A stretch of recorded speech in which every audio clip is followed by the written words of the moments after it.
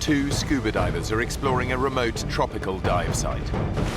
But when strong currents carry them away from their boat, they're left stranded 20 miles from land. What was that? It's coming right up! With no sign of rescue, they have only each other to keep themselves alive. Exhausted, dehydrated, and in a state of constant terror, how long can they survive before they're taken by the sea or the sharks?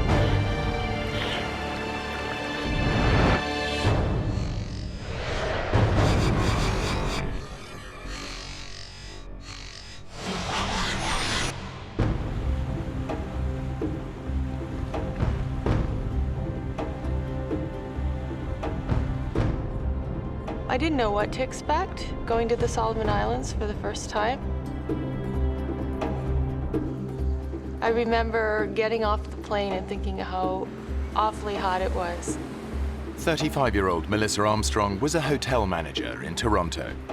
But fed up with metropolitan life, she quit her job and traveled here in search of adventure. I wasn't feeling fulfilled. I was really wanting to make a change in my life. And I thought, okay, this will be an adventure. She's found a job working with marine researcher David Tomlinson, who spent almost 30 years studying the oceans. I began diving in 1963 in the Bahamas. I'm very lucky to be able to study much of our oceans and see things that not a lot of people get a chance to see. Hey, Hi. how you doing? Good. Stephen, Peter, this is Melissa. Hey. So you all set to see Kavachi? Yeah. Yeah? All right, come on aboard. Kavachi is an oceanic volcano which David has been studying for years. After he filmed this eruption, the volcano disappeared beneath the waves. Now he wants to find out what's left under the surface. The four of us went out, and I mean, the weather seemed to be ideal. Everything was supposed to go like clockwork. The dive site is 20 miles offshore. Melissa has never been diving so far from land. I was excited. I felt good about the dive. It wasn't until I went out there that I thought, oh, wow, I'm really out in the middle of nowhere. And then when we got to the dive site, something inside of me changed, and I thought, there's something wrong. What's up? Nothing. Well, I guess maybe I'm just a little nervous. What about? I was a little embarrassed because I wanted to be like the guys, one of the guys, and I said, I'm afraid of sharks. No, you don't have to worry about sharks. They're much more afraid of us than we are of them. I doubt it. I'm serious. They hardly ever bother divers. Now, if you were up on the surface like a surfer, flapping around, then you look like shark bait. But when you're down below, there's nothing to worry about. Can you zip me up? If it was me, I wouldn't be worried about the sharks. I'd be worried about you diving right on top of a volcano. Well, that wasn't something I had ever even contemplated. So now I'm thinking sharks, volcano exploding, sharks and volcano. Don't listen to him. If it wasn't safe, we wouldn't be here. But David knows more than he's letting on. I had heard from the local fishermen that there was a couple big sharks out here, big hammerheads, that have been coming in and bothering some of the local fishermen. But at that stage, she didn't need to know that. David has dived with sharks before and is confident they won't get attacked while underwater. He's more worried about the weather. We're watching the weather very carefully because it's very exposed out there. And I noticed off in the distance a funny-looking cloud. It looked like an eyebrow, but it was nothing that deeply concerned me. David's confident they'll be in and out of the water long before the cloud reaches them. So what's your dive plan, mate? Well, we're gonna drop in around 30 meters, have a look around. The plan is to dive for around half an hour while the boat stays in position above them. The boatman went over exactly where we would be dropped off, exactly when and where we would be picked up. I didn't pay too much attention. I just let them do their thing. But the anxiety just kept growing and growing.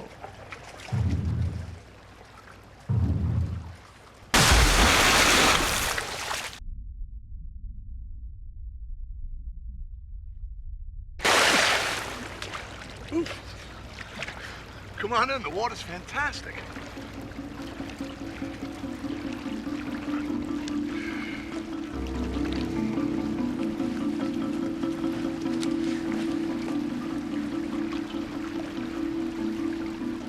Then I got my gear on. I looked at the boatman and I said, Here I go. Say a prayer for me. and I thought, well, why did I say that?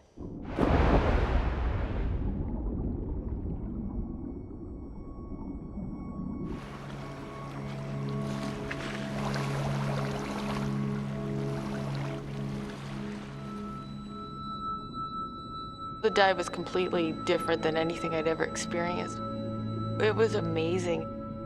We started going through this white haze. It was quite dreamlike, and there were bubbles funneling up around us coming from the vents of Kavachi. The volcano is out of sight beneath the divers, far deeper than they can safely descend. All they can see are clouds of sulfur dioxide rising towards them from below. It was such an amazing celestial scene. It was just breathtaking.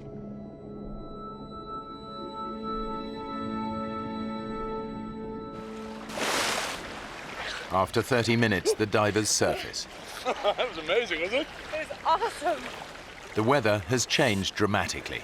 The dark cloud David spotted earlier is now above them. God, it's really choppy now. Yeah.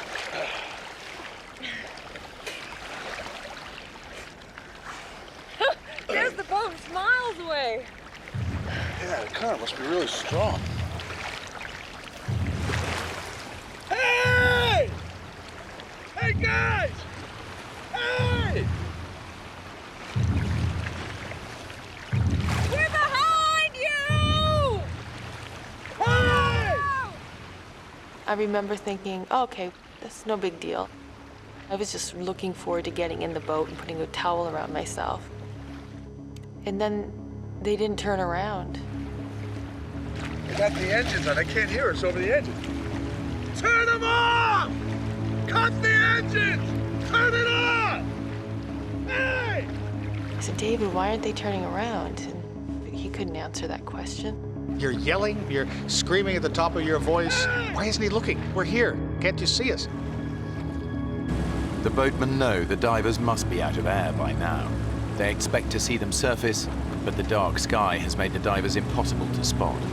While the engine is keeping the boat in position, they have no idea that a strong current is pulling the divers further away. Where are they going? They're not going anywhere. It's, They are. no, it's the current. It's pulling us away. Hey! Yes, you feel anger. You feel like, come on, turn around and have a look at us. Why aren't you looking at us? Hey! The current was pushing us away. We could see him. They couldn't see us. Running the engine to hold the boat in position is burning up fuel. If the boatmen don't leave soon, they risk being stranded. One of them makes a desperate attempt to locate the missing divers, but he has no idea just how far away they are now. With the fuel tank almost empty, the boatmen have no other choice but to return to the island to get help. Guys! Go! It happened quite quickly. We watched them disappear, as if the sea swallowed them up. I said, David, this is bad. This is really, really, really bad. David and Melissa are now stranded, alone in the ocean. The nearest land is more than 20 miles away. All they can do is pray for rescue. I still had faith that they would come back, ride over the waves like heroes and pluck us out of the water. But they didn't. We are absolutely alone, miles away from land. I knew we were in trouble. So do you think we could swim for it? No. It's too far. They're gonna be looking for us down current. I think we should just stay put. Huh? I said, let's not ruin the chance of them finding us, because the boat driver was the only one that knew we were in trouble, and he knew that if he'd come looking for us, he'd come down current. So we were going to stay down current. How do you know they're coming back? Well, if they went to get gas, it's an hour there. And it's an hour back, so. I think we'll be out of the water by 4 o'clock the latest. Yeah? David had come up with a timetable, so to speak, of when the boatman might return, which was about 4 o'clock. I thought, okay, we might be here a while. But then the uncertainty started seeping in.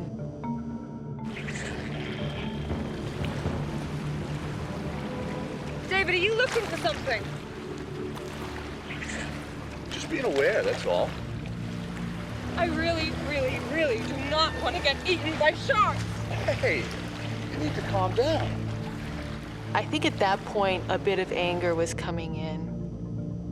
He should have known better. How could we be in this situation? Please don't tell me to calm down.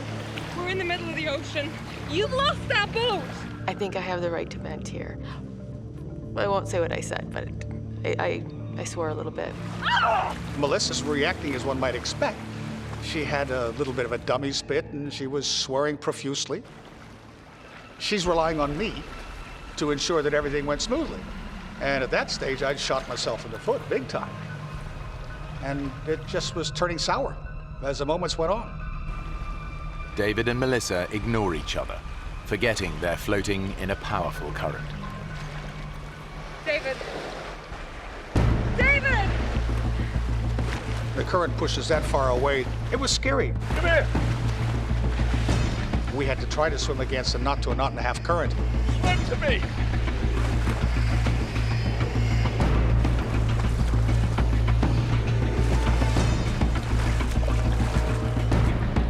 Just a couple seconds of being apart, I thought, oh my gosh, we just can't let that happen. I took her regulator, shoved it in through my BC, which was an easy way of making sure that we didn't get separated. Because separation in a scenario like that can be deadly. Not that I'm not a control freak, but I had to help stay in control for us to survive. David said, let's just conserve our energy. That's the most important thing right now. So the plan was that I would wrap my legs around his waist and my arms around his neck. So his face was right here. But I didn't want to look at his face. I didn't want to be in that situation. I didn't want to be in the middle of the ocean. But what choice did I have? Hey! Hey! 20 miles away, the boatmen get back to the island and raise the alarm. Lost 2 divers out there. The locals know the seas around here well. They've all heard the stories of giant hammerhead sharks preying on fishermen. They know they may not have long, and search parties race out on the hunt for the missing divers. David and Melissa can only hope that help is on its way. But with each passing hour, they're getting more nervous. In the Solomons, there's a phenomenal amount of sea life there. My biggest fear at that stage, I believe, was sharks. I'd imagine them circling below us. This big mouth coming up and tearing into one of us.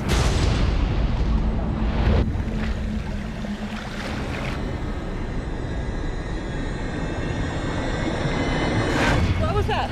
What? Was that you? What? Something's on my leg. Ah! Get it off! It's my gauge. It's my gauge. Look, get it off I'm me! trying. Would you stop kicking? Look, there's nothing down there.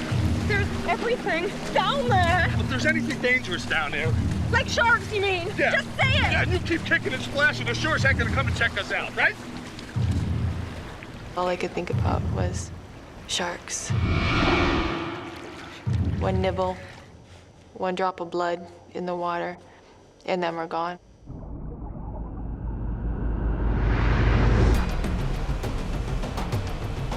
The search parties have finally reached Kavachi, but they have no idea that David and Melissa have already drifted miles away in the current. They continue to search above the volcano.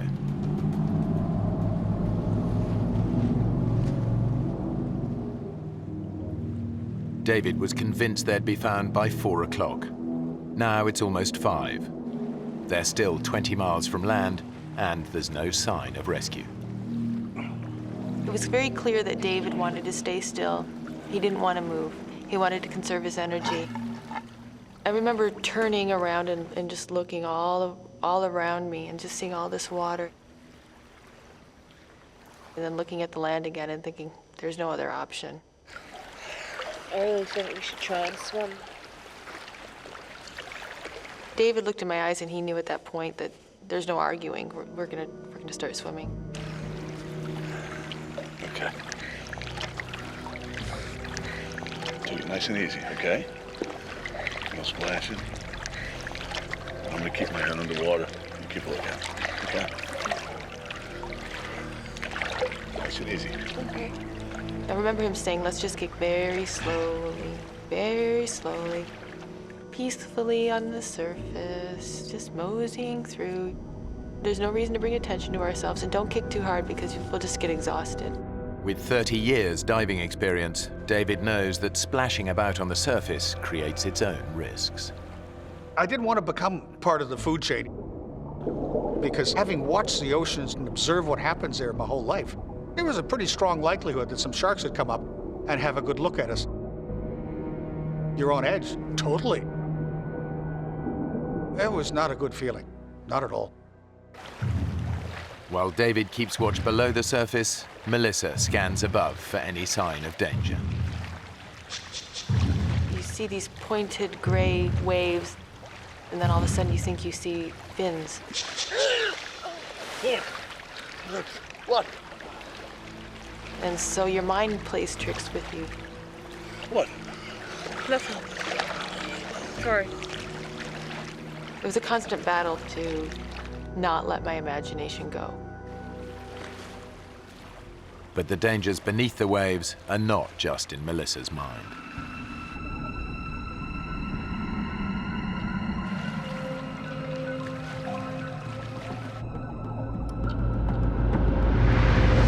Ow! Something gripped me. What? Where? What? Ow! Then I looked in the water, and there were millions of these little globs, little translucent balls. Oh, jellyfish! All right, look, they hurt. They're not gonna kill you, okay? Swim through them.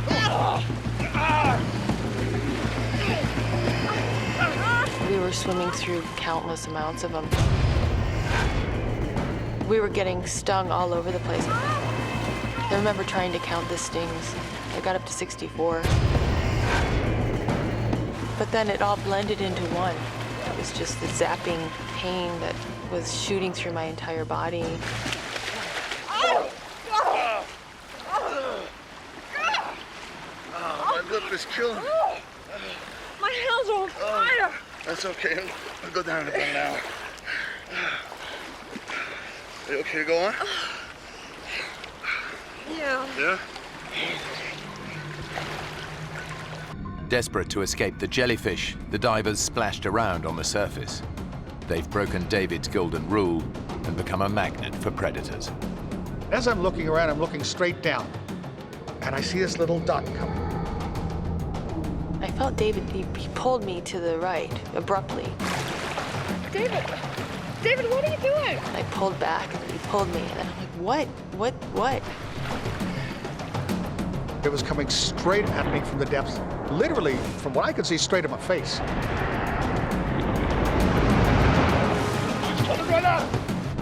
It was this huge, ugly barracuda, probably 5.5 feet. They can be very aggressive, and they have been known to attack people before. David knows the great barracuda has a ferocious bite. All he has to do is hit me in my hand, my arm, my leg. If I start bleeding, I've got another major problem. I've got a problem with sharks. Against two sets of razor-sharp teeth, David's only defense is his camera. I needed something to ram and protect us. That was the first thing to use.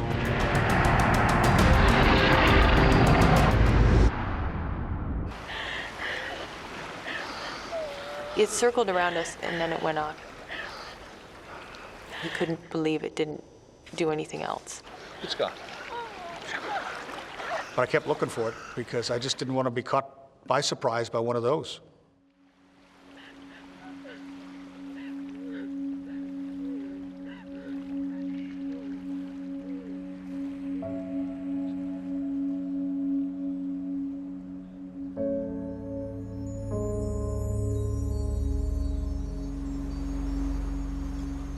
With daylight fading, the search parties have no choice but to return to the island. They've spent over 6 hours searching for the missing divers. They'll start again at first light, but everyone knows that by then, the odds are they'll be looking for dead bodies. As the sun went down, I felt really sad. I didn't understand why they didn't come back for us. I was hurt. How could this be? How could they not come back? Maybe they're back there looking.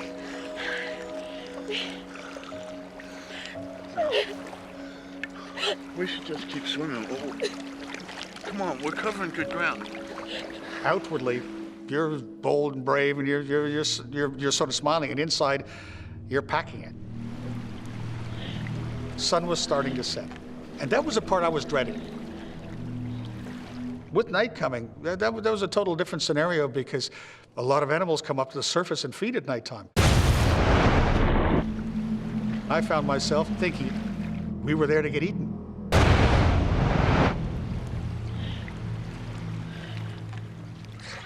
Despite David's fears, they're still 15 miles from land. Their only option is to keep swimming.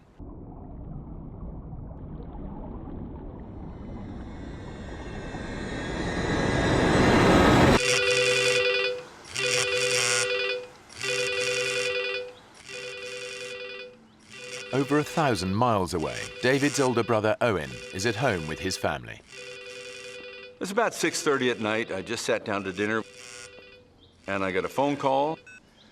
Owen Tomlinson. And it was David's secretary from Cairns saying, Owen, I've got some bad news for you. David is missing at sea. What happened? And I was informed that he went diving and never came up.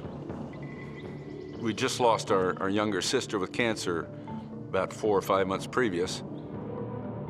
My first thought was my 90-year-old mother, whether she could handle the shock of possibly having lost another of her children. So that was very traumatic in that regard. Okay, I'll get there as soon as I can. Thanks for the call.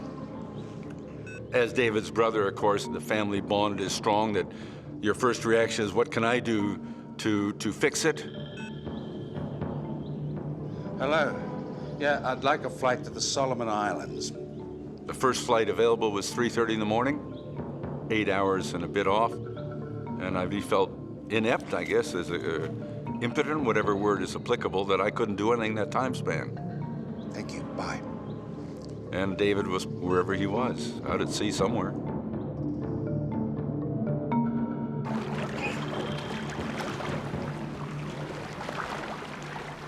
As night started wrapping itself around us, it was completely terrifying. Thinking, oh my God, we're gonna be here at night. We're gonna have to deal with what we just dealt with, only in blackness. What? Stop. What Stop is it? swimming.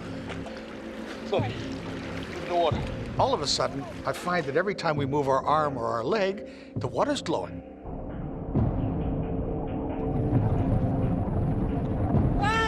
The mysterious light is caused by microscopic plankton in the water. Any sudden movement makes them glow. Stop. Stop. But it's beautiful. Yeah. We move, we get seen, huh? That really stopped us from swimming because I said, Melissa, we can't keep swimming now because we're gonna, it's lighting up around us. Something's gonna see us.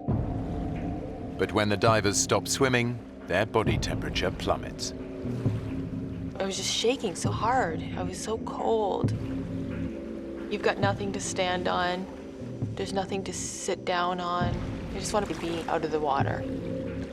I wanted something to float by so I could climb on top of it so that I wouldn't have this pressure on my body because it was so consuming and uncomfortable. I was trying to recharge her batteries, allowing her to stretch out and just try to use a minimum amount of energy, but enough to keep herself warm. We're really getting rather tired. We can't sleep. We don't dare sleep because if we fall asleep, we could drown.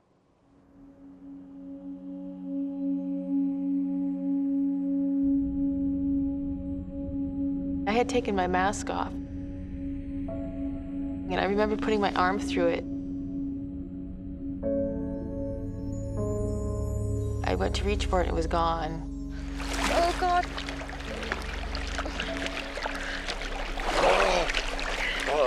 Can you see it?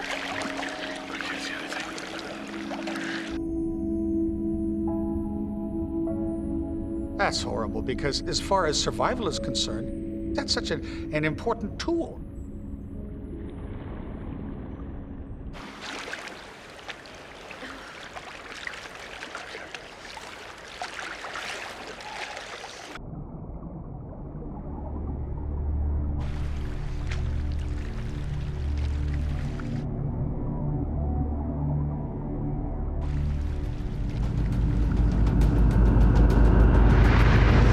David, what was that? What? Something just touched my leg. So was that you? Was that your fin, David? Well, that wasn't me. Oh, my God! Oh! I feel just a little bump, just like something brush up against me. I said, is it sharks? Is it sharks? Is it sharks? David and Melissa have been adrift in the South Pacific for over 12 hours. Trails of luminous plankton have made them stop swimming. Whatever's causing the flashes now, it's not them. Oh, my God. What was that? We were seeing little explosions of light within, 5-10 meters of us. Ah! God! Did you see that? There'd be a flicker of light, and then another one, and then another one. What sort of fish they were, I don't know. Any minute. You expect something's gonna hit you. Oh, my God. Your fear is unbelievable.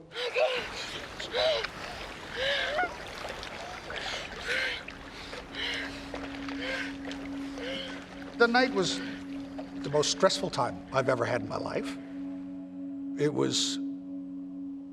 It's as far as your emotional lows are concerned, that'd have to rank up there with them, because I've never been so hopeless. Every minute that we're out there, you become less convinced that we're gonna get out of it. We're in a really bad place here. I don't know what's gonna happen. Part of what we went through was discussing what we pass on if I don't survive. Tell my kids I love them. And my family. It's scary. Oh.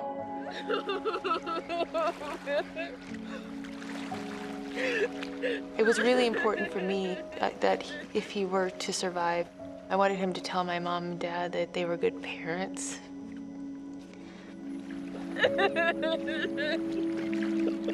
He started crying and he said, "You're gonna live to be very old. You're gonna have children." And that was hard.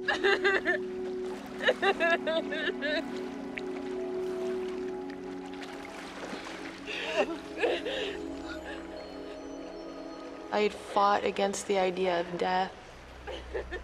And then this transition happened where you're talking about it. You're accepting it.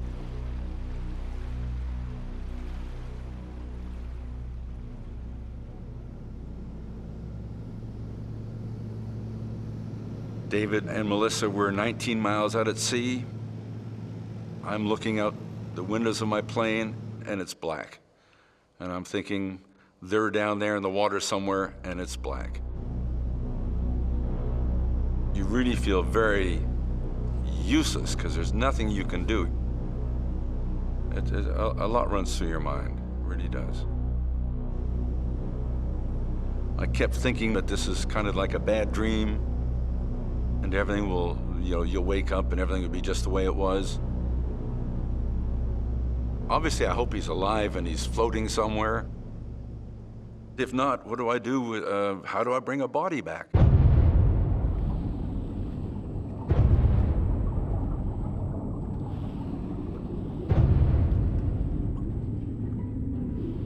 There was one point where I thought maybe David can just hold me under.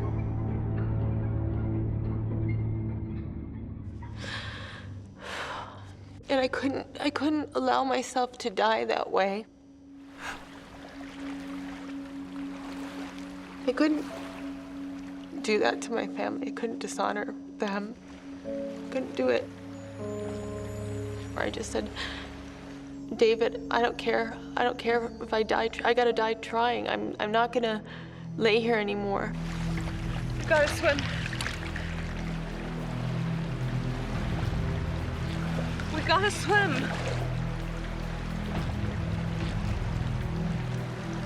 David, please. Please.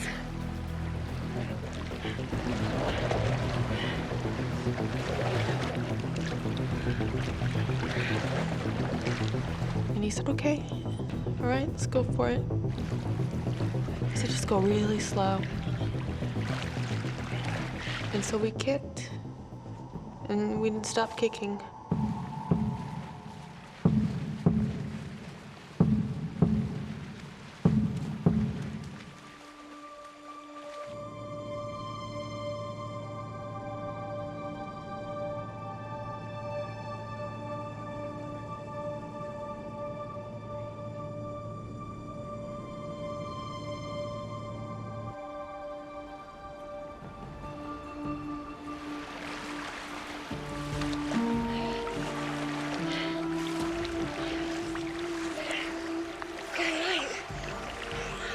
After living through that darkness and then seeing the light, it just changed. It just gave me something I didn't have. It was glorious just seeing that sun. It was one of the finest sunrises I've ever seen in my life. It's just to watch the light come up was great. And then I could actually see for the first time the land. I could see that it was actually tangible. Oh, get closer. It is closer. My eyes were completely glued to the land. That's all I could think about. Melissa may be feeling more positive, but David is 20 years older than her. While he allowed her to rest during the night, he's been awake since 6 a.m. yesterday. As we went on, I was getting really tired. I've been going for 24 hours at that stage. He started acting very erratically. I remember watching a snorkel slowly sink into the water. And just when it was about an inch from the surface, I would nudge him and he'd pop his head back up. David, you okay? You all right?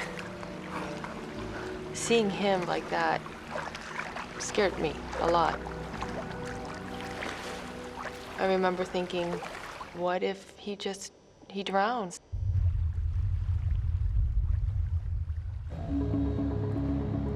David's brother, Owen, has finally reached the Solomon Islands. Even though there's no official search and rescue, there is a helicopter service, but it's a private company. When we got the helicopter chartering service, they weren't really sitting around waiting for me. They were doing other things. And I'm standing in the counter saying, come on, you know, I want to get this up and going.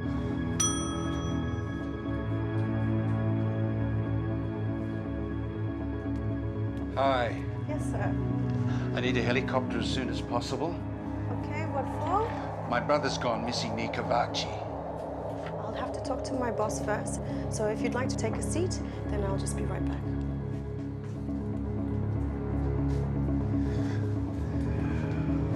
I was hoping they would be out at first light, but it was probably closer to 8 in the morning.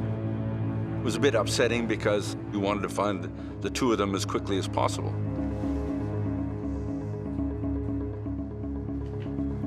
Mr. Tomlinson, good news. We've got a chopper on standby for you. Oh, that's great. And I said, well, get them out there, get them going. But unfortunately, we're a commercial operation, so I'm gonna have some form of payment up front so we can get you in the air. I had no idea what the currency in the Solomons was, and I certainly didn't have a suitcase full of whatever currency they would accept. This do? That'll be fine. 1 minute. So the good old plastic came in handy, and it worked. Okay, boys, we're right to go. All Owen can do now is wait. David and Melissa have swum 14 miles without rest, food, or fresh water. They're still 6 miles from land, and the tropical sun is beating down on them relentlessly. I was so grateful the sun came up, but it was also a blessing and a curse because I could feel the side of my face burning, and I remember trying to put my head in the water to cool it off for a little bit. My lips were so raw and swollen, and now the sun was burning them, so they were starting to blister. My skin was wrinkly and flaking. You feel like you're slowly getting eaten by salt water. David is both physically and mentally exhausted.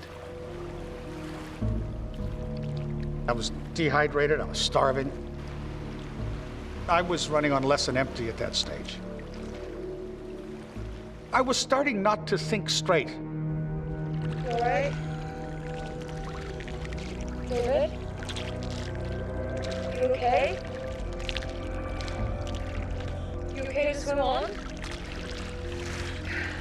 I remember him looking at the land and saying, "Oh, look at those condominiums."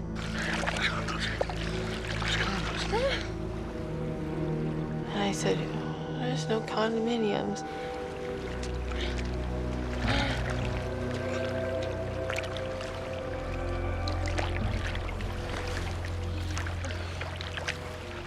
That's really when I realized he was fading.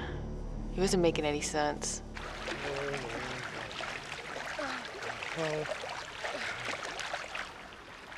I was getting closer to almost total exhaustion. And all of a sudden, we finally heard it. It's a helicopter! That wakes you up fast. It's the helicopter chartered by David's brother. Rescue is finally in sight. Oh, it was the most beautiful thing I've ever seen in my life. It was amazing, and here it comes, and we waved and did all the right things. But we're wearing suits that are black and blue. We don't stick out. We need something reflective. Over here! Find something reflective. Hey! We've made it through this hellish night. The sharks didn't get us. Yay, here's the helicopter, and they're here to save us, and everything's gonna be okay. And they got closer and closer, and we're trying to signal, and then they turned.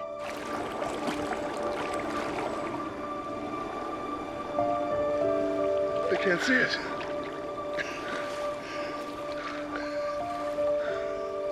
And then they went off. And that was disheartening, to say the least.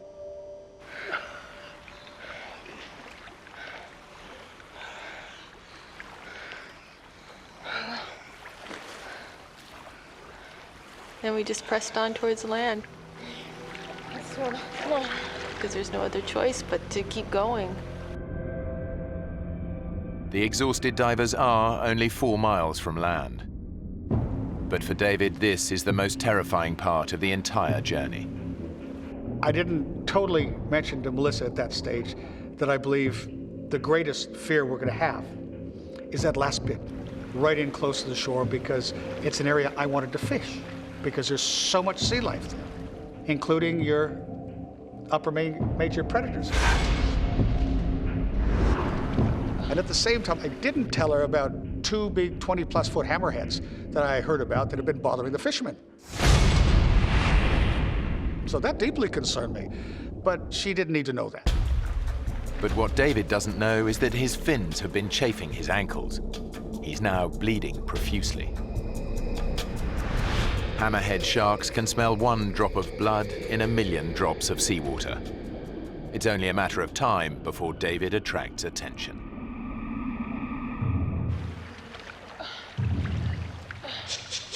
I remember thinking, what's that piece of plastic sticking out of the water?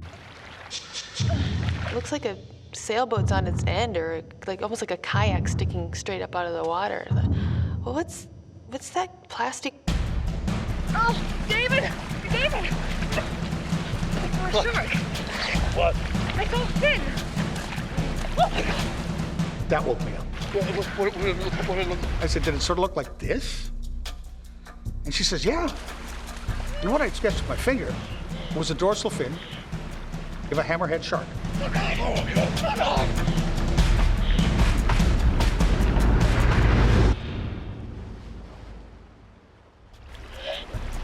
Just offshore, they've spotted a hammerhead shark.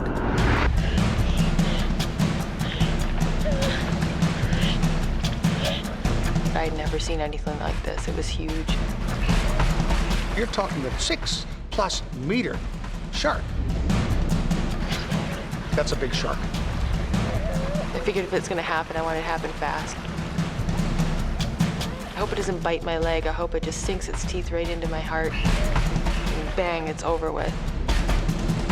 This was my greatest fear. You're just hoping that that shark isn't hungry.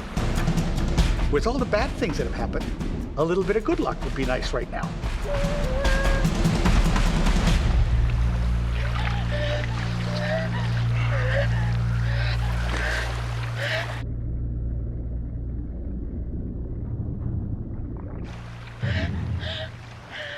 The hardest problem is that you know it's still nearby. You're still waiting in the back of your mind, it's going to sneak up on you. The divers make a last desperate attempt to reach land. After 26 hours in the ocean and an agonizing 20-mile swim, they're finally just a few hundred yards from their goal. But getting ashore is far more dangerous than they ever imagined. This wasn't a sandy beach that we would float up to gently. This was an extremely pitted, jagged, horribly craggy shoreline. David, look at the rocks. I knew that with our bodies being so soft, so pliable, our skin just being mushy, all I could think of is how badly we're gonna be torn up. 26 hours in the water has taken its toll on their skin. I looked at my hands, and my hands were just unbelievably wrinkled from being in the water for so long. And right in the corner of my thumb, just where my nail meets, a bit of flesh had fallen off. At that stage, our flesh is so soft from being in the water so long, it's not going to take much to hurt ourselves badly. It just takes a little piece of rock that's sticking up, and it's going straight through you. The rocks could be lethal, but the shark might return at any moment. It's a do-or-die decision. Give me your vest. I discussed with Melissa exactly what we're going to do. We've worked out a plan. Put that out in front of you. The body surfing on these, okay? So now I'm thinking, how on earth we're going to body surf and survive?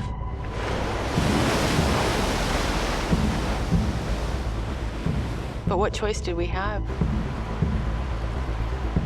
It was completely terrifying. We're 100 meters from the shoreline, but the odds were that we weren't going to survive. You ready?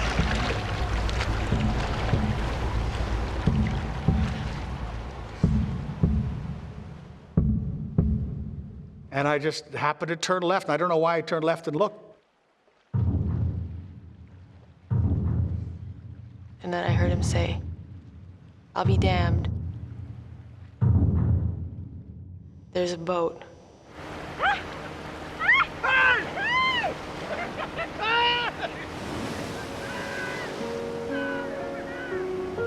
It was unbelievable.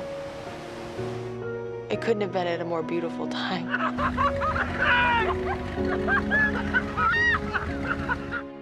It was an unbelievable feeling. Absolutely unbelievable feeling. Because then it was just like one of the heaviest weights you'd ever have in your life lifted off your shoulder. Next thing I know, the boat's next to us, and they're pulling me out of the water. And I'm like, I was this crazy mad woman. I was crying and laughing.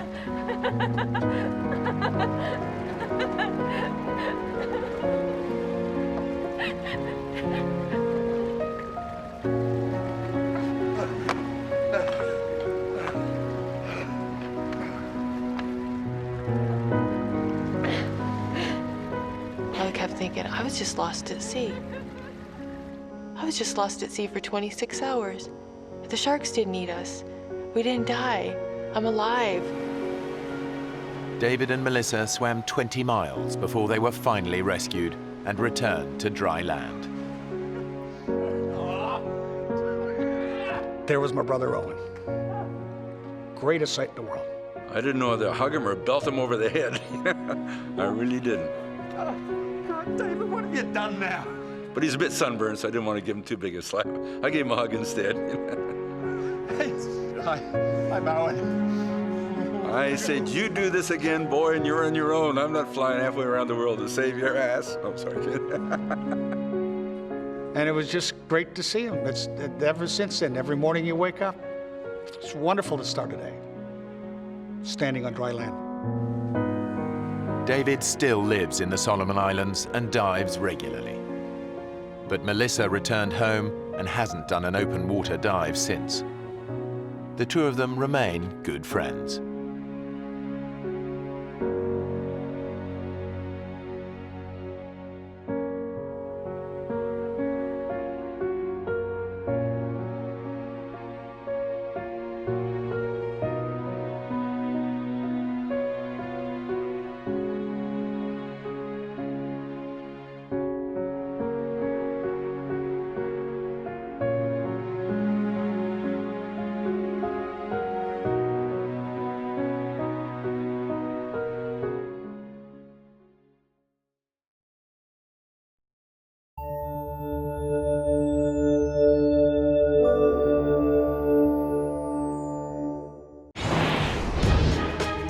In the depths of a Utah canyon, a weekend of bonding between two brothers turns into a nightmare. A simple mistake leaves one brother badly injured. It was the worst pain I'd ever felt in my life. Soaking, frozen, and miles from the canyon's exit, the other has no choice but to find a way out, alone in the dark. It just continued to get worse and worse and worse. But in such perilous terrain, can he even escape, let alone bring help before the sub-zero conditions kill his injured brother?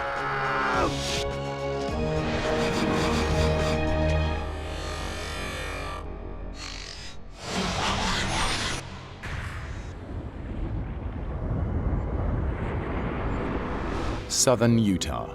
This iconic western landscape is the result of 25 million years of sandstone erosion, which have left deep canyons littered with boulders and pools of freezing water. It's harsh and uninhabited, which is exactly why it appeals to experienced canyoneers like Justin and Jeremy Harris. Jeremy and I have shared a lot of experiences as we grew up as brothers. Justin's always been an icon to me. He's always been someone that I looked up to. Canyoneering is a passion that the brothers have shared since they were 7 years old. We can share things that brothers don't very often get time to share. Today they're going to tackle a remote canyon over 50 miles from the nearest town. We were looking for something that would be a new adventure, something that was going to be a little bit more challenging.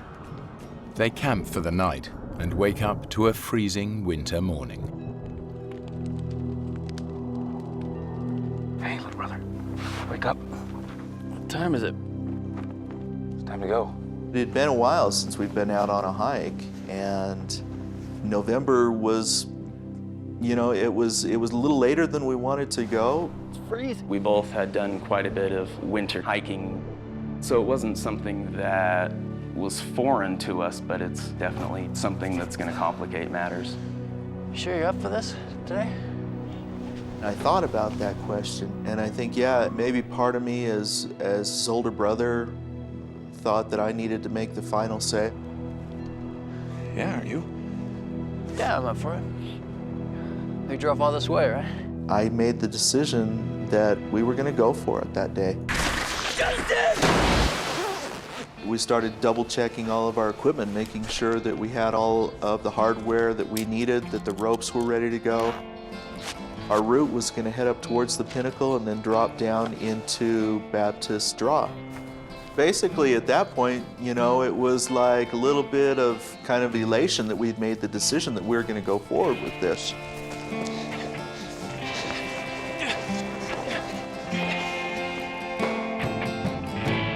As they race towards the canyon's entrance, it's Jeremy, the younger brother, who's at a disadvantage.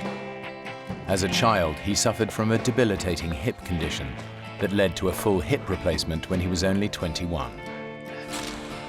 All of my growing up years, it was something that dictated what I was able to do and what I wasn't able to do. Hip acting up? It's never liked the cold. Jeremy's really suffered, and I was always a little bit in awe of the fact that with his artificial hip, he would push himself, and he would find a trail, or he would find a new peak that he hadn't climbed yet. The brothers plan to follow a circular route. The descent into Upper Chute Canyon will take them 500 feet below the surface.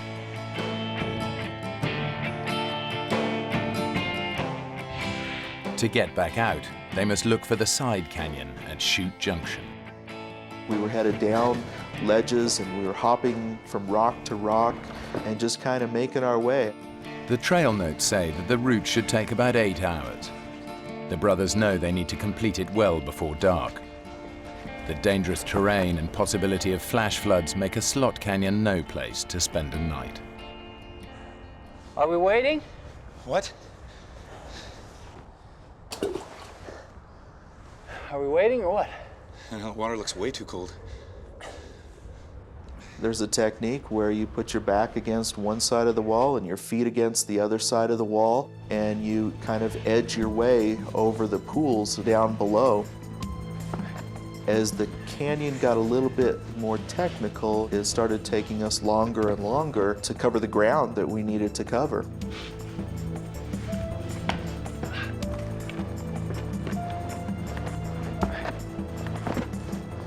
I didn't get too concerned about the pace that we were making until we got to the rappel.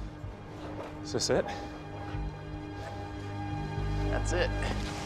The drop is too steep just to scramble down. They'll need to use ropes. I could feel the cold wind blowing up into the canyon, and I was starting to get nervous at that point. Justin had not rappelled ever before, had never even put a harness on.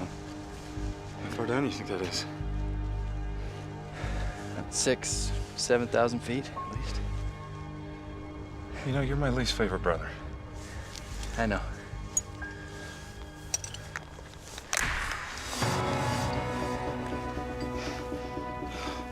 It was a good drop. It wasn't something that you would survive if you fell from. See? There's nothing to worry about. I'm not worried. A little terrified, maybe. Not worried. You'll be fine.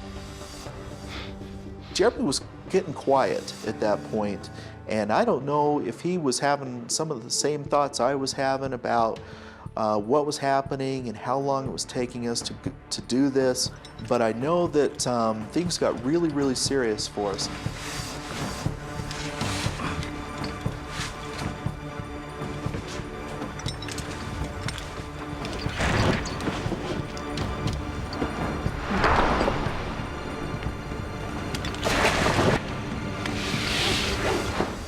When my feet hit the bottom, it was like huge relief. I thought, hey, that really wasn't too bad.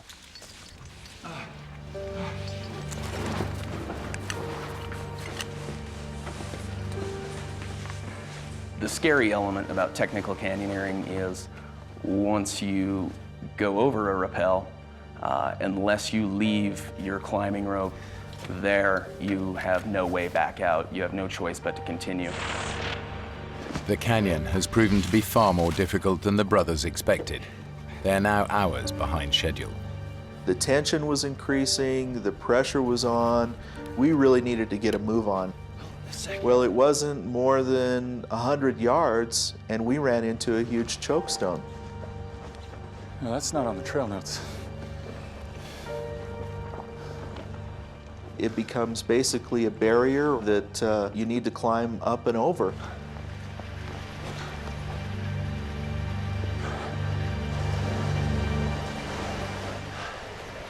Got some water. The last thing we wanted to do was fall down into one of these pools and get wet. This looks pretty good. I think I can take this. Well, let me get back up there. I was confident that we could down climb it and not have any problem. Jeremy, wait! Ah! Jer! Jeremy! Jeremy! I remember when I heard that splash, that was the last thing that I wanted to hear at that point. Jeremy! Jeremy! Jeremy!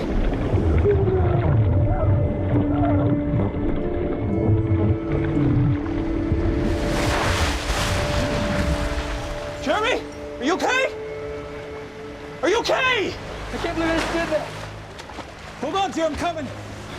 Both hypothermia and frostbite were a major concern. It's the end of November and it's in Utah. I don't know exactly what the temperature was during the day, but it was well below freezing. Freezing? There's no way we're climbing out of here. Just double time the rest of the canyon. Get back to camp. Dusk is just 3 hours away and the temperature's dropping fast. Justin and Jeremy will have to move even quicker now if they're to have any chance of getting out of the canyon before dark. More fire. Hot cuts are really good right now. I think we were even in a bigger hurry after that happened. I know I definitely was. All right.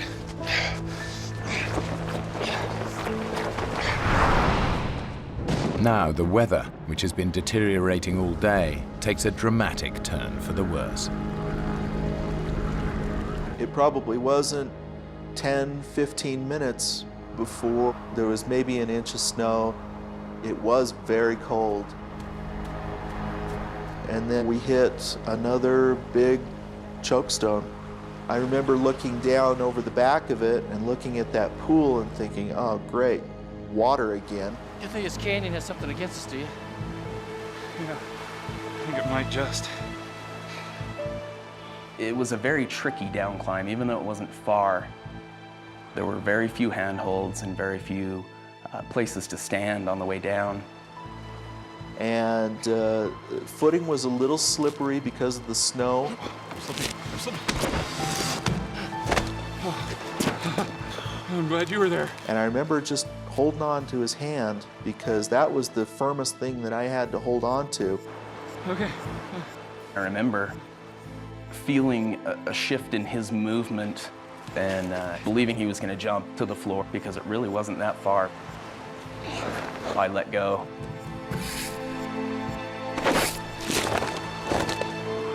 And the next thing I know, I'm basically falling.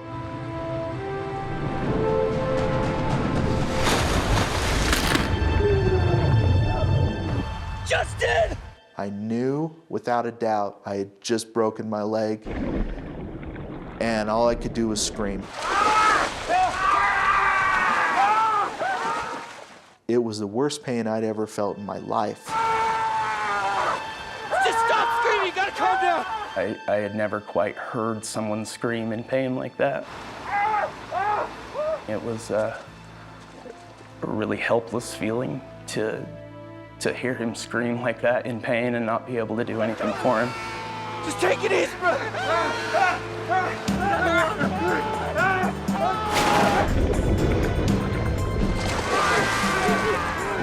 Get up and help me! Get out of the water!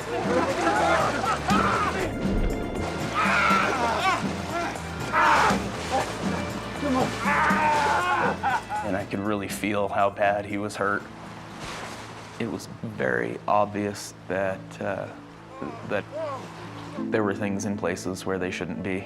It's really bad, Justin. Justin's shin bone is shattered in 6 places. Internal bleeding is already restricting blood flow to other parts of his body. They don't know it, but this injury could kill him. Okay. What time is it? I remember thinking that my brother has an artificial hip. He can't carry me out. I can't walk out. I can't crawl out, and I'm stuck here. We're gonna get through this. You think? If I was going to get out of there, it was going to be up to Jeremy. That was really hard to be the one to take charge, because forever before, he was the person that I would look to when I didn't know what to do. 455, check back to the car. When I looked in Jeremy's eyes, I could tell just how scared he was. Really bad. You got maybe an hour of light.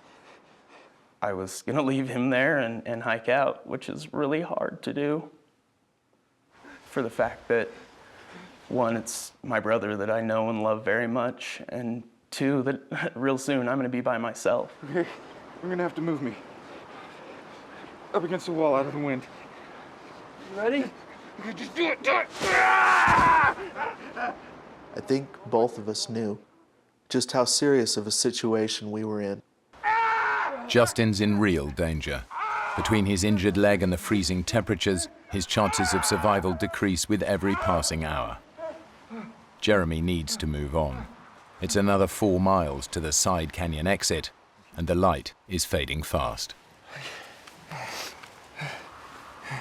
That's the side canyon there, right? I'll just crow's nest it up here, double time it back to the car, call for help. Just take it one step at a time. How you feeling? Good. Considering I've never been this scared. When we started divvying things out and going through the backpack, we came across my camera. And one of the last things that we did was take a picture of each other, because I remember saying, well, we better take a picture of each other if we don't ever see each other again. I thought that maybe I might never see him again. And those things, yeah, those things go through your head. Remember what I was saying about you being my least favorite brother?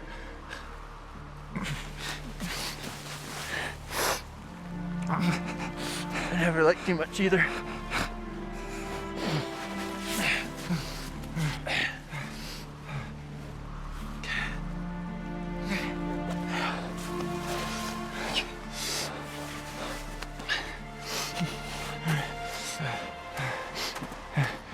Hey, chair. Yeah. Yeah. How do you think the hike's going so far?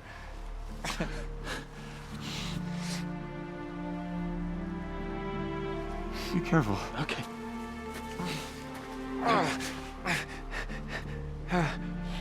I could see him for a while before he went out of sight. And I remember telling him, think happy thoughts. And you can do it.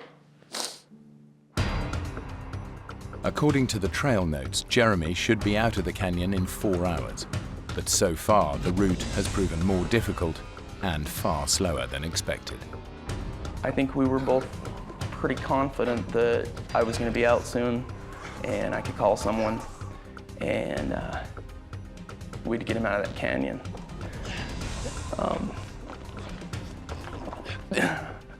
Had no idea what was really going to happen. But Jeremy can't find the side turning that will lead him back out of the canyon to the car. And he's running out of daylight. When it went from light to dark, it was so hard to conceive how far I'd gone, but I kept thinking that I had gone too far. And I ran into pools.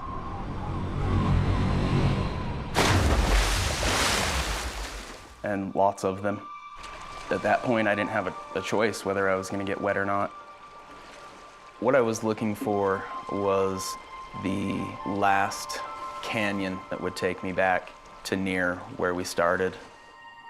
And I had these trail notes in a pocket on the side of my leg, which was open. It was unzipped and didn't realize that. I looked down and watched water wash into that pocket and wash my trail notes out. It's so murky and so muddy, you can't see anything in it. but just probing through the water with my hands trying to find it. I couldn't find it. So I continued on. It's been 5 hours since Jeremy left his brother, and there's still no sign of the side canyon.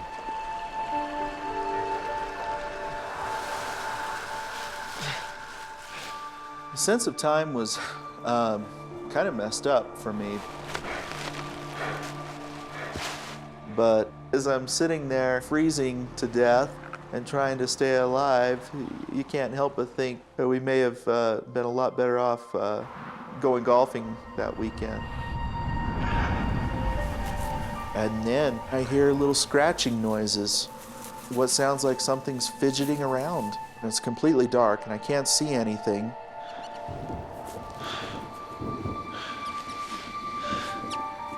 Hey.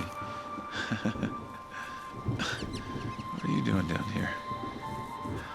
As soon as I located this little guy, it was kind of great to have somebody there with me, even if it was a little mouse. A nut? A raisin? A freeze-dried banana? Get some of that in here. You look like a nut kind of guy to me. Oh, personally, I prefer the raisins. We kind of became pals there for a little while. And then he scurried off. I was almost sad to see him go.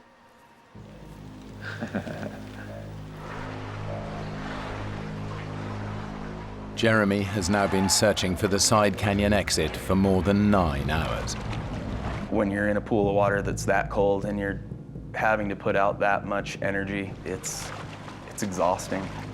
He is disoriented by the darkness, wet and freezing cold. The physical and mental punishment is becoming unbearable. The whole time it had seemed as if it cannot get worse than this. And it just continued to get worse and worse and worse.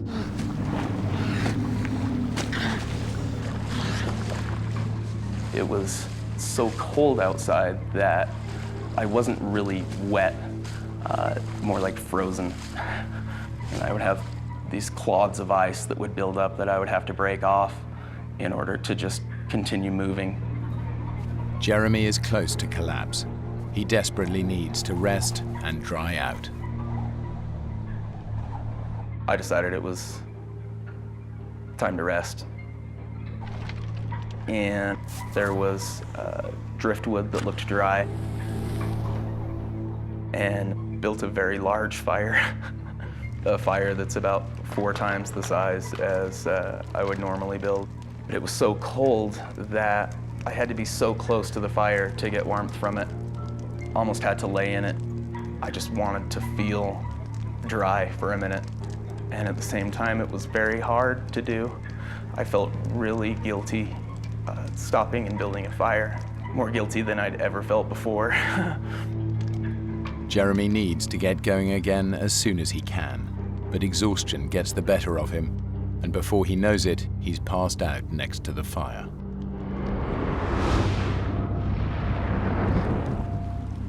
Deep in the canyon, Justin is beginning to realize just how badly his leg is hurt. I start feeling this interesting sensation, and I haven't checked on my leg in a while, but it feels like maybe I'm bleeding. I'm looking at it and I'm seeing these blisters, these huge blisters that are coming to the surface on my leg.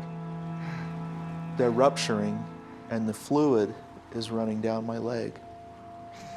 And the swelling has gotten a lot worse. And I didn't know exactly what to make of this. I knew it couldn't be good. Swelling in Justin's broken leg has created so much pressure that blood fluids have burst the veins and capillaries to create fracture blisters. If infection sets in, Justin could lose his leg.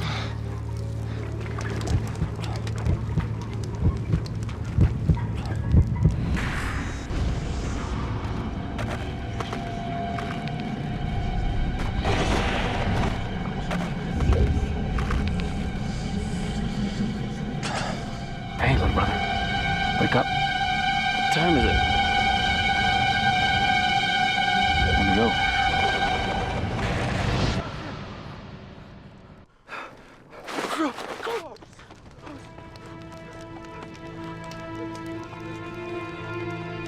I burnt almost everything.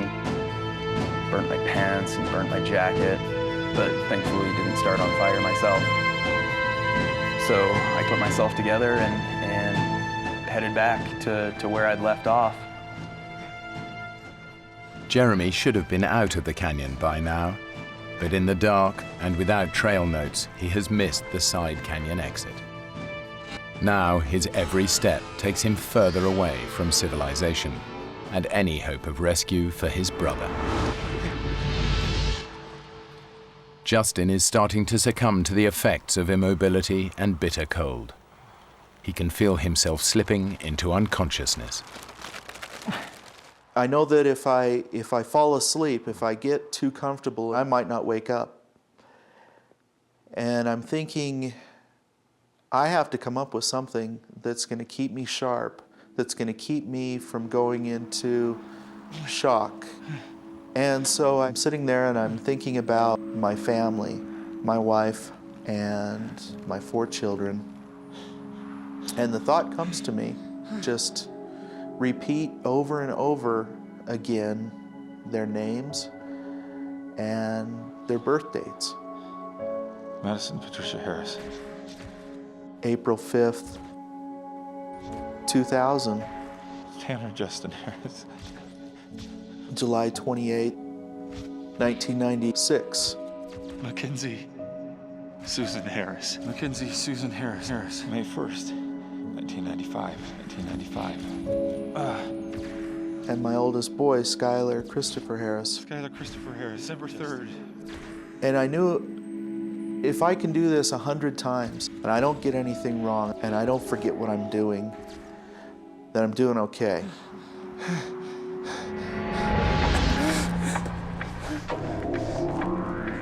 Deep inside the canyon, Jeremy hits a series of sharp drops, and for the first time realizes that he is completely lost. I'm going the wrong way. There were definitely points that made me strongly question that I was not in the right place. Maybe I veered off. Jeremy's exhaustion is adding to his confusion. Instead of listening to his instincts, he plows on, getting further and further from the canyon's only exit. Something was wrong. I knew something was wrong. But I hadn't seen my side canyon. And the terrain is getting worse and worse. In daylight, this climb would be a challenge. In the dark, it's practically suicidal.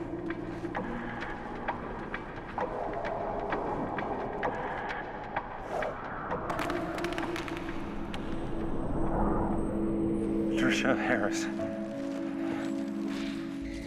April 5th, 2000. Mackenzie Susan Harris. Mackenzie Susan Harris. May 1st, 1995. Skylar Christopher Harris. December 3rd. Patricia Harris. I got stuck.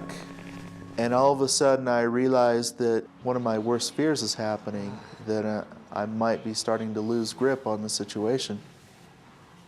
And that really scared me. And so as painful as it was, I pretty much forced myself to stand up and endure some pain to try and get my system in check.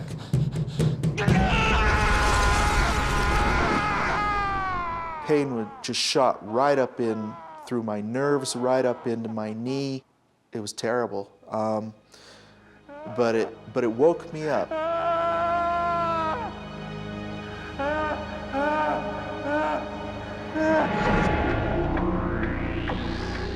The way I'm going, that's the way. The state of mind that I was in was really insane. How do you know that? Really emotional. Don't. I didn't feel like I was talking to God. You sure this is the right way? But I had to talk to somebody. I'm going the wrong way. You know, I'd have moments consumed by negative thoughts. What if Justin hasn't made it? You know, why is he sitting there and not me? I'm out there, and it seems like it's been forever since Jeremy's left. And ever so subtly, I start to see changes in the light. And high above me, it looks maybe a little bit differently. And unless I'm hallucinating at this point, unless I'm starting to see things, I've probably made it through the night. And it was almost like a new awakening. It was a new day, and I was never so glad to see the sun come up. Jeremy has somehow survived the series of perilous climbs. But tragically, he still hasn't realized he's been going in the wrong direction for almost half the night. And I came to another area that was a choke in the canyon and walked up on top of it, and it was about 60 feet to the bottom. I didn't have a rope or a harness, and my thought was, jump in. Good idea. I was going to jump off the top of this into this pool. Jeremy is so exhausted that it's affecting his judgment.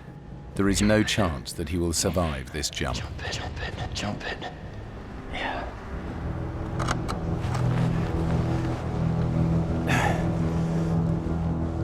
And I picked up this rock and threw it off.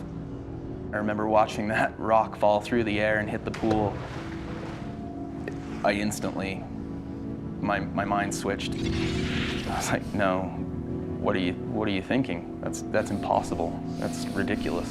I don't know how much more this I can take. Immediately, my thoughts reversed, and my plan changed to go back to Justin. It's a dead end. All that Jeremy wants to do now is get back to his brother. Ironically, for the first time in almost 12 hours, he's going the right way. And then I realized what it was going to take to get back there. He's got to climb back up the cliffs that last night he risked his life scrambling down. It was literally having to do the impossible.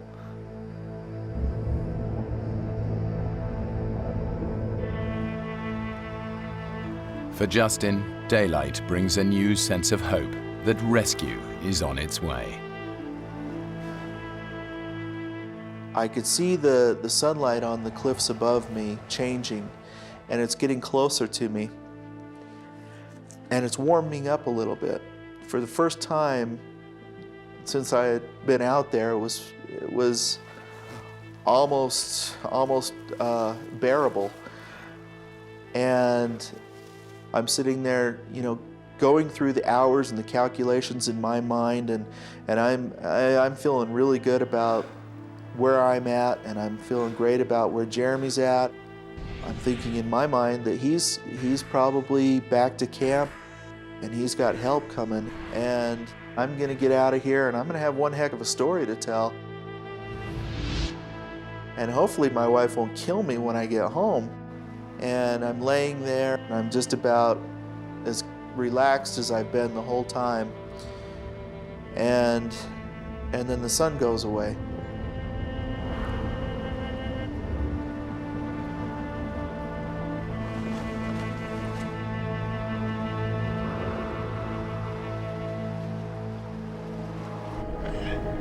Jeremy has now been climbing through the canyon for over 24 hours. He's exhausted, but driven on by a single thought: to get back to his brother. Climbing up and taking so much energy, getting part of the way or most of the way up, I had never felt so drained.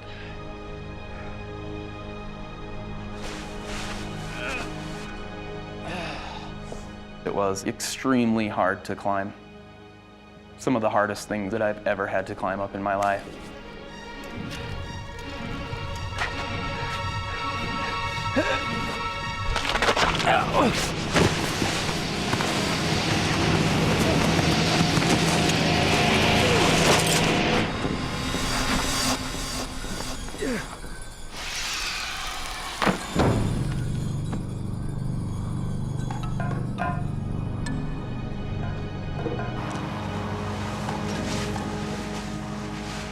I'm thinking that by now I should have seen somebody.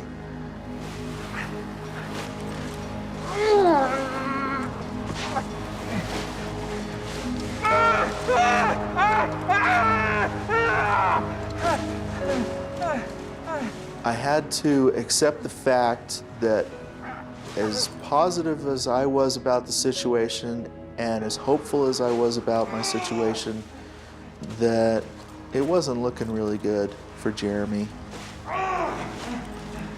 And now it wasn't looking really good for me.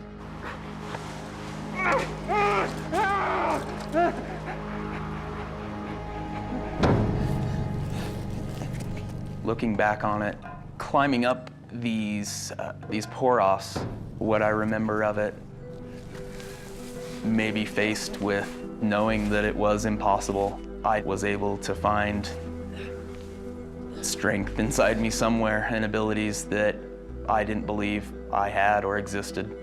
It's strange to think about, and I truly don't know how, but I made it.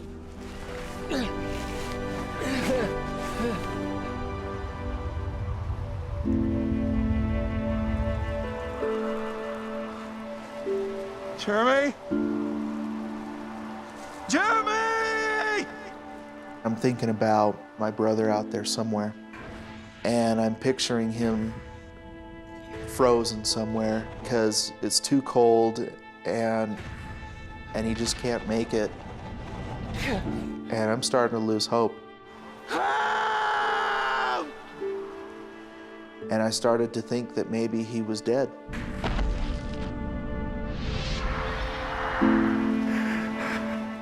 But as Justin struggles with his fears, miles down the canyon, Jeremy is suddenly confronted by his terrible mistake. He stumbles across the side canyon exit. Disoriented by the darkness, he simply missed it the night before. It was so obvious.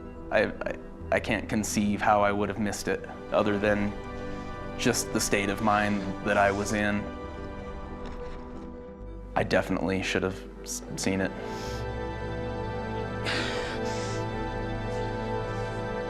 Finally, Jeremy has a chance of escaping from the canyon and getting help for his brother.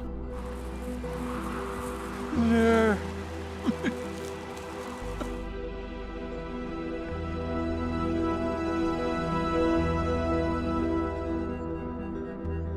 The brothers' camp should be 20 minutes from the side canyon exit, but after 2 hours of searching, he still can't find it. I really wasn't sure where camp was at. My tent has a yellow rain fly over it, a bright yellow rain fly, and Justin's car is red. And off in the distance, I saw red and yellow, and I saw it as clear as day. And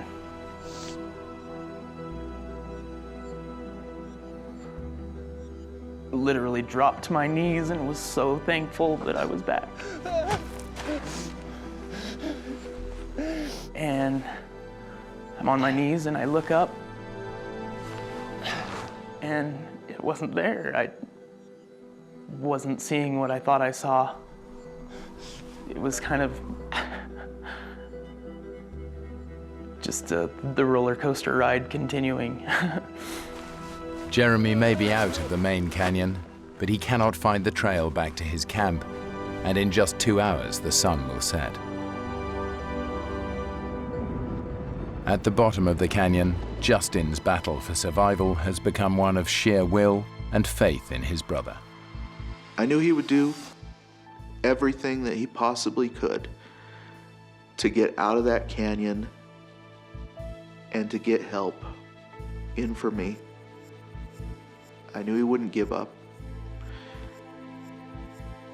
no matter what. It's really hard to convey to someone how exhausted I was. I'd gone so far beyond what I had imagined my limits were. I wasn't sure whether I should believe that it was really there or not.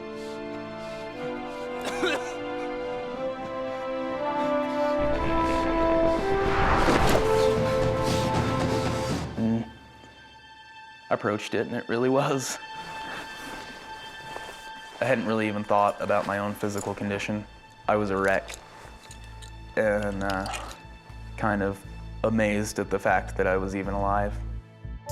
It should have taken Jeremy just 5 hours to reach their camp. Getting lost means it's taken over 26. I open the car and grab his cell phone, and it's dead. Plug it into the car lighter to get some power and waited a minute. After the superhuman effort that Jeremy has made to escape the canyon, he faces a final cruel twist of fate. I couldn't get any service. I remember holding the phone up over the top of the car and couldn't get a signal. As Jeremy tries to get through to help, Justin is struggling just to get from 1 hour to the next. All you want to do is lay down and just go to sleep for a little while. And I thought about just how easy that would be. And I'm hoping that I can go through another hour. I can get through 2 hours, and then you get through that hour, and time passes. Justin is beginning to realize that he faces another night in the canyon, a night he does not expect to survive.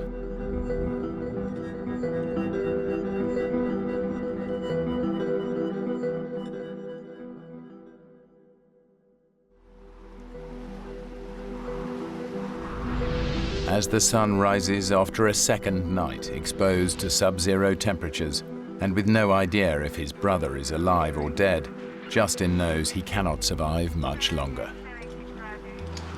Hello? Hello? Oh! Hey. And then all of a sudden, out of the corner of my eye, I see a face pop around this boulder. And I think we were probably both pretty surprised to see each other. Justin, we see you. He's right over there. Base, we found him. And it was like, you know, they're here. They made it. They made it down. It was wonderful. So how are you feeling? When I first got to Justin, just looking at him, I thought, boy, he's doing pretty good. Well, aside from the shivering, I think I'm okay.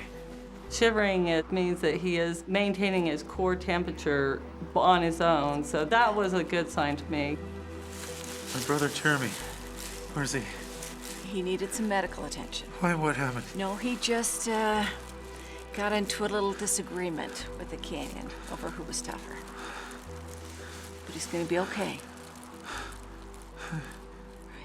I was overcome with emotion.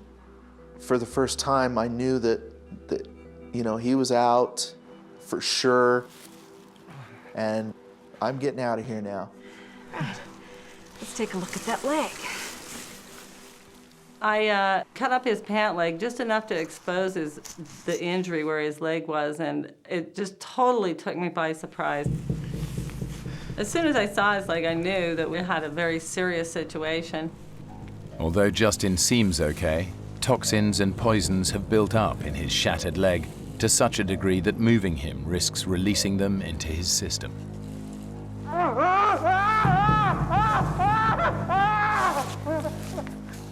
When your blood doesn't circulate down through your body continuously, acids build up in your body, and if they are rapidly released back into the system, they'll go to your heart and it'll kill you. I really thought at that time, he has a really high potential of losing his leg, but even more so of losing his life.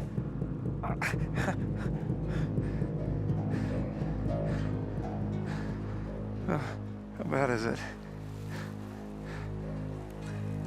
I'm gonna get you some morphine before we move you. At that point, I knew that it really was bad. I need to get my patient out of here right now. And I was probably a lot worse off than I thought I was. Yeah, thanks. And that was kind of a tough pill to swallow. Good to go.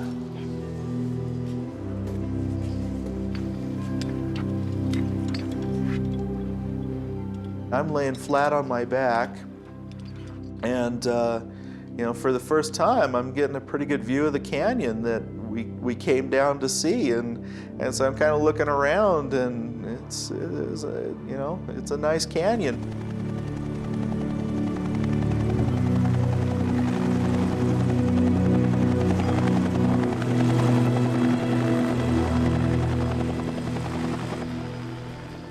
When we finally got up over the lip of the canyon wall, all I could see was a bunch of faces that I didn't know, and they were all looking at me and smiling. Thank you. Okay. Thanks. You do great. Thank you, guys. Hey, Justin, would you like to speak to your wife? I says, yeah, I want to talk to her.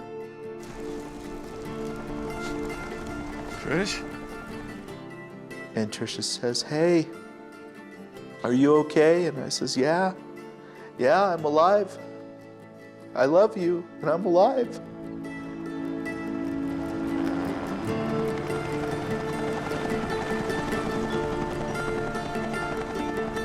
Jeremy and Justin are finally reunited in hospital in Salt Lake City. And I remember thinking, he's just gonna go into surgery and they're gonna fix his leg. And he's gonna be just fine, and that's far from the truth. Justin spent 90 days in the hospital and endured 13 operations. Despite all their efforts, the doctors were unable to save his leg. It was too much to bear. I still felt so guilty. Jeremy and I lived through something that we shouldn't have, and the experience of going through that with someone is powerful. I think just being born of the same mother doesn't make you brothers, and the term brother is a very sacred term to me, and Justin's definitely my brother. Neither Justin nor Jeremy has ever gone canyoneering again. But their bond as brothers is closer than ever since they survived that terrible weekend.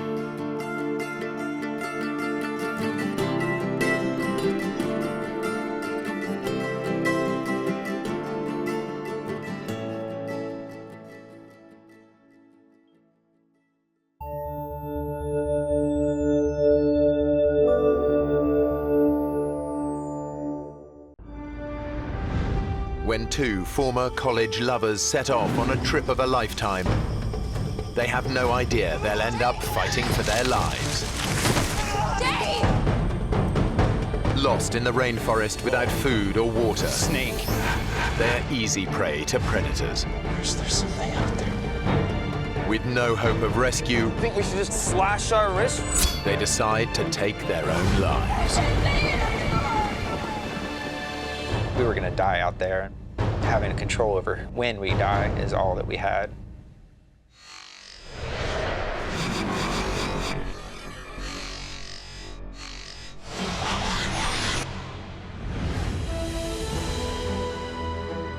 The Amazon rainforest in Brazil.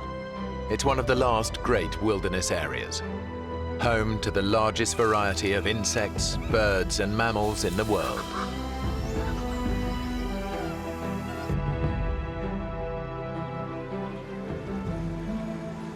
For Dave Boyer and Crystal Ramsey, it's the trip of a lifetime.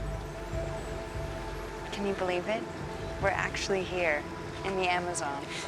Hey, you know when I make a promise, I keep it. It's the realization of a dream they shared 2 years ago when they were a couple. Crystal and I dated for about 3 years, and really were the closest you could possibly be. One day we were talking about our passions, and I asked her the question, if you could go any one place in the world, where would that be? And the Amazon was #1 for both of us. Dave and Crystal aren't together anymore, but they are still close friends. There was no one I would have rather gone with than him. Dave knows that Crystal has had a long-standing struggle with depression. In school, where I met Dave, I had a very bad time with depression. Dave thinks this trip will be good for her, but he's also nursing a secret hope that it might just reignite their romance. She was the love of my life. I still envisioned spending the rest of my life with her.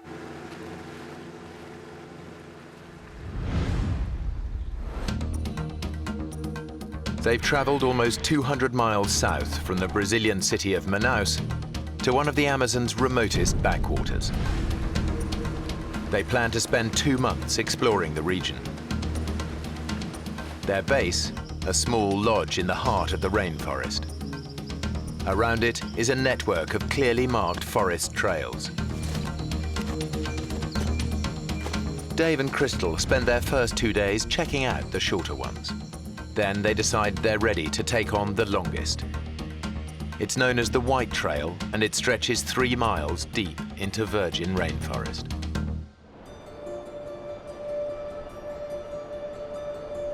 Dave and Crystal set off in the morning with enough water for a 3-hour hike.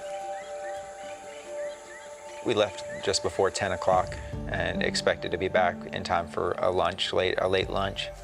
They've spent 2 years reading up on the rainforest, but nothing prepares them for the real thing. As soon as we went in, we started to see more than we had ever seen before, such as bats and different kind of bugs than we had ever seen, and it was a fantastic morning. I was really excited. Dave, look.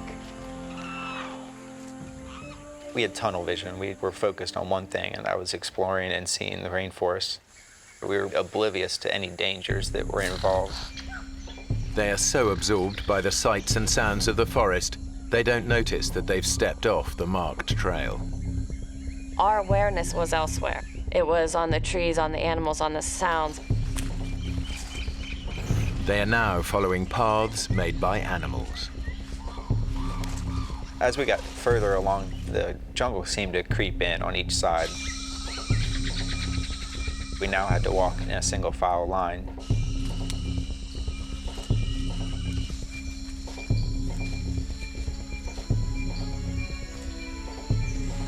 Then the path completely disappears. For the first time, they realize they're no longer on the trail. That's when I didn't know what to do. I was really worried. Let's see the map. I think I forgot the map at the lodge. I had left the map sitting on the dresser in our cabin. Dave. Look, I can remember it. I can. The map Dave left behind was a hand-drawn sketch of the area. He clearly remembers it showing the lodge at the bottom, which would normally indicate that it lies to their south. But the map isn't laid out in the usual way. To get back to the lodge, they actually need to head north. If we head south, that should take us back. You're sure? I'm sure. I'm sure. Okay. Come on, let's go. Hiking south is the worst decision Dave could make. Ahead, there lies nothing but thousands of miles of rainforest. Uninhabited, except for rainforest creatures, many of them highly dangerous. 2 hours later, they're getting worried.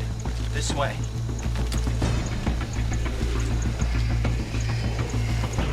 We had been walking far longer than we should have been. We should have been back by then. There's not much daylight left. It will soon be nightfall. I'm not going to stay out in the forest. I can't let this happen. We have to find our way back before it gets dark.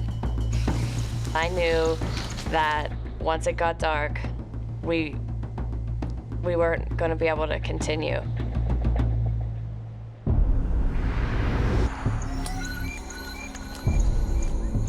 As darkness descends, any chance of finding the lodge today disappears. That's really the first time we started to have some panic. What time is it? It's almost 6.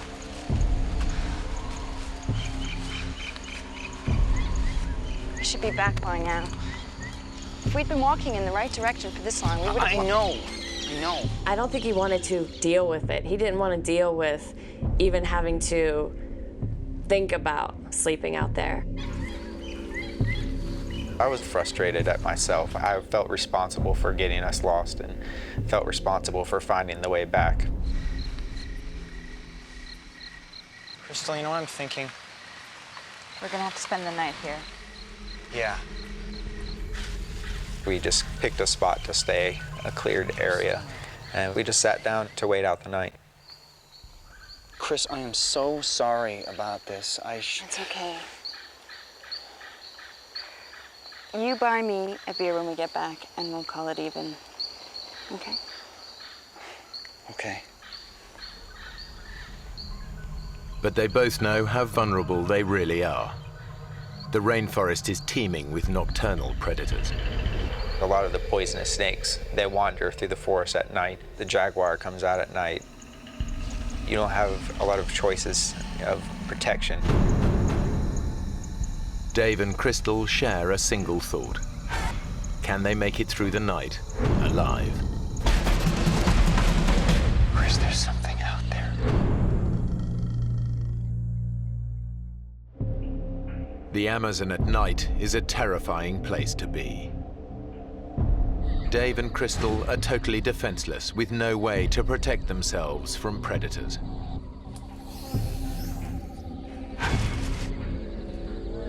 "49 bottles of beer on the wall." We weren't going to try to sleep at all. We were going to stay up, and that way if something stumbled upon us, we would be ready. 49 bottles of beer. Take one.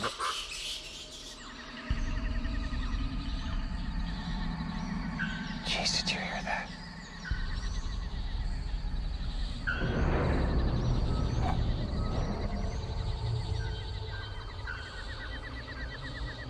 Chris, there's something out there.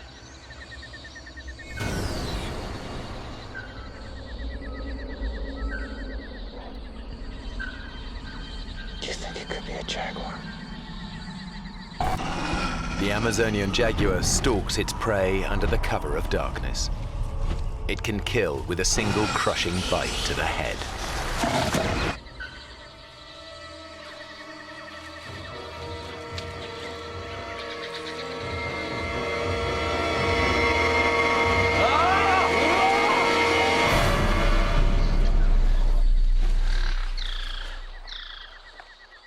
Whatever it was, Dave has scared it off for now.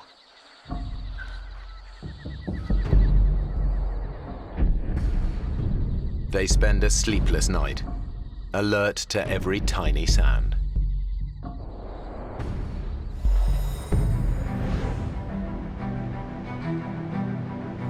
Dave and Crystal have survived the night unscathed, almost.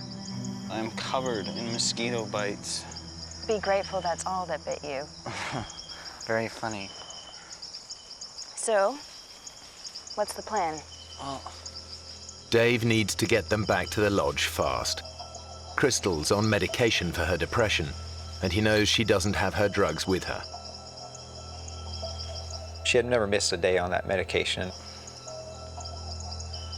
this trail heads south, so it should take us right back to the lodge. Okay. So we'll be back for breakfast. Yeah. Let's get moving. I truly believed that we were close and we were heading in the right direction. We just had run out of time the night before. It was going to be a breeze. But with every step, they continue to move further away from the safety of the lodge.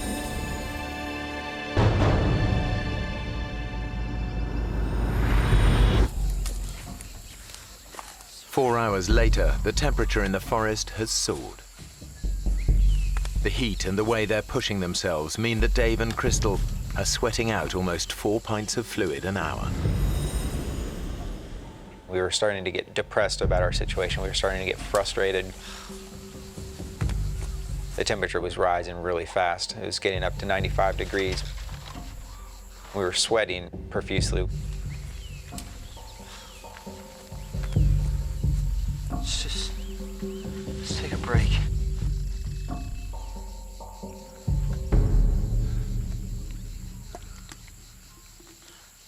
Dave, I'm out of water. When I realized that we were out of water and it was hot and it was 10 o'clock, I really started to realize things weren't just going to be okay. We knew that we were losing water so quickly and things were not going to function right. Our brain was going to start to trick us and our body was going to give out eventually. There's got to be something around here. The irony is that the Amazon basin is one of the wettest places on Earth. Over 9 inches of rain can fall in a single month, leaving puddles of water everywhere. But they face an agonizing dilemma. I didn't know what to do. Should we drink water and possibly get very sick, or risk getting very sick from dehydration? I have an idea.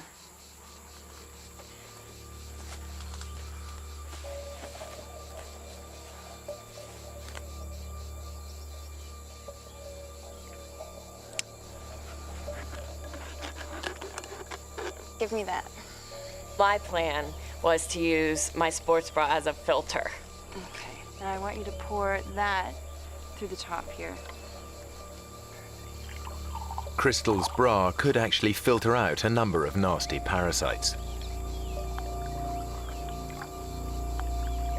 But it won't get rid of smaller microorganisms that could make them dangerously ill. Okay, bottoms up.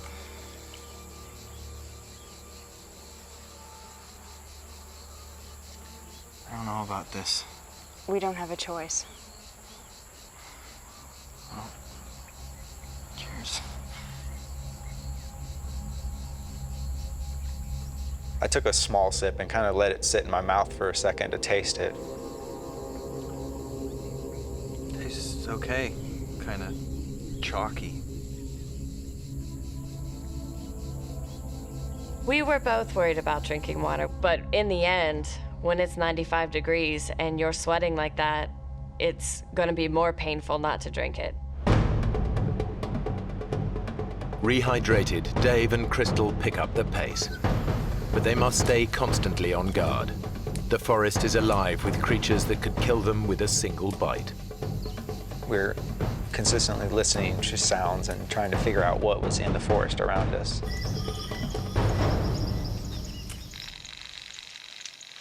I didn't want to touch a branch that we didn't know what was on that branch. We wanted to watch our steps.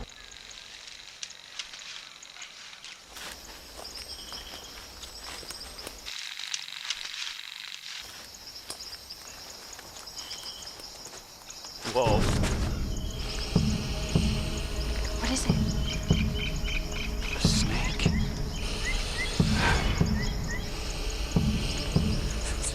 It's going the other way. They're lucky. A few more steps and they could have trodden on the snake. The Amazon basin is home to some of the most poisonous snakes in the world. One bite could mean a slow and agonizing death.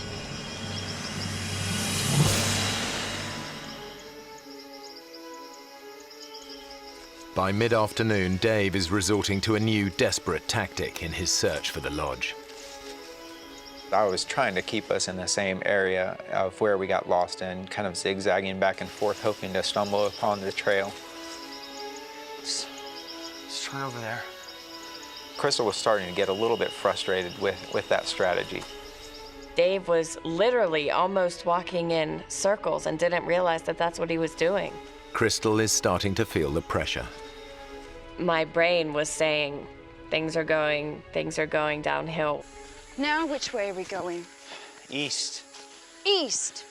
20 minutes ago, we were going south. Yeah, well, we've got to try all directions. Maybe we should head north now. Dave, this is crazy. I can't stand to listen to you talk about directions you know nothing about. You don't know where we're going, and all we're doing is walking around in circles. Dave had kept coming up with a different strategy every few hours whenever one didn't work. And that wasn't working for me. We need to rethink this. All right, then. Well, what do you think? I thought we needed to come up with a strategy and continue using it until the end. That way. Okay. What neither of them realize is the only direction that can help them is north. We chose southeast.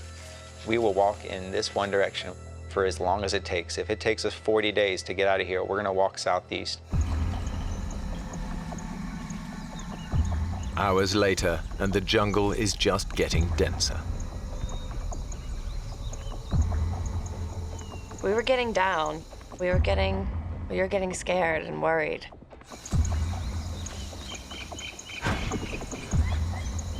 Everything just looks the same. The jungle is so dense and so thick, you can't see more than a few yards in any direction at any one time. Dave has an idea. If he can get up high, he might just be able to see the lodge.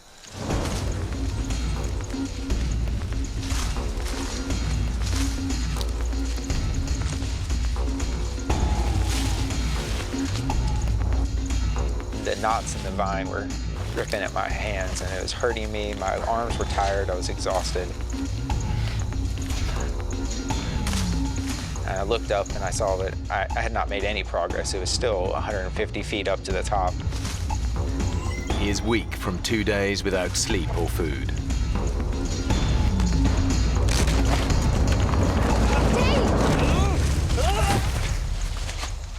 Are you okay? Did you see anything? Yeah. Rainforest. Why is no one looking for us? In fact, people are looking for them. But the search is focused around the White Trail. And that's now a very distant and dense 7 miles away.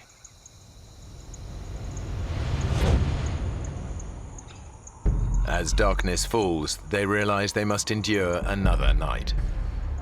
I was tired. I had not slept on the previous night. I was being driven insane by the mosquitoes. They were constantly biting me, making our bodies itch, and we would scratch it to the point where our bodies would start bleeding.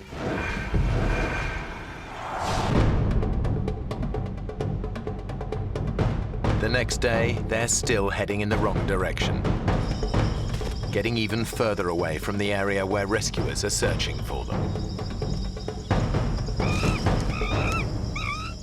And now they start to notice an ominous change in the behavior of the wildlife.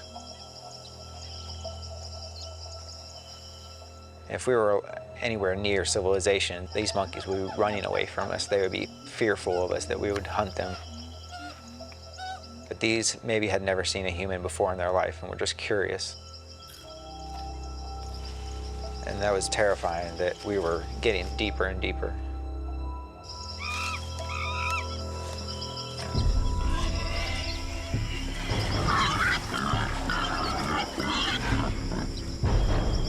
What is it? I don't know. Jaguar? No, there's more than one.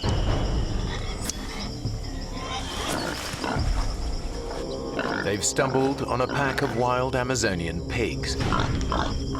Dave knows how ferocious they can be. The locals have said that they're really the most dangerous thing to encounter in the forest, other than a snake. They're aggressive. If wild boars got a hold of you, it'd probably knock you to the ground quickly, and then you would have several animals on top of you biting and really just eating and going to work. The way to avoid any confrontation is to let them know that you are different, that you are not something that's in their normal habitat.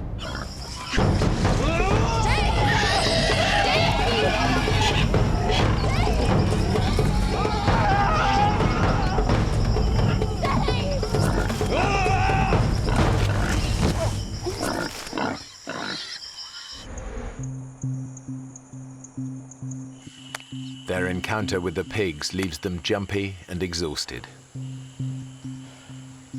Crystal's feet are badly blistered, and she's been without her antidepressants for 3 days now. Her depression could return at any time. I can't go on much further, Dave. I'm tired. And my foot. We'll get out of this ravine and we can make camp. I thought that it would be nice, it might even be comforting if we had some type of shelter. So we came up with the idea of making a teepee.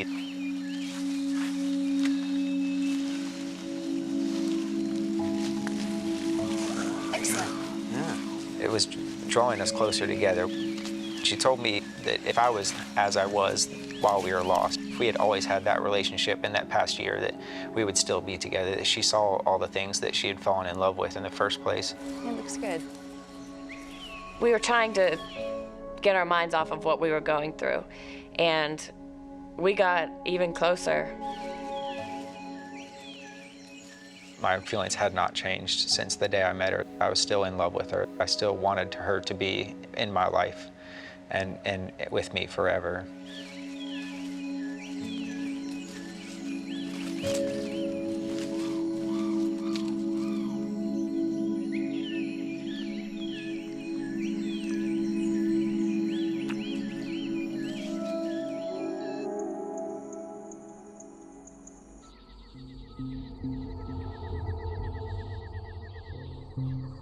Night falls, and with it comes the nocturnal predator their shelter can't protect them from. Mosquitoes. Thousands of them. The worst of it was the sounds. It's just this loud buzzing throughout the night, and you feel like they're everywhere. They would give me mosquito bites on my eyelids if I had my eyes closed, or on my forehead that were just driving me insane. Sleep was increasingly becoming more and more of an issue, and I knew that eventually I'm gonna have to have sleep. I can't go multiple days without sleep. It's gonna drive me insane. In a bid to escape the mosquito onslaught, they come up with a bizarre plan.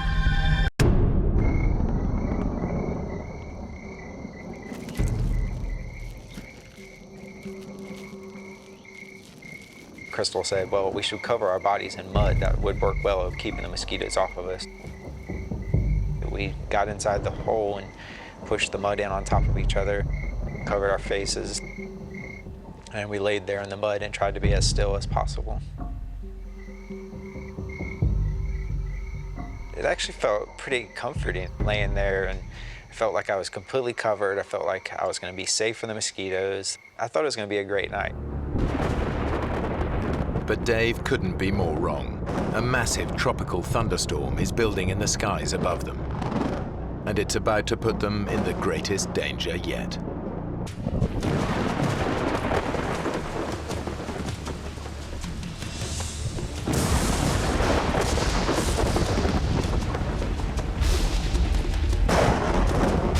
Within a few minutes, we were forced out of our hole. We would have drowned there.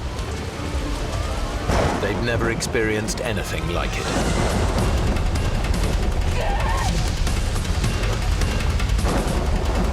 It's very hard to explain how loud it can get. You can't even talk to someone who's right next to you by screaming. That's the only way I can describe how loud it was. they are soaked within seconds. It was the coldest I had ever been. Couldn't stop. My body was just going into convulsions and shaking. And my teeth were chattering. Any hope of sleep is gone. Then, just when they think things couldn't get any worse,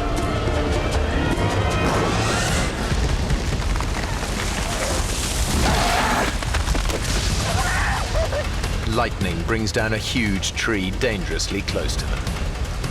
If it had landed on us, we surely would have died in that. The storm has shaken Crystal to the core.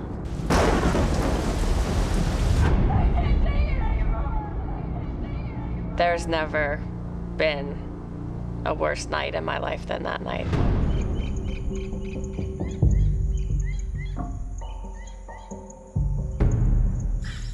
Their terrible night leaves both of them exhausted and miserable.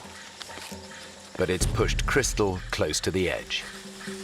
For Crystal, that night was really a turning point for her, and she had gone from being, whatever happens, happens, we're gonna get through this challenge, to being really fearful of this being the end of her life and dying out there. How you doing? We got through it, didn't we? Yeah. For what? To get home, Chris. Get home, I just kept thinking about that hellish night. I'm not sure I want to. And that I truly would rather die than go through it again. What are you talking about? You think we should just slash our wrists right here? I didn't think what the implications of that were. I didn't think it was a real suggestion. It was just kind of something that I did off the top of my head. That sparked an interest in me that suicide was a possibility and it was a way out. Dave realizes that if they don't find a way out soon, Crystal's suicidal thoughts could become a reality.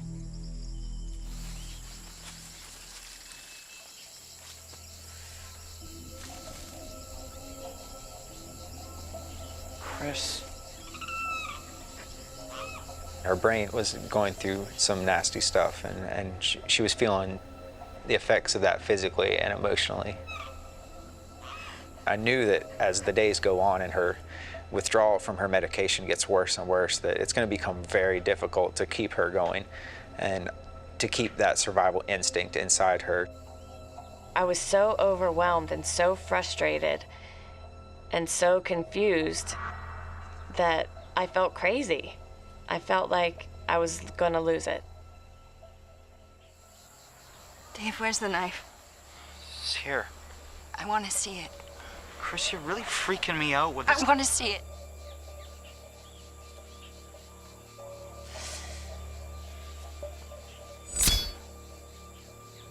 The knife really became almost a game that I never would let her hold.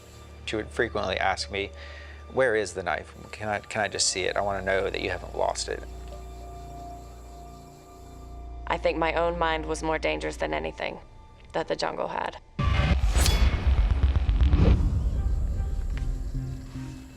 All I had was a companion, and she was what kept me going. I needed her as much as she needed me to make it through this, and I could not drag her the entire time. And that made me quite pessimistic for the outcome.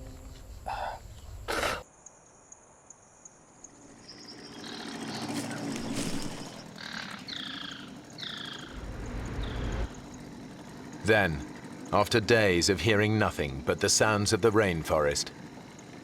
Do you hear that? What? Come on. Come on! Sounds like a boat! Come on!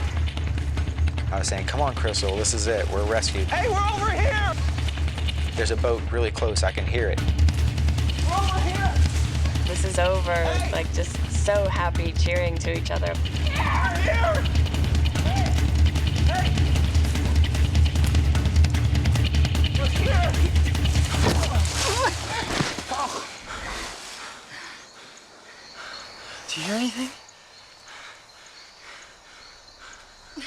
then it was nothing. After 3 nights without sleep, Dave's senses are starting to play tricks on him. The sound in the jungle can't be trusted.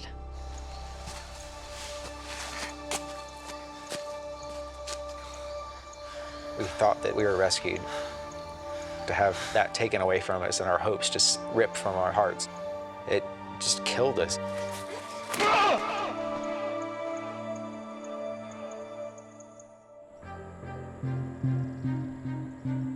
24 hours later, Dave and Crystal's situation is bleaker than ever. They are still hopelessly lost. And as their 5th night approaches, it's Dave who's struggling. Drained by lack of sleep and the effort of keeping Crystal going, he desperately needs rest.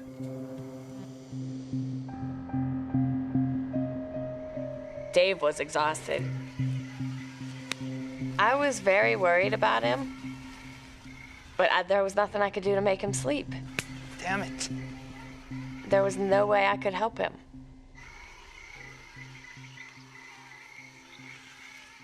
As Crystal sleeps, Dave is once again tormented by mosquitoes.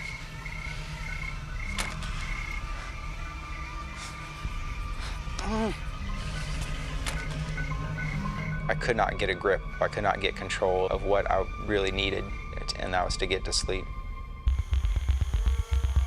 In his totally exhausted state, the insects soon become an obsession.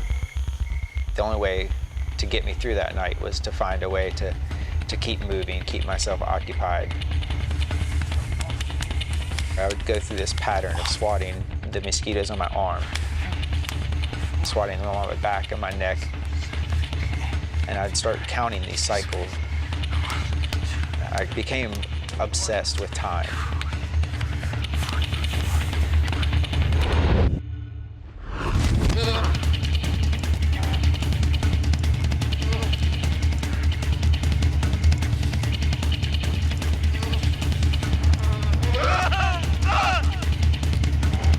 Sleep deprivation is taking its toll.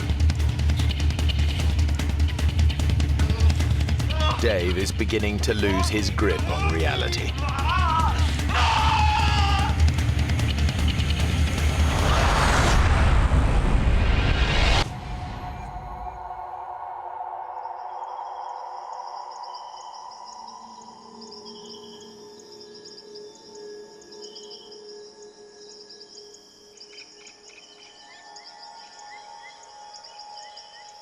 I felt like I had lost this battle between me and the mosquitoes, between me and the night, between me and any sleep that I might get.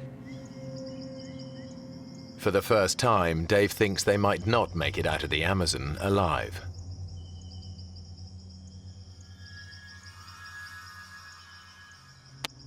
A horsefly came and bit me.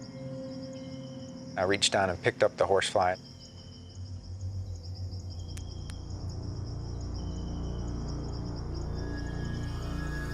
I started to pull off each of its legs. I was just fascinated by it.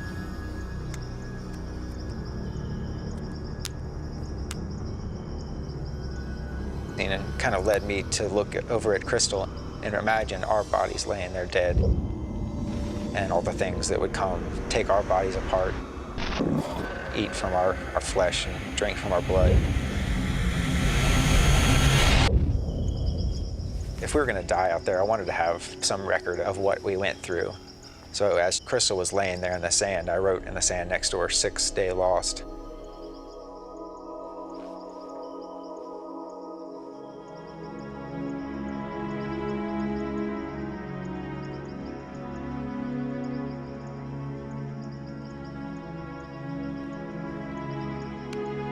I wanted to document it as well as I could, so I'd snap that picture, hoping that one day somebody would find our bones and our camera and see that we had been there on the 6th day.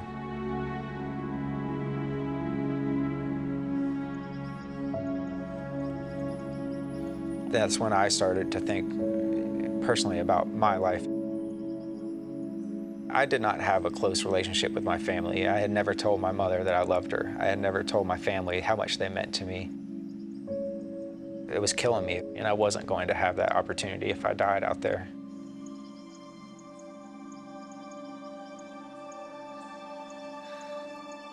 That thought gives Dave the resolve he needs to keep going.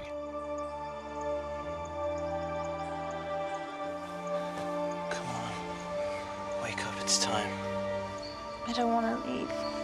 I don't want to move. I don't either, but we have to. My feet were deteriorating unbelievably. And the pain was unbearable. It felt like 10 wasps were biting me at the same time. If we stay here, we die. It's as simple as that. Crystal finds the strength to give it one more try. Okay. Stand on it.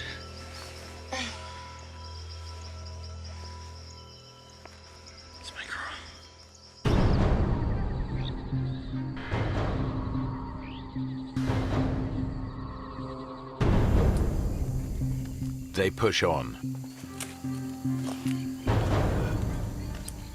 Now the terrain gets harder. Come on, Chris. And as Crystal's feet become unbearably painful, her depression begins to get the better of her. I couldn't walk anymore. I would try, and I would fall down.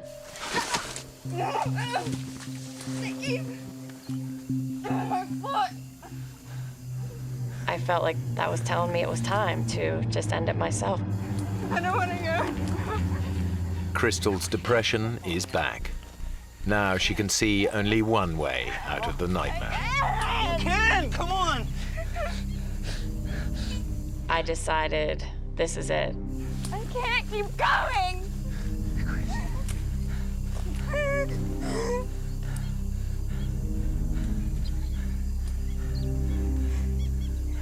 Give me the knife. She really meant taking her life into her own hands. I'm gonna slash my wrists and take my life and put an end to this misery.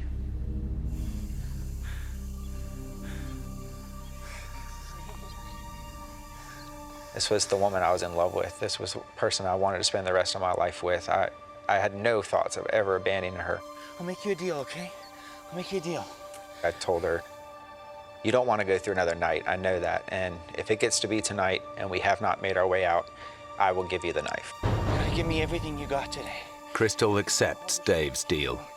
Everything you got today. If they aren't out of the forest by dusk, they will both kill themselves. We'll do it together. I put a specific time frame on the rest of our life. We were either going to get out and live the rest of our life really happily, or that was going to be the end. Crystal can now see an end to her ordeal. Sit down. Sit down here. On here. Come on. She was like, what time is it? Is it nighttime? Is it getting close enough?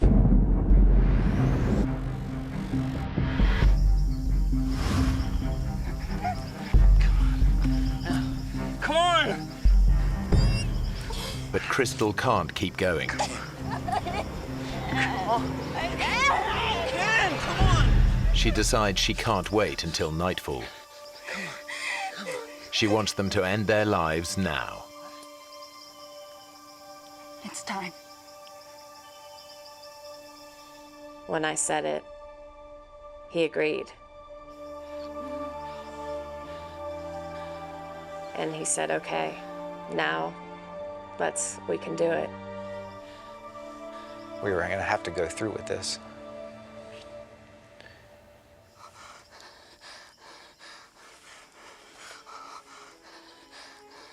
Dave's resigned to dying, but there's a bizarre thought he can't get out of his head.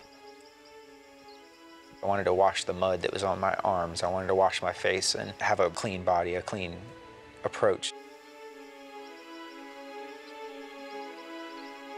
If I was going to face a judgment, I needed to do it with a clean spirit as well as a clean body.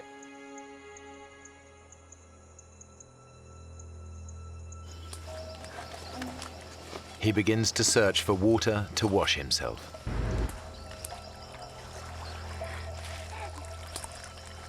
As we fought through some of the underbrush, when we got down there, there wasn't a creek, there wasn't a puddle. There was a flooded forest. Everywhere that we could see, there was water. It's a glimmer of hope, just enough to keep them going. This water's gotta lead somewhere. In the Amazon, rivers are like roads. If this water leads to a river, they might just spot a boat. They put aside thoughts of suicide. I got this surge of energy and some anger that made me want to fight through the water even more.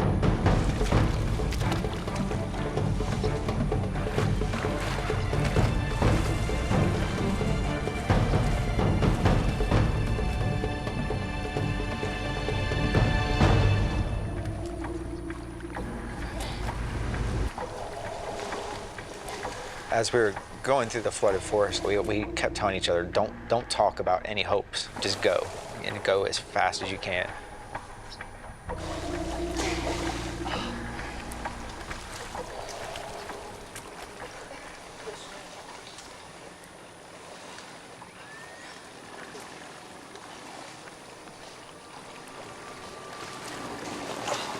Dave, look! I thought to myself, I've got to be hallucinating. I said, David, am I really seeing that? You know, is that really real? And he said it was. Hey! Hey! Hey! Hey! He didn't wave back at us. It seemed like he was miles away. We immediately just started screaming, help, help, help, help me, please.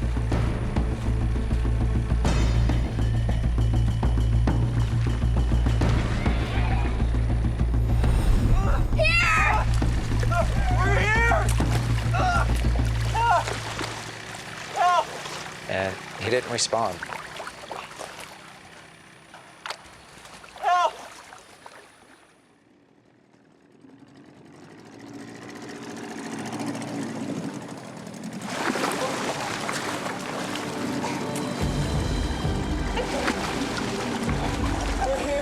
We learned in one split second that we were going to live.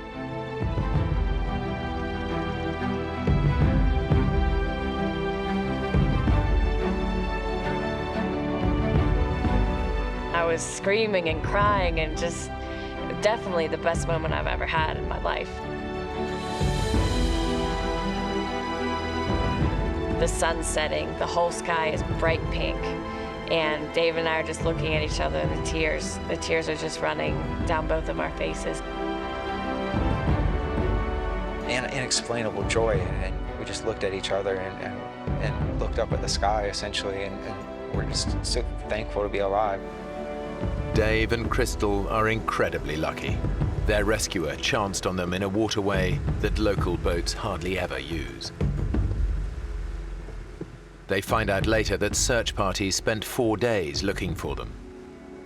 But they never even came close to the remote spot where Dave and Crystal ended up.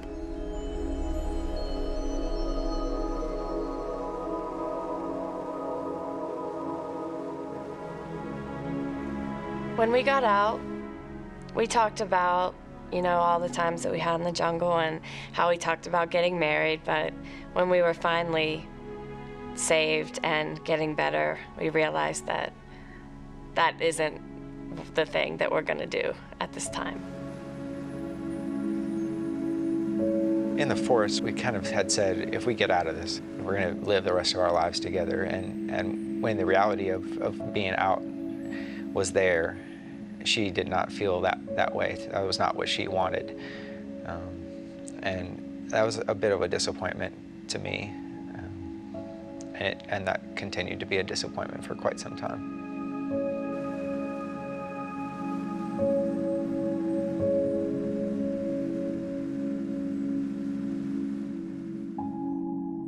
Dave and Crystal have both since returned to the Amazon. They never did restart their relationship, but after their 6-day death-defying ordeal, they became closer friends than ever.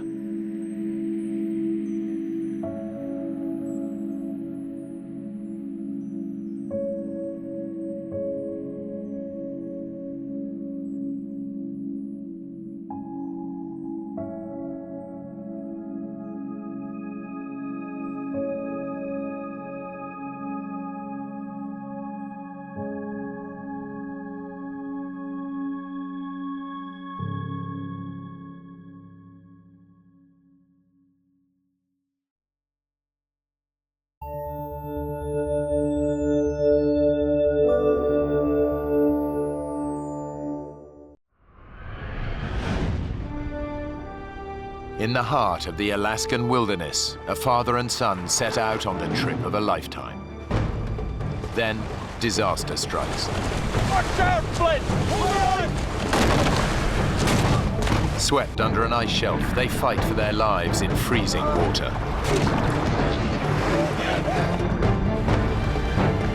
Dad, you're gonna swim! They've lost everything and are at the mercy of prowling predators. The son faces a terrible dilemma: stay with his father and wait for a rescue that may never come, or leave him and risk hiking out through 60 miles of dangerous terrain for help.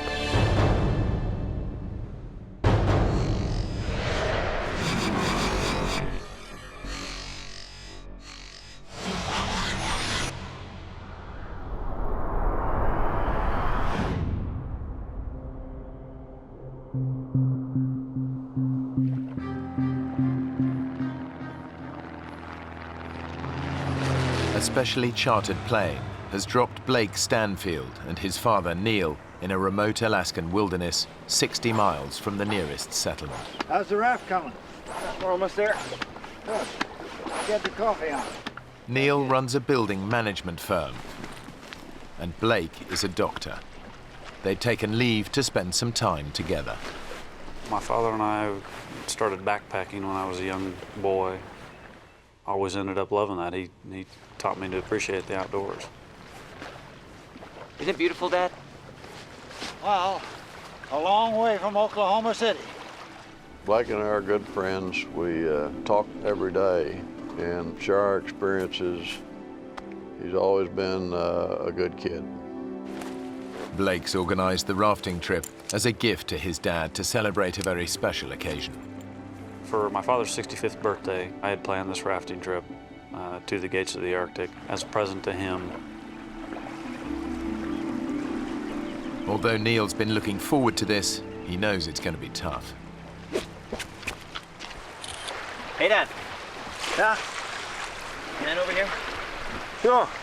He'd really wanted Blake to book them on an organized group trip, but Blake had other ideas. Blake is very independently minded and decided that, oh no, we don't want to do that. We want to be able to do whatever we want to do. Since he knew I'd made up my mind, there wasn't much he was going to say that could make me change my mind. Okay, Dad? Yeah. It would have been kind of nice to watch someone else do the hauling and shoving. Come on, Dad. You want to share this with 10 strangers and a tour guide? Matter of fact, yeah. I had never wanted to, and still never want to go on a guided tour. Let's load her up. It was, an experience that I wanted to have with my father, just the two of us. Better get going, Dad. Just checking everything's shipshape.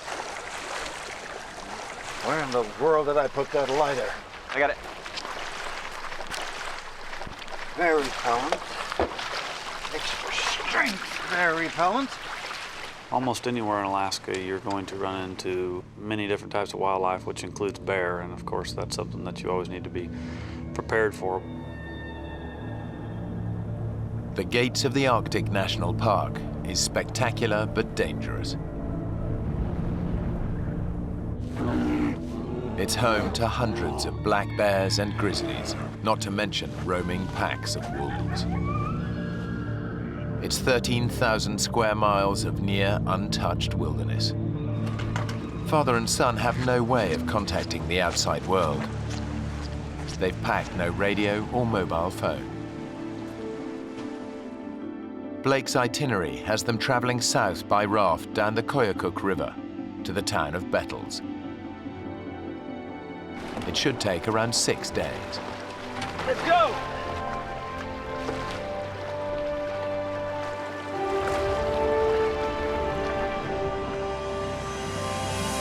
It was about a 90-mile float that we had planned, just camping and doing little short day hikes. We were just gonna have fun. That's beautiful, isn't it? Thanks, son. A wonderful, wonderful birthday present. Well, most of our conversation was just how amazed we were with the beauty that we were surrounded by and how remote it was and how quiet it was. Blake and Neil have deliberately avoided the crowds by arriving in early June. It's 2 weeks before the start of the rafting season, so the men have the Koyukuk River all to themselves. Quite exciting, isn't it? I'm glad I came. We commented on the way down the river that wasn't it great to be the only ones on the river, the first ones on the river that year, and there was a reason, as it turned out.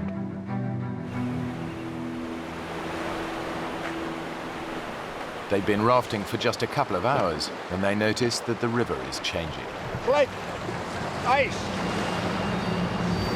Oh yeah, thought it would all be melted by now. Yeah, me too. For 6 months of the year, the rivers are choked with ice. During the summer, it all melts. But this early in the season, some patches have yet to thaw. The longer we floated, the more ice we actually started to encounter. It doesn't look like it's going to let up. Do you think we ought to stop this thing? The current's picking up speed, and Blake struggles to control the raft. I kept trying to look around the corner, hoping to find, which way we were going to be going. And that's when I realized that actually we didn't have a choice where we were going. The men are at the mercy of the current. We're going to have to pull in and stop this. I'm trying, Dad. I can't slow it down, though.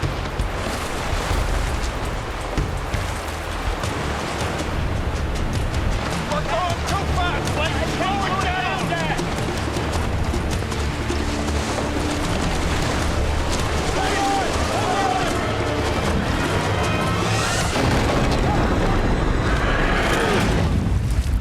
It was sheer panic at the time, and it happened so quickly there wasn't much time at all to think. The next thing I actually remember was being pulled right underneath the ice.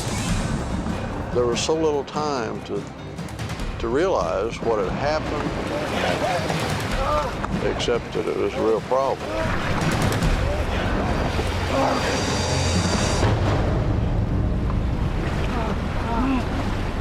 It wasn't long before we came up in essentially an air chamber underneath the ice. The air pocket saves their lives, but the ice shelf could stretch on for miles.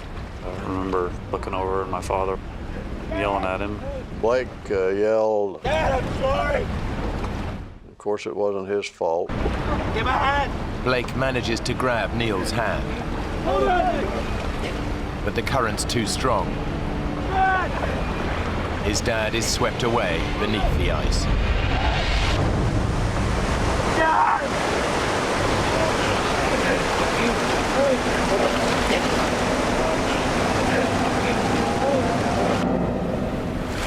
The men are spat out from under the ice shelf, but their ordeal isn't over yet. We were being carried rapidly toward the second ice shelf. I saw it coming. I reached up and grabbed it to try to prevent from going under it. Of course, the river was such that I was carried underneath. The roof of this ice shelf is even lower than the last. And the second ice shelf had no room to breathe. I really thought I had taken my last breath. My father and I both ended up with a lot of abrasions to the top of our heads because we kept trying to come up to the air that we were hoping was there. I've never thought of a worse way of dying than drowning, and was certainly thinking that that is how I was going to die. After being under that water for what seemed like an eternity, I just remember popping out, taking in a nice big breath of air.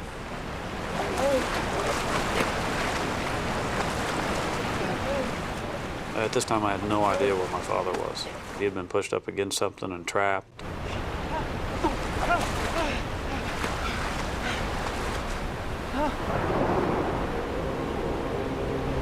Dad!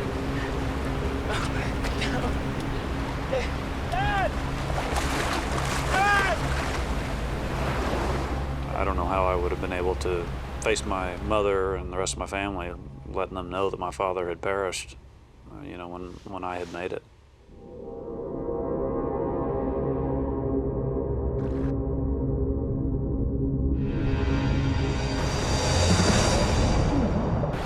And the next thing I remember seeing was his head above the water. The powerful current is sweeping Neil away.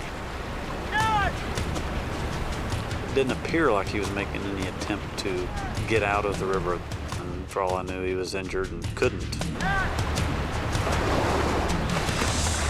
Neil's disorientated, but somehow he catches hold of a rock and hauls himself out. Blake knows that his dad has got to get to shore fast before he's paralyzed by cold and shock. And Blake, in the meantime, is yelling at me, and I can't hear him above the roar of the river. So eventually I managed to get my breath long enough to tell him to shut up. Will you let me think for a minute? Blake was telling me that I had to swim over to him, which was the last thing in the world I wanted to do. Dad! Come get! Getting back in the river is dangerous. But Blake knows it's his dad's only chance. Come on, Dad! You can do it! You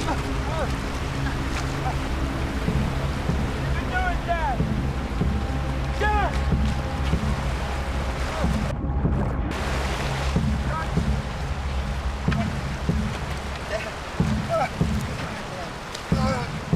Oh my God, you're freezing. Dad, come here.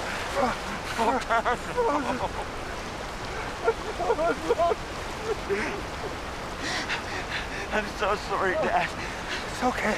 It's okay. It was just bad luck. Bad luck. As a doctor, Blake knows that his dad's in the first stages of hypothermia. I thought you were gone. The second I got him out, I realized he was shaking uncontrollably. It was mild seizure-like.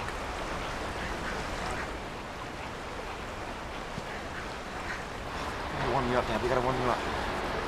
Blake's desperate. All their spare clothes were lost in the accident. Then he remembers something. The lighter he stowed in his life jacket. It didn't get washed away, but it's soaking wet.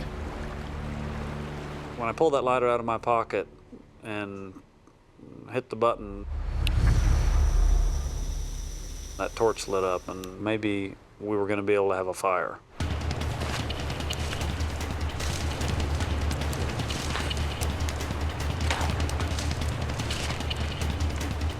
I knew that we had to get a fire started. We had to get him out of those cold, wet clothes.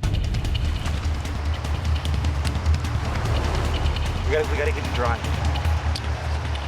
It's okay, Dad. You're gonna be okay. All right? Neil's wet clothes are making his temperature fall even faster. It's okay. Basically, while this fire got started, I hugged him and tried to give him some of the warmth that I had. Eventually got him to where he wasn't shaking anymore.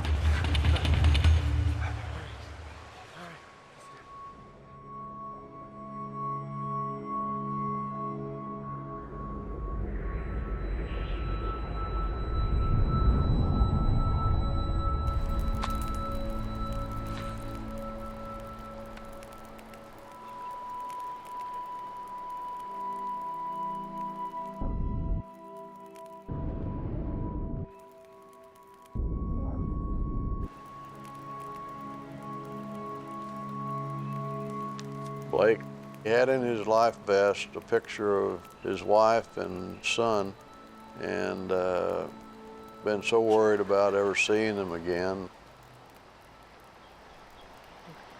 And we were both somewhat crying. It's okay, look, it's gonna be all right. I'll be back home.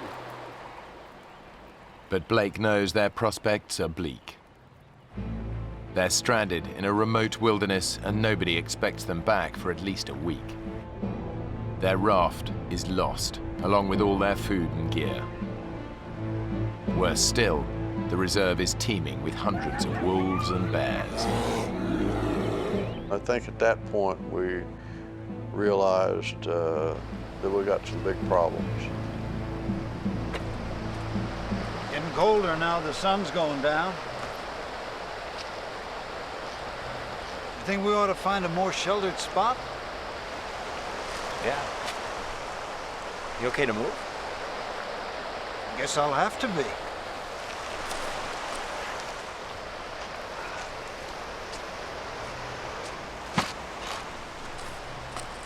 What are you doing?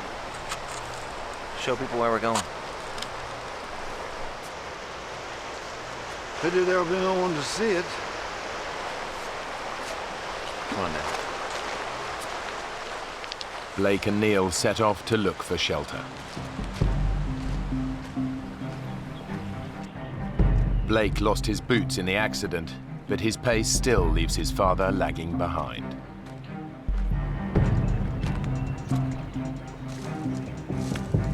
I think that I wanted to move a lot faster than my father was able to move at the time. The freezing water has drained Neil's strength. He's 65 years old and still feeling the effects of an accident 12 months ago that left him with a broken ankle. Blake! Can we just hold up here a minute? You're not even trying to find a place to stop. Oh, sorry, Dad. I just got carried away. There's no way we're just walking out of here. We're gonna have to find a good campsite and stay put. How agreed? All right. Okay. Give me your hand. Here we were in the middle of this vast wilderness, a good 60 miles from the nearest human being. No one was expected to be flown into the area for at least 2 weeks after our trip. We were alone, and we were going to have to endure or survive until either we found a way out of it or someone came looking for us. It's the rainy season, so the men set about building a shelter to protect them. It's crucial they stay warm and dry. But that's just the start of their problems. Hey, Blake! Come take a look at this! What? Tracks. What do you think?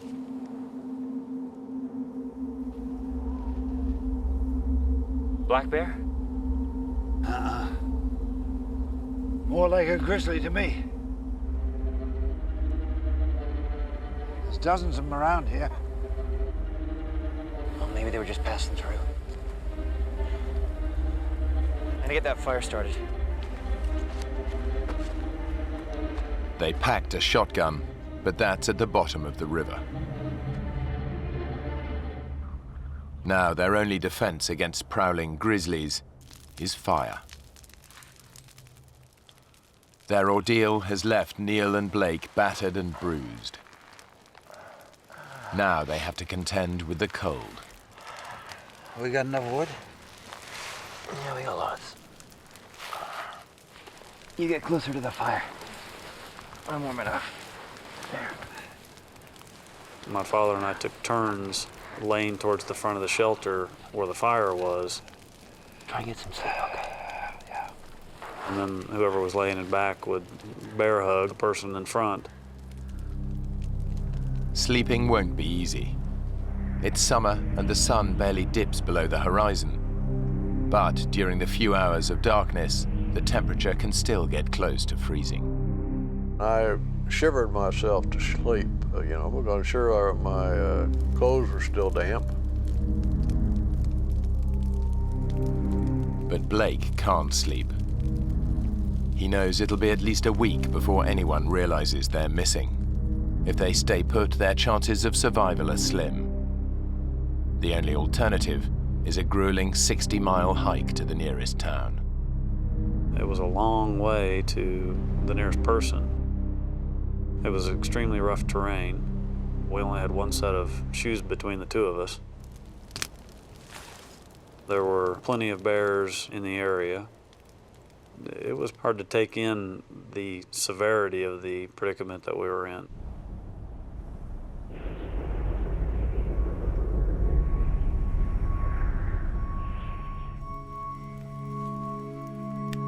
During the night, Blake has made a tough decision. Well, I needed to get back to Bettles. I needed to go find help. The #1 rule of survival is stick together. But Blake knows his dad isn't up to the hike. Dad, you okay? Yeah. Pretty sore, though. You slept?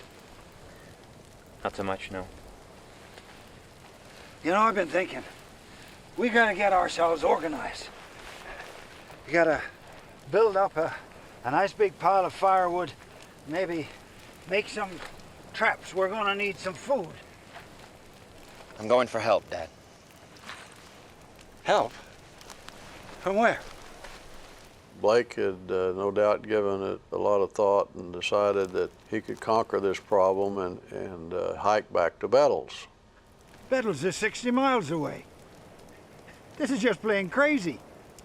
Look, we talked about this. First rule of survival, stick together. Dad, I know all that, but no one else is going to be coming down the river for weeks. We can't wait that long. You trying to get yourself killed? Have you even looked at the map? There's a darn great river in the way.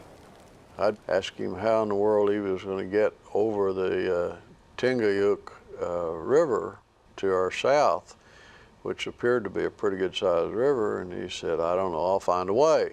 Yeah? How? This isn't some little stream. This is an Alaskan river in full flow. Now, do you have any idea how powerful that is? Yes, Dad, I was in one yesterday, remember? We're on our own, Dad. No one's coming. I'm telling you not to go. Leaving him alone was a hard decision, but I think he knew I was stubborn because I inherited that from him. You're really going, aren't you? Yes, sir, I am. I'm really going. Because if I don't, we're gonna die here, Dad. You're gonna need the knife. And the lighter. Now, what about the bears? You saw all those tracks. Well, you got the fire. That should keep them away. I meant you, son. What about the bears? I love you, Dad.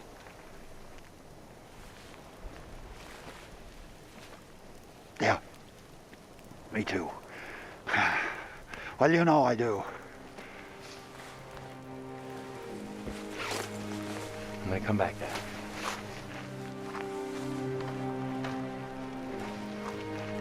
Now, don't get yourself killed, you hear?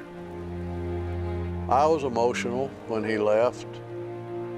I felt alone and very concerned about being alone,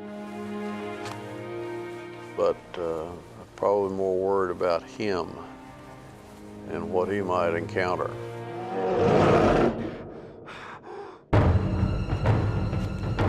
Ahead of Blake is a 60-mile hike south to the nearest town. In such a vast expanse, he can't afford to get lost. One wrong turn could spell disaster. Now Blake's made a gut-wrenching decision to leave his dad alone and hike out for help. He's heading south for the town of Bethel, 60 miles away. The biggest obstacle in his path is the Tinyaguk River. But first, he has to find it. Because of the scale of this map, it was a little bit difficult telling exactly where we were. I didn't have any great landmarks.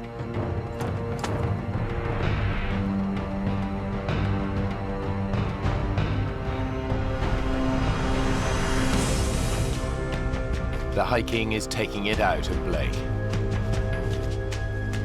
The ground is rough and uneven, and he hasn't eaten for over 24 hours.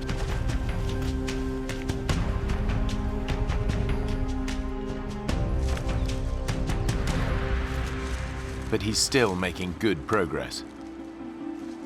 Just a few hours after leaving his father, he hits the river.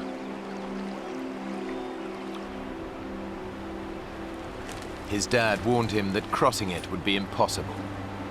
It's freezing cold and fast running. He could even be dragged under another ice shelf. But Blake promised to get help, and the only way he can do that is to plunge in. As soon as I started to cross, the water was flowing fast enough that I realized I was just going to have to jump and swim over to the other side.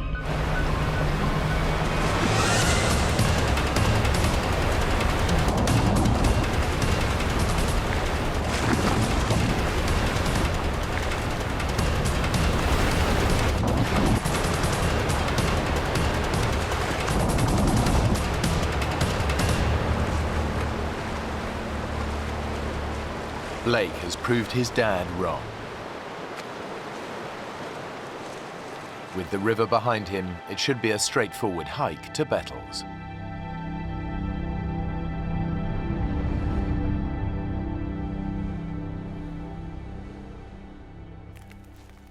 Back at camp, 65-year-old Neil is hungry and tired.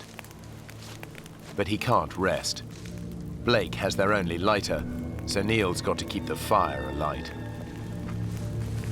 It's his only source of warmth and his sole defense against the bears. The difficulty of keeping the fire going was essentially being able to walk on with only stocking foot waders on really rocky soil. Neil hopes the fire will be enough to keep the bears and wolves at bay, but he also shouts to try to discourage an attack. Anybody home? Come down and join me! Despite his hardships, what really preys on his mind is what might be happening to his son.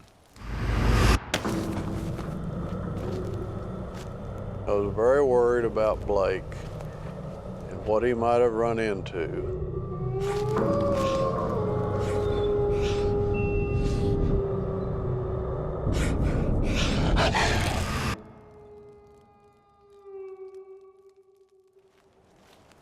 Like his dad, Blake is trying to frighten predators away by singing aloud. All night long, never got time. Most of my songs were moose tunes and bear tunes, which was really quite ironic. I went out walking in the woods one night, all alone, pale moonlight. I hid myself, tree up, to see what I could.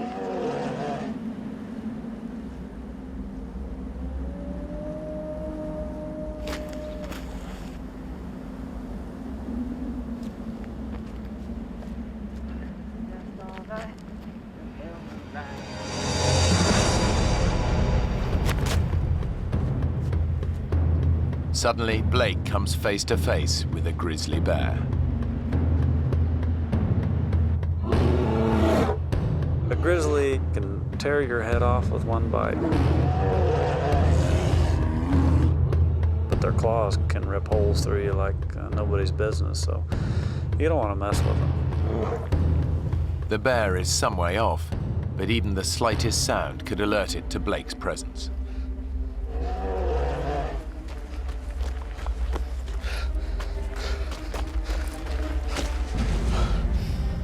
I certainly sent the adrenaline through my body when I saw him. Blake daren't make a sound. The bear's too close. It was scary seeing him out there. He wasn't far enough away for my liking. The bear hasn't spotted him, but grizzlies have a sense of smell 100 times more powerful than a human and can pick up the scent of prey from more than 2 miles away. But Blake's in luck. He's downwind of the bear, and his scent is carried in the opposite direction. But the wind could change. He risks making a run for it.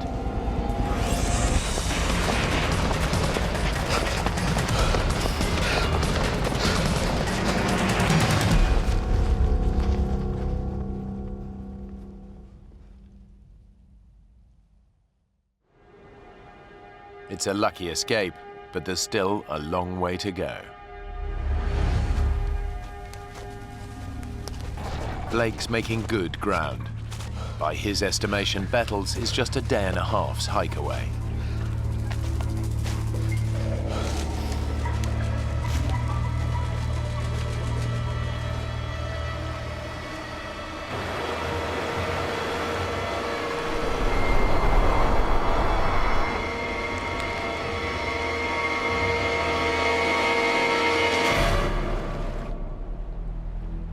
This is the Tinyaguk River, the one Blake thought he'd crossed earlier that day. But that was just a minor tributary. His father was right. The Tinyaguk is just too huge to cross. There's no way he can reach Bettles. I kind of lost a lot of that optimism that I had as soon as I saw that there was no way to cross this thing because it was so wide and so swiftly moving and so cold. It's a dead end. Blake defied his father and the basic rules of survival by hiking off by himself. Alone, both men are at far greater risk.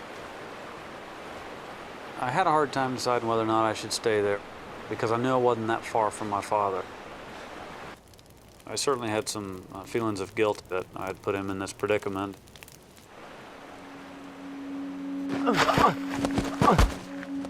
Now the mental and physical strain of the last 2 days finally catches up with him. I realized I needed to rest. That was something my body was asking for at the time because it had been a long, long sludge.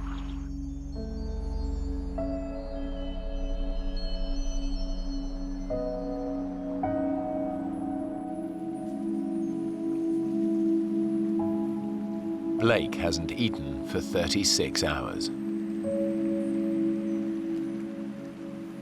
The only thing that I really saw were some spiders, and there were a few that I swatted and ate, just because I thought maybe I'll start to see more of these and have some nutrition. But the amount of nutrition I got from the few that I ate certainly didn't give me any energy, that's for sure.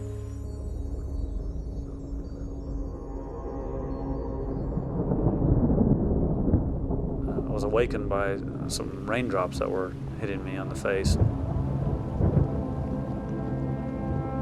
I was worried about my father because, he would have gotten just as wet. He didn't have a lighter to restart a fire had his gone out. In the rainy season, downpours can be intense. If the fire goes out, Neil risks bear attack and hypothermia. The possibility of rain was a real problem. It would put out a fire, and there wasn't any way to keep a fire going. And that's what I had to try to do. The rain clouds blow over. Now Neil faces his first night alone in a wilderness bristling with predators.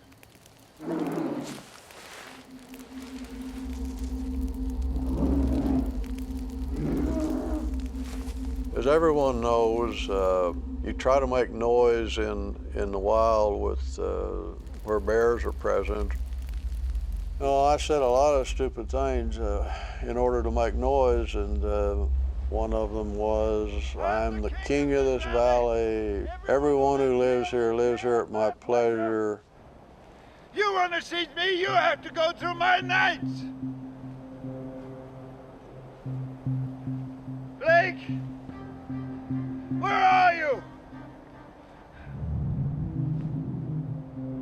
I hope you're all right, Blake. I want to see you back here. His only defense against bears and wolves is his fire. And the difficulty of keeping the fire going was staying awake enough. I would wake up in the middle of the night and maybe have a problem and have to work to get her going again. If the fire goes out, Neil is in big trouble.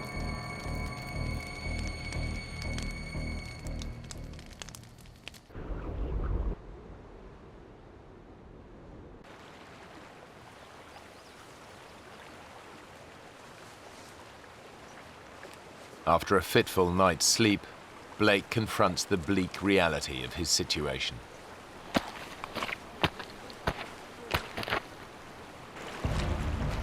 I was distraught when I realized that there's pretty much no way to get to Bettles. I was a long way from what I'd hoped to be my final destination. But he has one slim hope. I kept thinking about the fact that these bush pilots fly up and down these rivers, so they might be flying directly overhead. If he can make himself more visible, he might be spotted by one of these passing planes. Despite his weakened state, he starts to gather driftwood for a signal fire. I actually set one of these log jams on fire, hoping that someone might see the smoke. But even this simple plan fails. Every time I looked up into the sky, the smoke wasn't very white and smoky like you always see in the TV shows. You know, it wasn't that noticeable.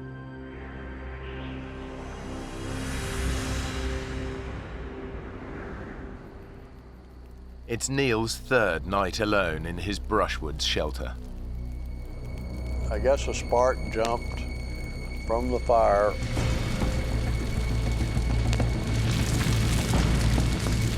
All of a sudden, there was a fire going on right above my head, and I'm talking like 18 inches above my head.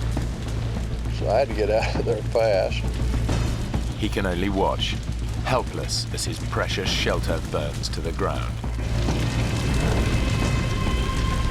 I got out of there and watched as fire just burst into an inferno.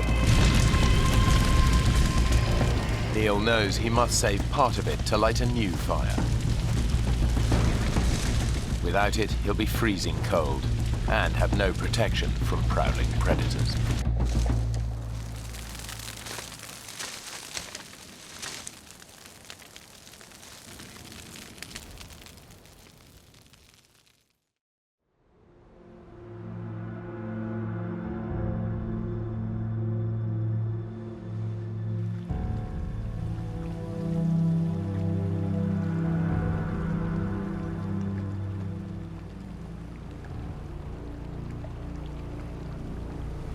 During the night, meltwater has flooded the river.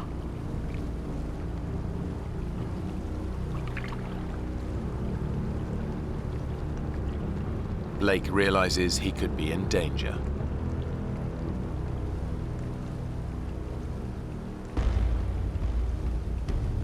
When I realized that the river was rising that quickly, I moved up into the forest because I was worried that I was actually going to end up on a small island out there and be trapped by water on all sides. Upriver, Neil is exhausted and hungry.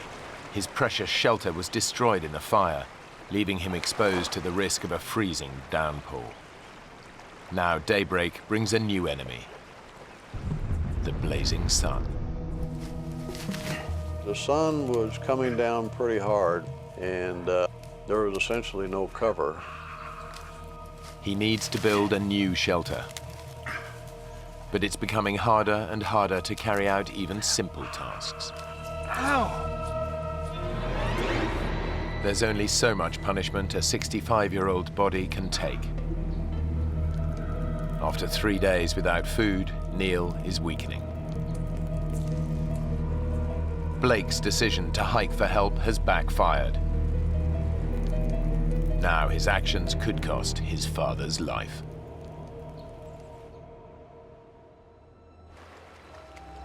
Now Blake is gambling that staying by a major river will increase his chances of being spotted by local pilots. But since nobody knows they're missing, his chances of being rescued are slim.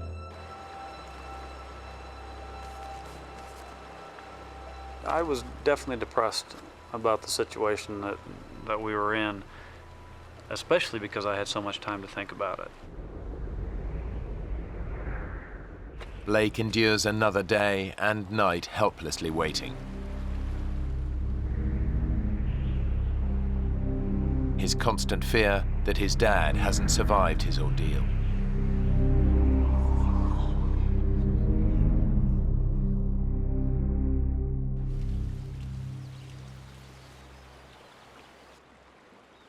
Blake's decision to hike out looks increasingly like a bad move. Around 6 or 7 in the evening on Tuesday, I was laying over by my fire when I heard the sound of an airplane. And my God, he was coming up on me quick, I could tell. I ran as fast as I could. Hey! Hey! Hey!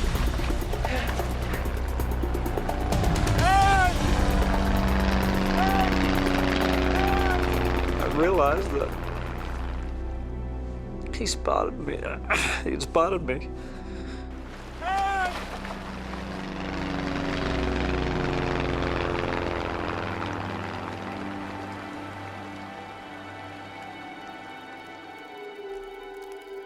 3 hours later, and there's still no sign of rescue.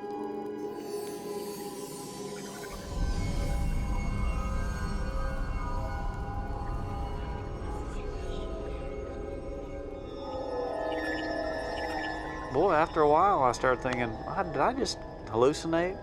Did I imagine that plane?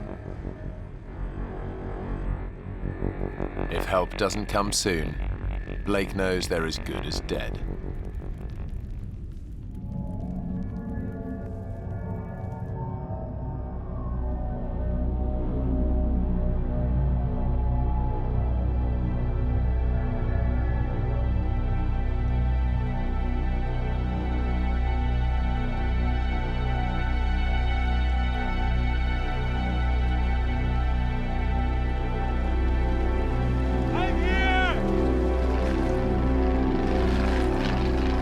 The same plane, and as they flew over me, they dropped a bag of stuff.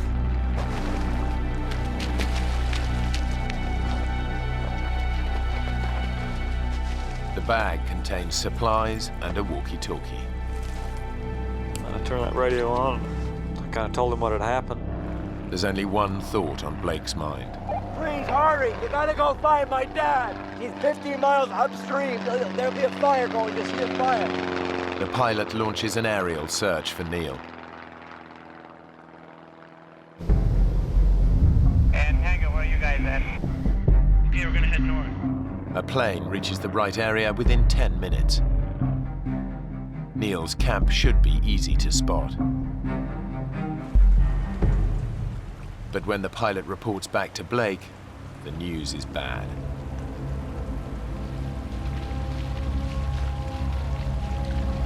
Hey, you gotta go back! He's up there! Keep going till you find him! He can't leave, he's gotta be at the camp. Maybe you didn't go far enough. He can't walk, he's gotta be there! I was worried something would happen to my dad. Because there's no way he could miss it. You gotta go and find my dad! And I fell to my knees. Blake ignored his father's advice and left him to fend for himself. Now he must face a terrible thought, that his dad hasn't made it.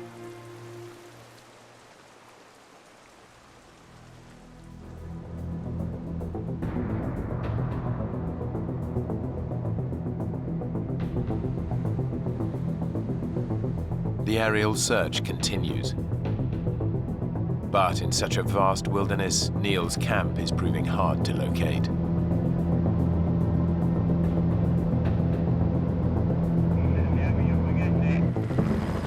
3 hours later, a rescue helicopter picks up Blake and rushes to the scene.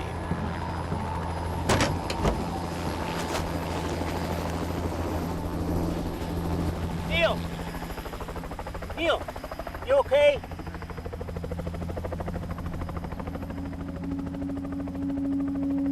How did you know I was here? I asked your son. Blake?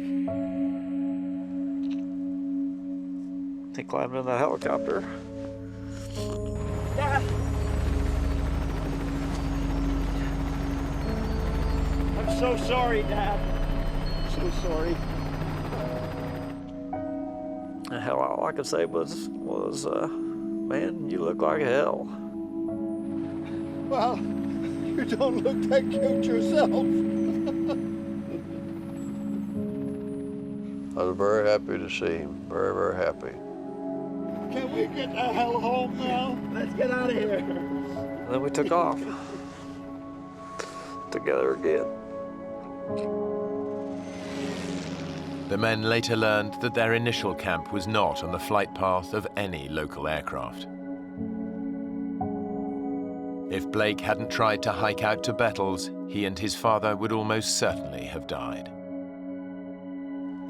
After the accident, Blake moved his family back from Alaska to Oklahoma City to be closer to his mum and dad.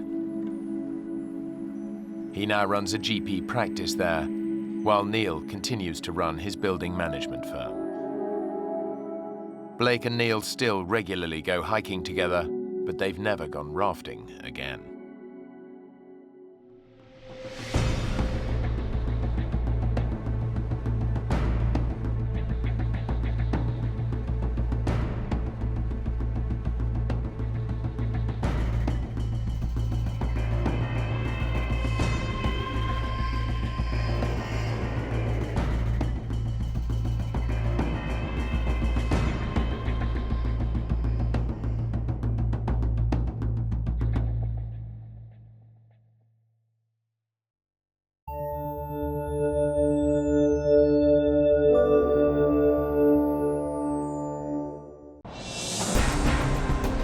When a family of 4 join their closest friend to go fishing on the Zambezi River, the outing quickly turns into a desperate fight for survival. Thrown into crocodile-infested waters, 4 of them become human live bait, while one fights for his life amongst some of Africa's deadliest predators. Oh my God. At any moment, one of us would be taken by a crocodile. I thought it was over, I really did.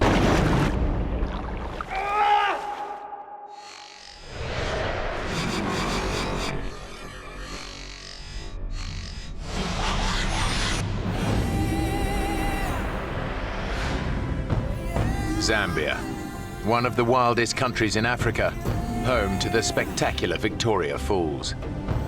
They are fed by the mighty Zambezi River, which divides Zambia from Zimbabwe.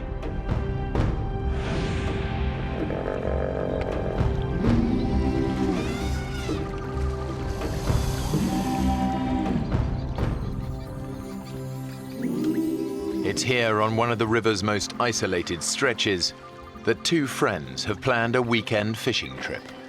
Arthur Taylor and Alistair Gallatley have known each other for over 25 years.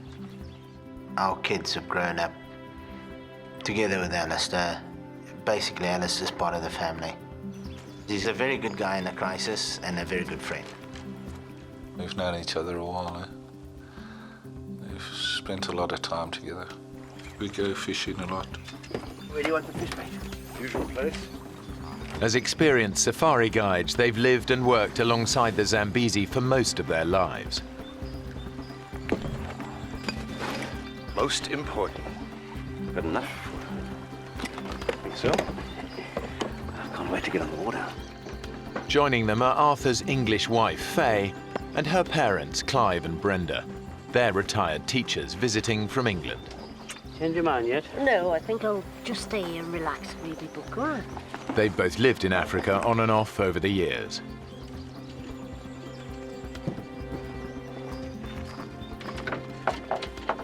This is the last chance for all of them to go out on the river together. Tomorrow, Faye and Arthur have to pick up their 2 children from boarding school. But even though she spent a lot of time in the bush, Brenda isn't keen on the idea of going fishing. My mum was anxious because she doesn't really like going on the boat. And she would rather have just spent the day in camp. I'm not going to go if you don't go. If she doesn't come, the crocs will be safe. My mum is a pretty strong personality, and you certainly don't mess her around. You'll have to give me a hand in here. Because it was the last day of the holiday, she finally agreed to come with us. Okay, all aboard.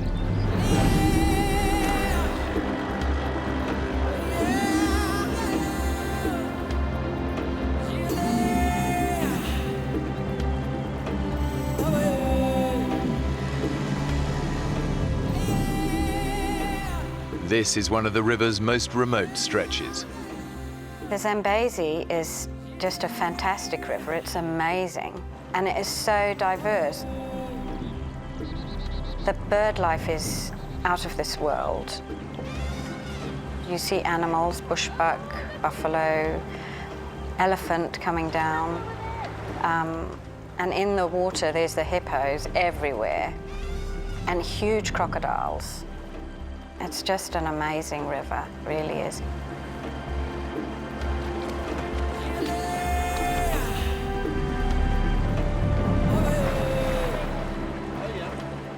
It was all very relaxed atmosphere. Very carefree, nobody had a worry in the world. You want to try catch some fish, Brenda? Oh, no, I'm not good at that. Come on. Come on, it's easy.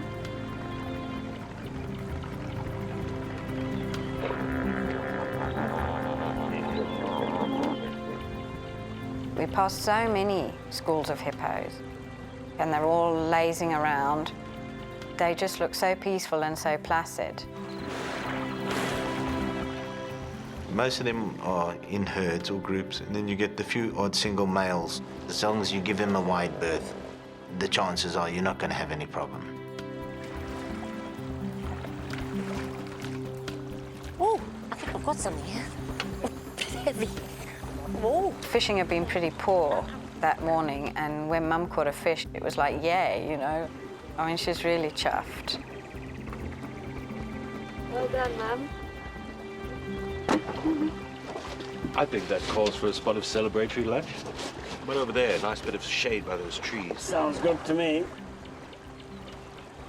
What's the time?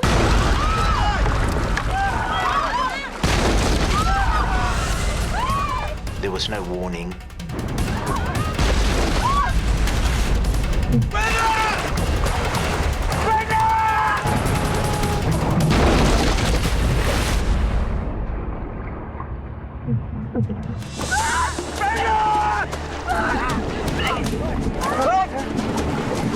Come on! It's coming! Hit me!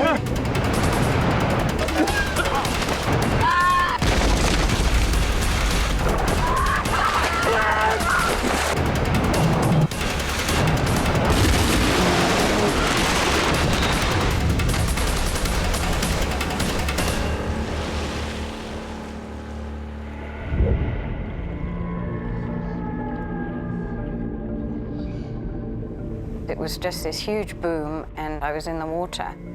I think my subconscious was saying, this is it, this is the end.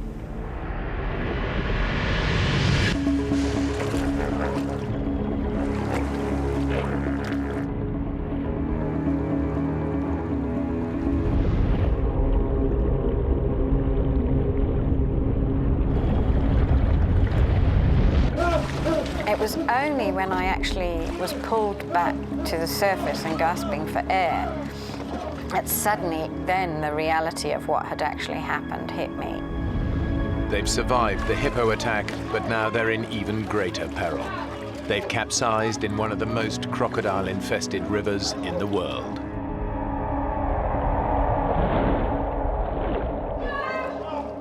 To think about, you know, my bare, dangly legs It sent a chill through me, thinking that any moment now, one of us would be taken by a crocodile.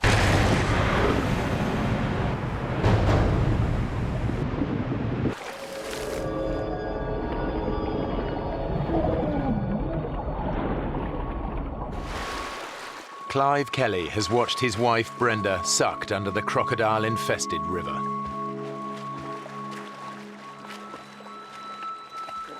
He has no idea if she is alive or dead. Brenda! Brenda! Where are you? Although Clive can't hear them, his wife, along with his daughter Faye, her husband Arthur and their best friend Alistair, have all surfaced underneath the boat. Brenda! But the group's immediate danger is not crocodiles. The current is actually so strong in that part of the river that it actually swept us out from underneath the boat. The Zambezi is famous for its unpredictable and deceptively strong currents. Many people drown in its eddies and whirlpools every year. The one thing that I thought of was the fact that my children could have been with me and that I would have lost them because they would have been just thrown out of the boat. You know, they would have just been gone. Brenda can't swim very well.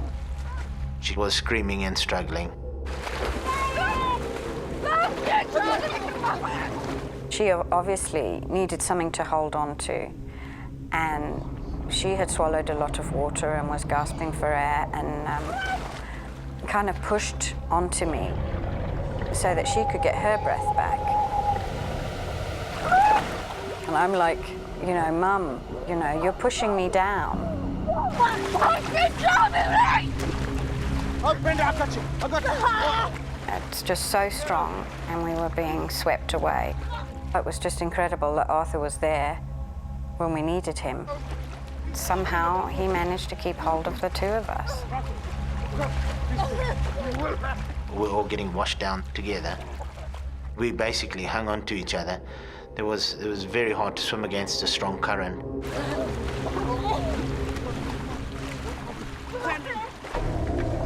The boat has become snagged in the middle of the river. Just relax, Brenda, relax. Clive and Alistair are able to cling on to it while the current drags the others downstream. Clive and I, we couldn't do much. We sat on the front of the boat and we watched them. I had no idea where we were going. All I knew was that we were being swept away. The current was really, really strong and was just sweeping us down. We were trying to make our way to shallow waters. We knew it was our only hope of survival. Luckily, the current actually took us towards the middle of the river, which was slightly shallower. It's a sandbag. There was a submerged island.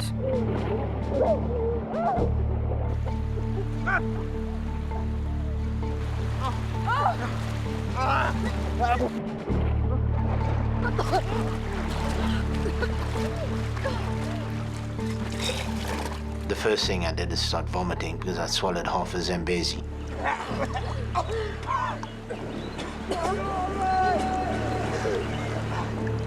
Alistair has seen his friends struggle against the current. He knows Clive would find it virtually impossible to make it to the sandbank. Clive can hardly swim, so it was difficult because he couldn't say, hey, swim over to the sandbank or do this or do that. We just had to sit down and settle down onto the boat. Arthur, Faye and Brenda aren't much better off. When we finally got to where we could stand, it was kind of a relief, but we knew that it was just a temporary relief. The river is full of crocodiles and very huge crocodiles that would have no fear of man. And I believe most of those crocodiles in that area just look at you as a food source. So definitely there's a big chance you will be eaten. From his position on the boat, Alistair assesses the situation. The group's chances of being rescued on this remote stretch of the river are slim. He knows that every year hundreds of people die of crocodile attacks on the Zambezi. As the only single man in the group, Arthur! he takes a calculated risk. I'm going to swim to that bank and get help! Don't risk it up!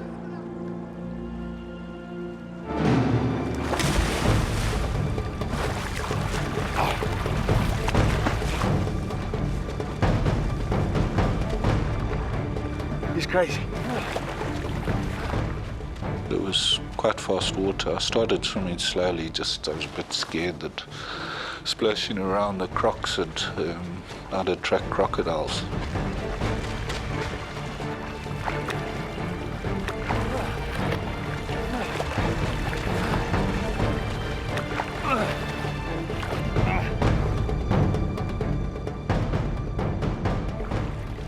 I was probably swept down 300-400 meters. I was pretty tired by then.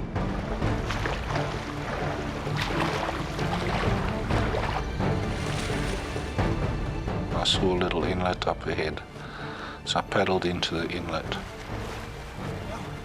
Out of sight from the others, Alistair finally reaches the safety of the riverbank.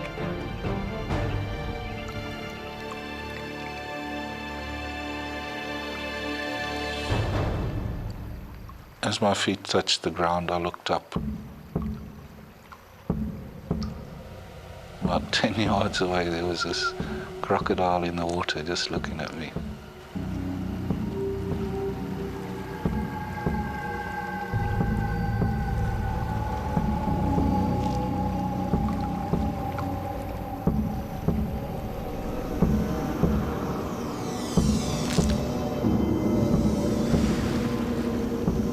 It was scary.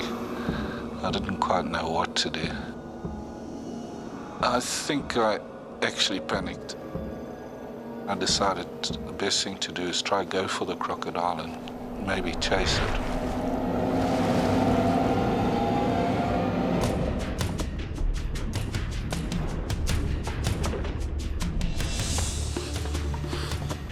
I went under the water just to try to see where the croc was.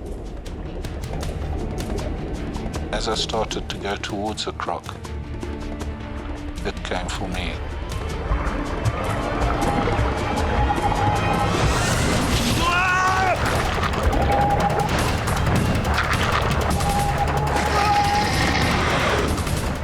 It was going for my legs, and I pushed it away with my left hand. Its teeth cut my left hand up a bit, and it disappeared.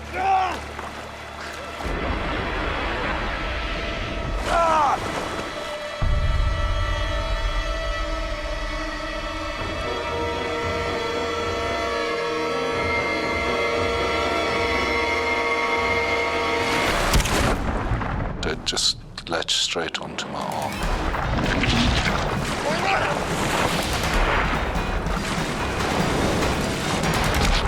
It was just trying to really tear my arm off. Alistair is trapped in a death roll, a spinning maneuver used by crocodiles to drown and dismember their prey. I was getting pretty weak. I thought it was over, I really did. I couldn't see any way of getting out of it. His right arm trapped in the crocodile's jaws, Alistair thinks of one last thing that might save him. I took my left arm and tried to get it inside the crocodile's jaw. They've got a flap in the back of the throat which keeps the water out when they're underwater. I tried to reach that.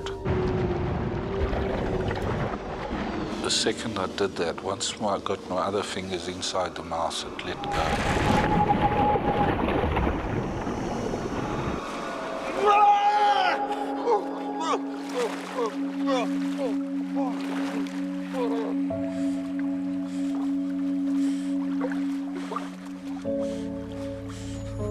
The savage attack has broken Alistair's arm in 3 places. His shoulder joint has been ripped from its socket. I was pretty scared I was going into shock. I was very weak. I lost a lot of blood. All he can do to stem the blood loss is to make a tourniquet.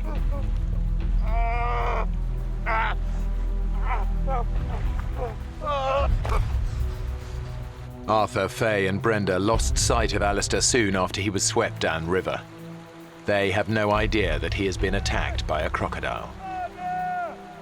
I distinctly heard him shouting, "Oh my God, oh my God." And we just thought he was exhausted and was just kind of relieved that he'd got to the other side.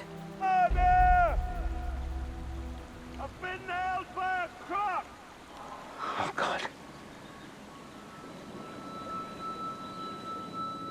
It was just such a terrible feeling. We weren't sure whether he'd lost an arm or a leg or where he'd been bitten. Where? How bad? How bad are you hurt?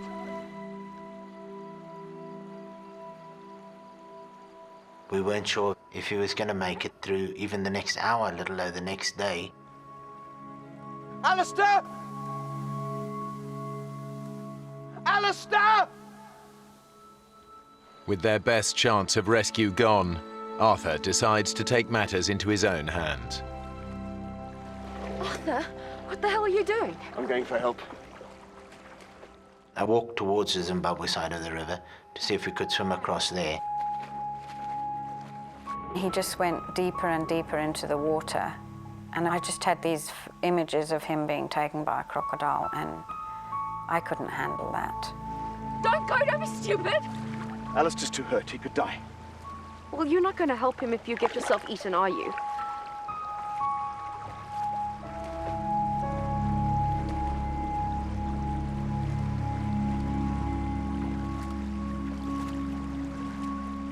On the bank, there were several crocodiles laying there, so I wasn't about to jump in over there. And so I decided to return. He realized that it was impossible.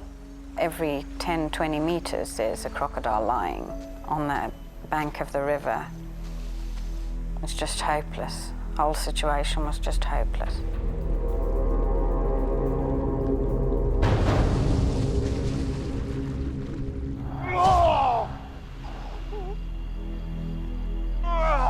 Although Alistair is clear of the water, he is still vulnerable to attack. I was worried about the croc coming back again. I wanted out of there as fast as I could.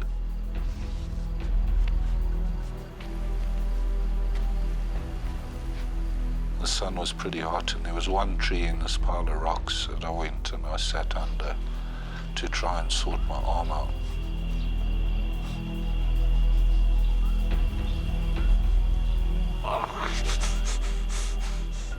Alistair's natural painkillers are beginning to wear off. He's feeling the full force of his injuries. The slightest movement is agony.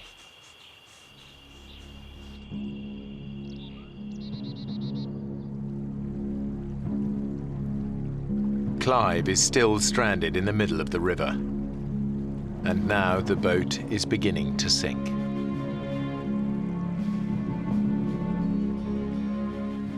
Can't stay there. He left us onto it. Dad! You're gonna have to come over to us! I know. My dad had no choice but to swim, because if the boat went down in the night, then he would just disappear. He wouldn't have stood a chance.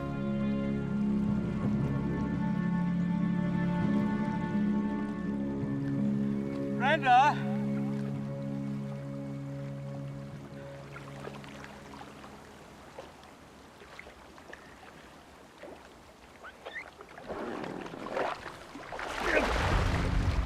It was just such an awful experience to watch, and terrifying, not knowing at any moment when he was going to be taken by a crocodile. Come on!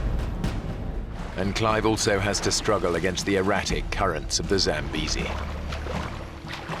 Although he was swimming as much as he could towards us, That's it, Dad! he was just going further and further away. Oh, God.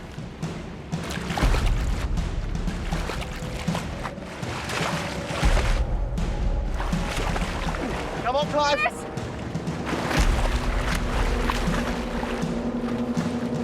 seemed to take forever. Greg, keep at it.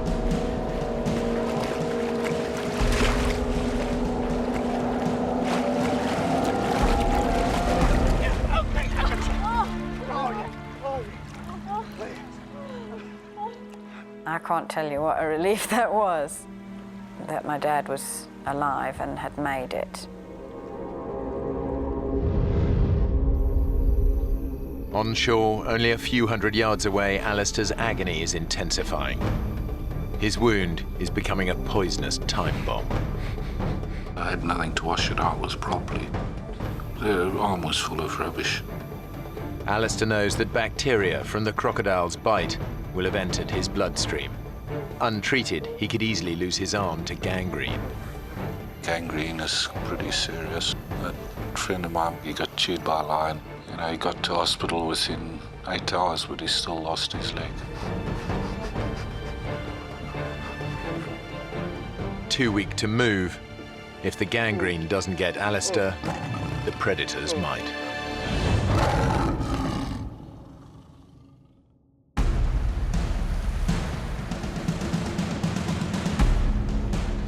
Stranded in the middle of the crocodile-infested Zambezi, the others know they've lost their only chance of rescue.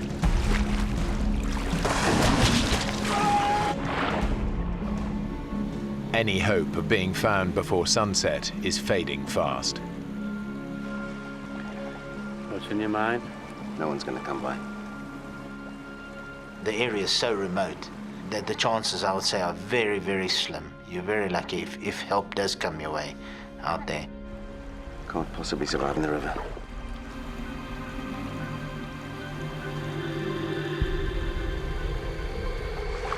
What you two whispering about? Arthur wants to swim for it. No way, we've been through this already. We've got to do something. There are too many crocs. Yeah, we can't just sit here. Arthur, wait. Arthur thought that he may try and swim towards the Zambian side so he could see how badly Alistair was injured. But I knew that I couldn't bear him to go. That I would not be able to make it without him. Please. Maybe we could all swim together.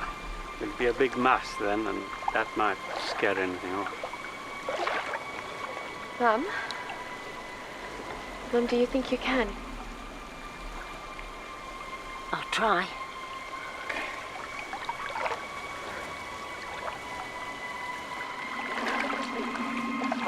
But I found it very, very hard to get back into the water.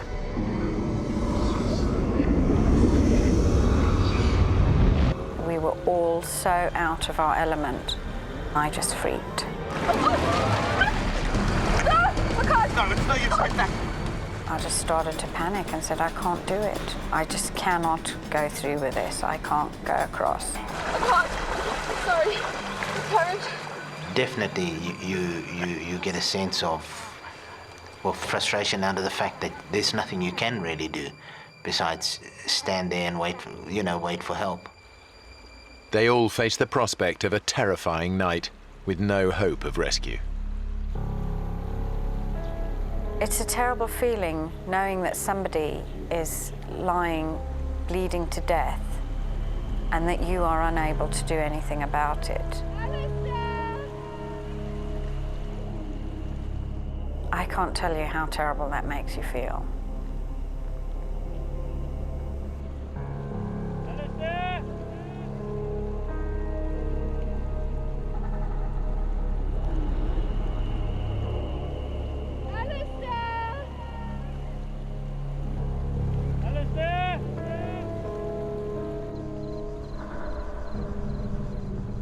We shouted across at him until the sun started going down. And then the hyenas started calling. When the sun went down, we all decided not to call to Alistair. If he had called back to us, it would have just alerted any predator within range that Alistair was there.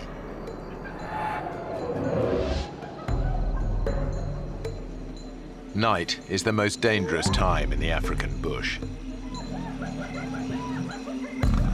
Leopards, lions, and hyenas can detect the scent of blood from several miles away. I could hear the lions calling and the hyenas, but when they stop, you don't know where they are, because you don't know if they come in your direction or going away. I thought I could be in for a tough night. I just got these stones together so that if something did come up that night, I could at least throw a rock at it.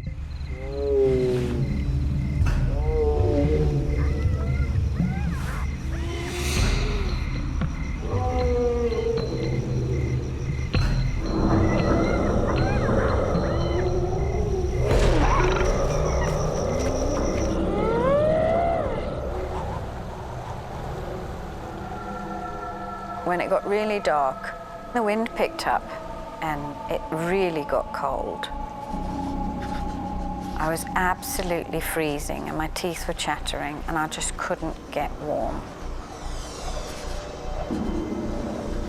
It was extremely cold.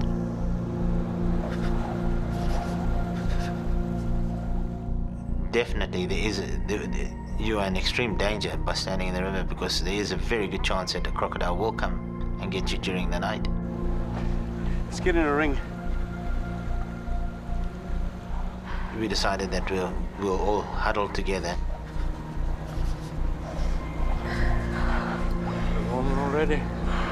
Gotta try and keep a lookout on all sides. The more sets of eyes you got looking all around you, the more chance you have of seeing a crocodile coming from behind or from the left or from the front. So we're all looking in different directions, just in case the crocodile came from another side. We were straining to see into the water, and all the time you're thinking about crocodiles. Those huge snapping jaws, you know, gaping mouths. It was just a terrifying thought. What's that? What?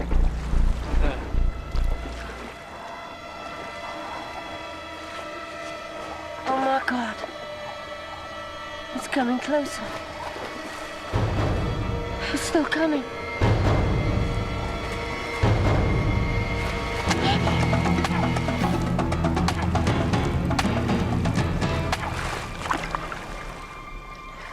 Oh. Bloody cross. In the tiny bit of light that there was, the vegetation that was coming down, branches, clumps of reeds, all of them looked like a potential crocodile. We were all very vulnerable. And yet the worst thing was not knowing what had happened to Alistair or if he was going to make it till the morning. The hyenas started coming closer. The lions moved closer.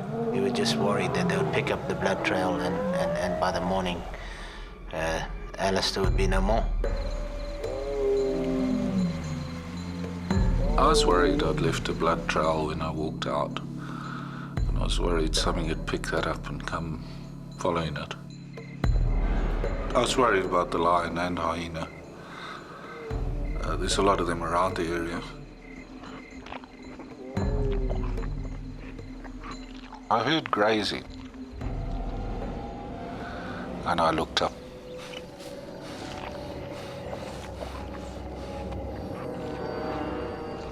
And I saw the buffalo. I was looking right at it, it looked at me.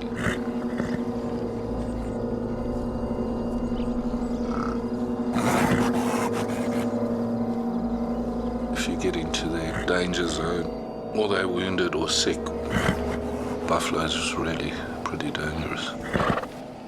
Kill a lot of people every year.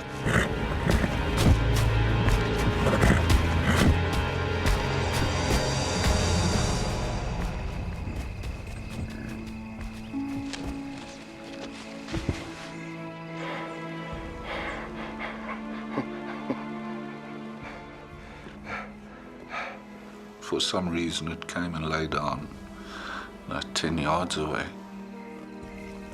I just can't believe it happened. It's just so totally abnormal behavior. Normally, they'd never do anything like that if they're a human being around. That thing lying there was just amazing. It was just like a little sentry lying there, big sentry.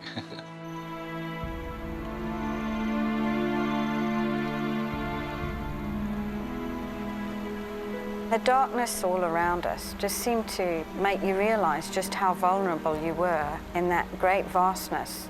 You were a nothing, and things were just out of your control.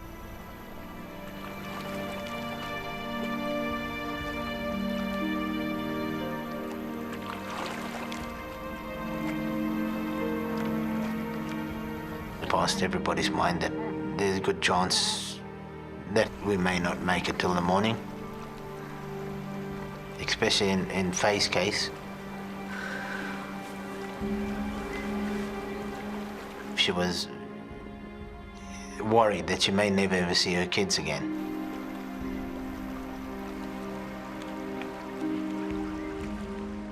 At the time, I daredn't even think. And when I did, I just went cold. It was just such a terrible experience.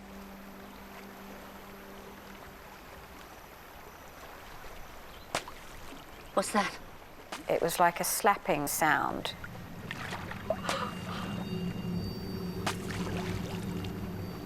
Arthur said that is a crocodile slapping its tail, and it's not far from here. You could distinctly see it was a crocodile.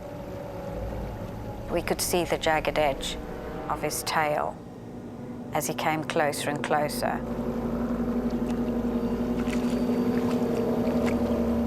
Suddenly everything is awake. Your ears, your eyes. Big panic. Wait, look it. When something is coming directly to you, you fear the worst. Wait, look it.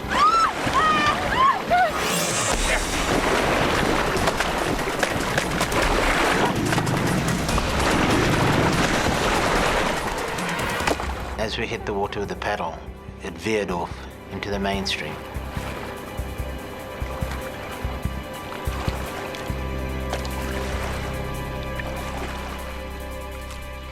We were on tenterhooks after that, looking around in case another crocodile did come by.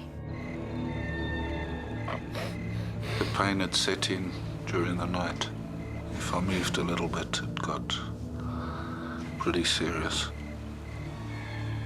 If I stayed in one position, I was fine. Alistair knows the worst thing he could do now is fall asleep. If he does, he could slip into unconsciousness, and with wounds this serious, his body could shut down and he could be dead by morning. But he's lost a lot of blood. He can't keep himself awake.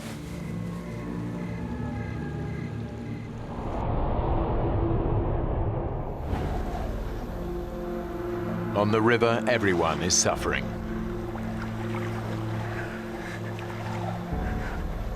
Standing for such a long period of time, we did get really tired. Our backs were aching. We were freezing cold.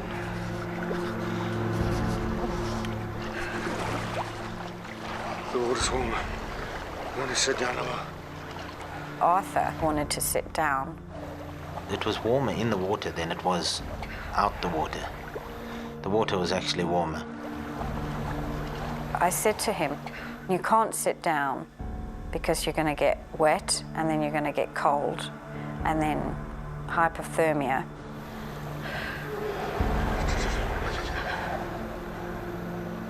I said, we've just got to get through this. We've got 2 children to think about and they need us.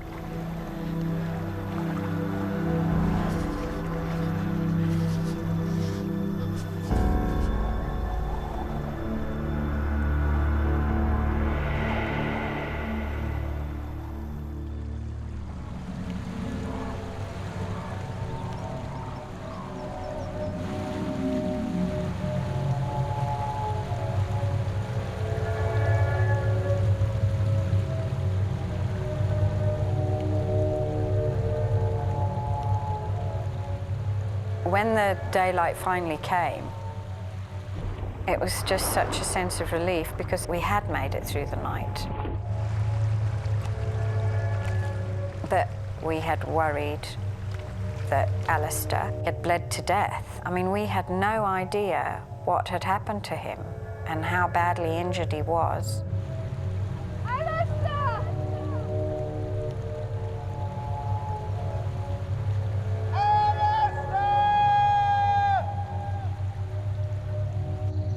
That was such a terrible feeling because you always think of the worst.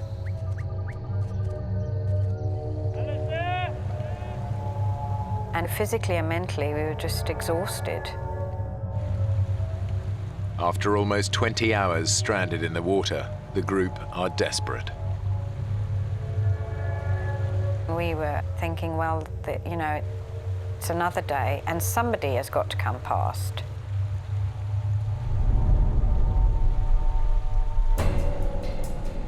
What's that? There. There. There. We saw some white dots on the horizon. They're coming this way. It looked like a white boat, and we were just thrilled.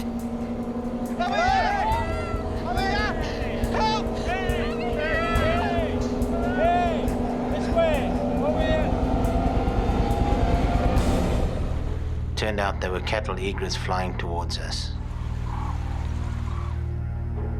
And our hopes were shattered.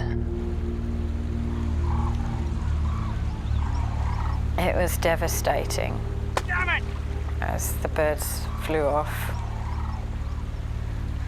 Just felt so helpless, completely helpless.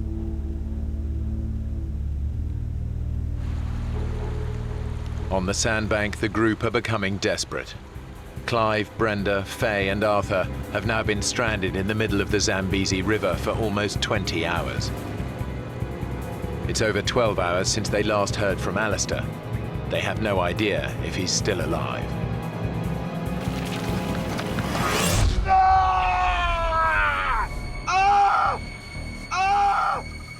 There was this pain, just like needles all over the place, especially on my arm.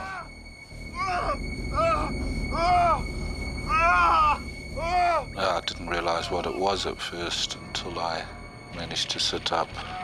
And I realized there were ants biting me. These safari ants.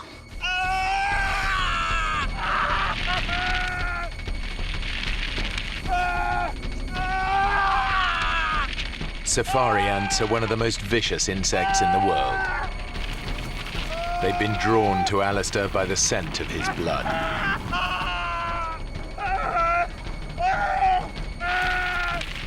But their bites trigger a surge of adrenaline through his body, snapping him out of unconsciousness and probably saving his life.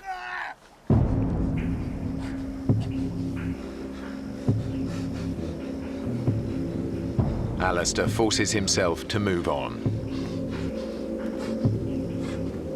It was tough going. I couldn't stand up. I had to sort of bent over, using my left arm on my knee to try and keep support.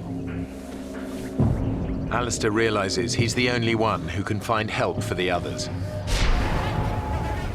But it's now 24 hours since the crocodile attack. He's lost a lot of blood. He's weak and disorientated.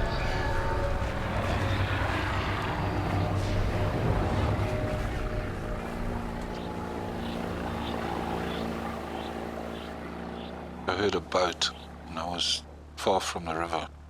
I thought I'd never get down to the river in time.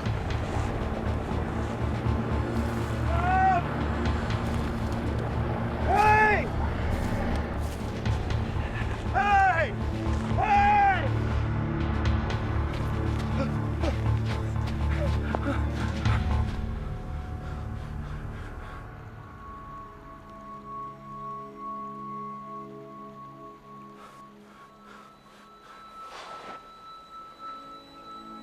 There must have been an aeroplane or something, because it definitely wasn't a boat. Despite the threat of crocodiles, Alistair loses consciousness. On the sandbank, the others are beginning to lose hope.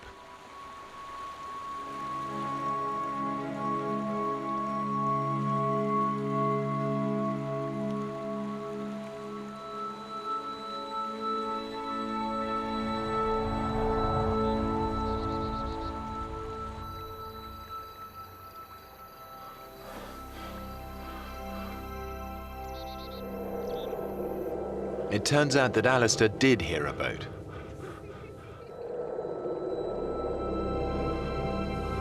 I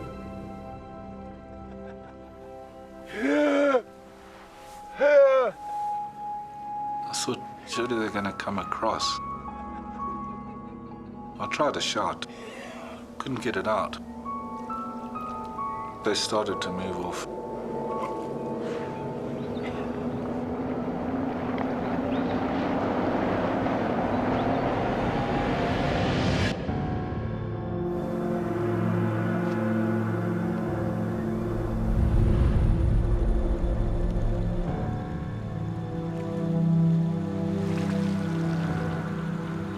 On the river, his friends can do nothing but await their fate.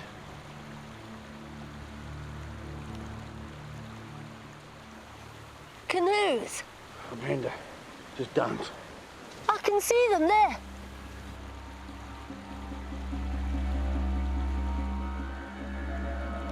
There.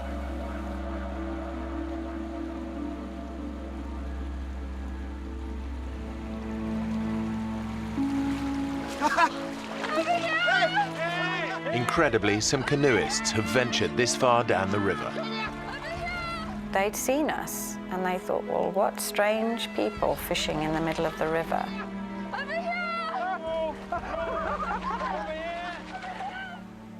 I can't tell you how that felt, really. I mean, it was just a sense of relief. We were going to be all right. It was also still worry for Alistair. We hadn't heard from Alistair for several hours.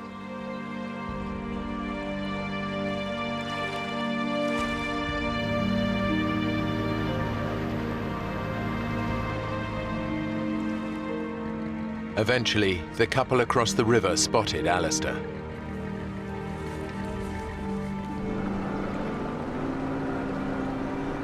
They took him to safety, where he was reunited with the others. Despite his terrible injuries, surgeons were able to save Alistair's arm.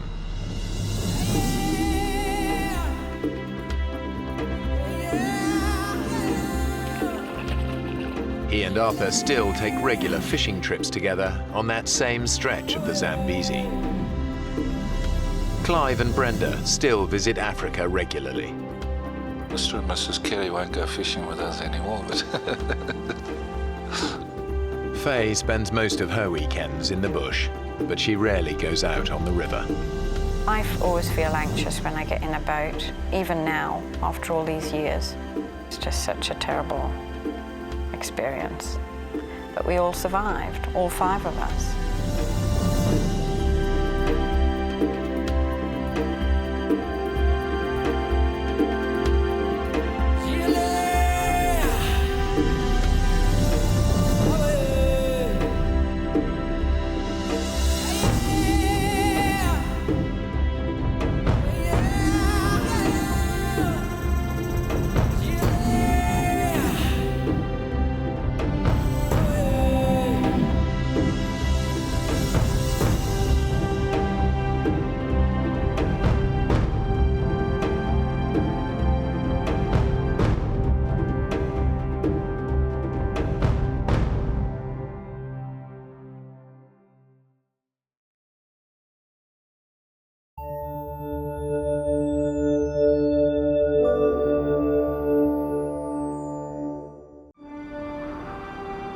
Three British mountaineers attempt the climb of their lives in Alaska. But within sight of the summit, the weather stops them in their tracks. Steady! When frostbite threatens the life of one climber, the others must decide. Stay together and hope for a rescue that may never come, or leave their friend behind. If we leave Nigel here, he dies. One man risks his life to go for help alone. But tragedy strikes. He faces almost certain death, knowing his friends have little hope of rescue. I've let them down. I've let my mates down, and they're probably going to die.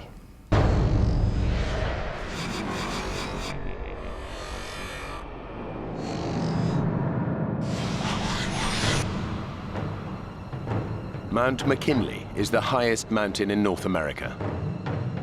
It stands in the Arctic Circle. It's one of the toughest climbs in the world. The team has set their sights on the 20,000-foot peak. They've been climbing for an energy-sapping 2.5 weeks and should be one day from the summit.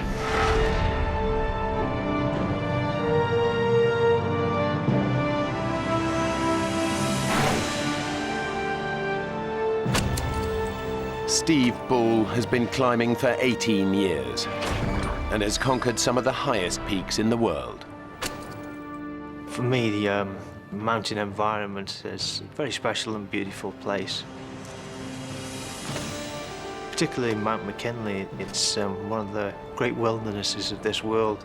It's been one of my ambitions for a long time. Anthony Hollinshead is Steve's best friend and his longtime climbing partner. Climbing is predominantly having trust in your climbing partner. It's paramount that you know what the other's doing. Nigel Vardy completes the three-man team. This is his first expedition with the others. He's an experienced climber, but he's never attempted a mountain as treacherous as Mount McKinley. I sometimes suffer a little bit with confidence, and sometimes I have to say, Nigel, you can do this, you'll be fine. Originally, Steve had the dream of climbing McKinley, and really we perhaps followed his lead.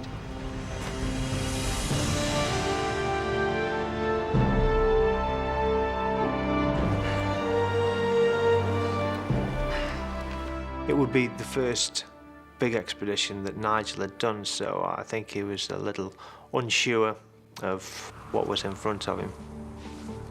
With Nigel coming into the team, it's obviously changes the team dynamics slightly, I suppose. Stephen and I were used to making decisions. Right, you ready? There's an awful lot of pressure to work together well, because you are reliant on each other. Absolutely reliant. There is nobody else there. Come on, let's get going.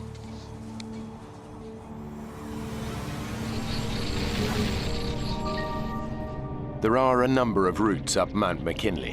One of the most popular is the West Buttress. But Steve, Anthony and Nigel have decided to tackle the much tougher West Rib route. After 17 days of severe climbing, they've reached their last camp at 16,000 feet. They aim to go for the summit tomorrow. The night before the summit bed, we're in the tent. We're all pretty high. I think we're ready for it tomorrow. Now, ladies and gentlemen, dehydrated meat or fish, or how about our lovely powdered vegetarian option? He is a real comedy character to know, is Anthony. Full of life, always got a good laugh. Hey, nice bit of colour you picked up today.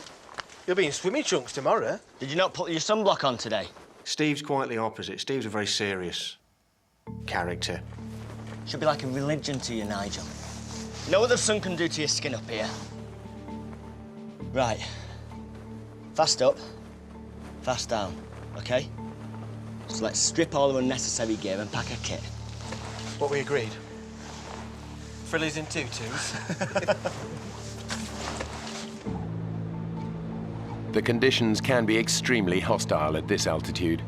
The team must be sure of the weather before they decide on making the challenging climb for the summit. Base to Jensen, weather's looking fairly good for the next 24 hours. Copy that, base. Good night. Good enough? We better get some beauty sleep then, eh? to infinity and beyond.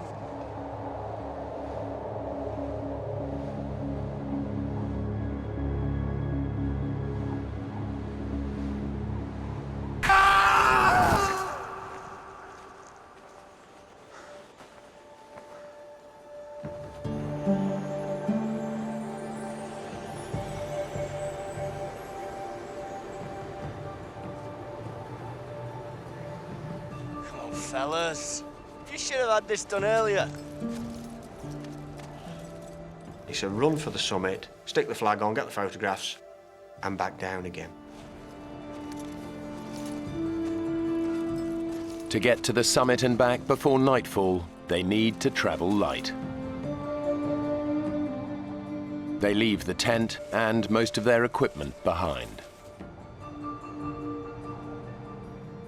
The climb to the summit is about 4,000 feet from here, maybe a little bit more, and it's a lot to do in this altitude, so we've got to go light and get back down before it goes dark. They now face one of the toughest sections of the climb.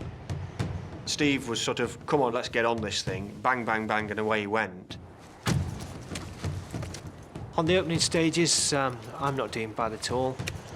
But as the day is progressing, I'm thinking that we're moving pretty slow and we need to keep it moving a bit faster. It takes us such a long time to cover this. The time's really ticking away. After hours of hard climbing, the team are already behind schedule. They've now reached an area known as the football field, a flat plateau just below the summit. But the weather is changing. As we walked across the top of the football field, the wind started to increase rapidly.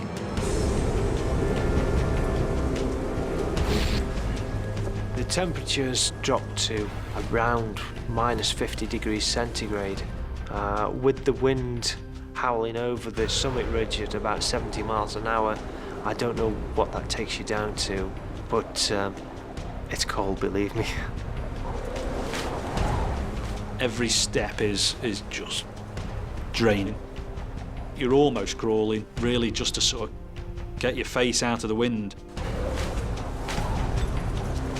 It can be like being hit with hailstones, frozen peas, if you've got exposed flesh.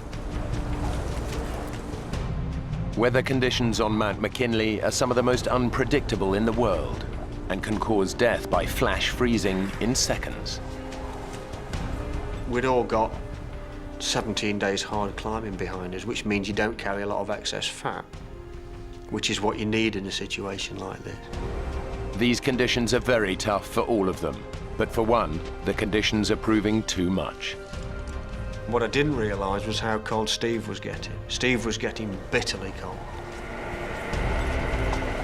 I can feel myself going down. I'm shivering, my teeth are chattering, my thought process is slowing down, I'm becoming lethargic. Steve, who is leading the team, is beginning to feel the effects of hypothermia. He's literally freezing to death. They're at over 19,000 feet, and the temperature is plummeting. At such altitudes, the impact of an unpredicted storm like this is devastating. Steve is suffering badly. Anthony and Nigel know that they have to get him out of the freezing cold. We need to look for shelter! Get somewhere safe, now! Finding anywhere to hide up there is very difficult. You really are out on your own. Right! Up there! By the grace of God, we found a crevasse at the base of the summit cone. We took our ice axes and opened the face of it up, which was very hard work. I can feel myself going down. I'm shivering. Hypothermia is going to come soon if I don't get out of this wind.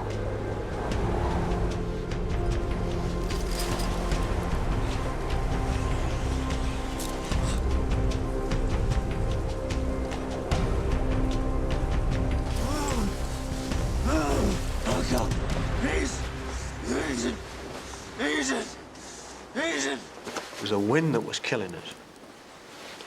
And once we were in there, I'm not going to say it was warm, but it was warmer. Oh, God. Please. Easy. As the cold's taken effect, your mind's slowing down, your reactions are slowing down, thought process is slowing down. So I'm relying then on others to take care of me. Easy. I need you to hug me. I need you to get some warmth into me. Steve asks me to sort of cuddle him, keep him warm, really. You ever tell anyone about this at climbing club? And you're toast.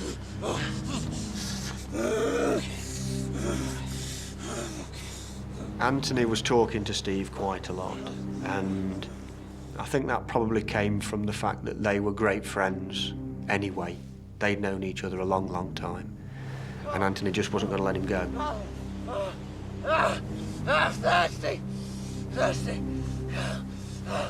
Give us a drink. Nice drink. Let's see what we've got here.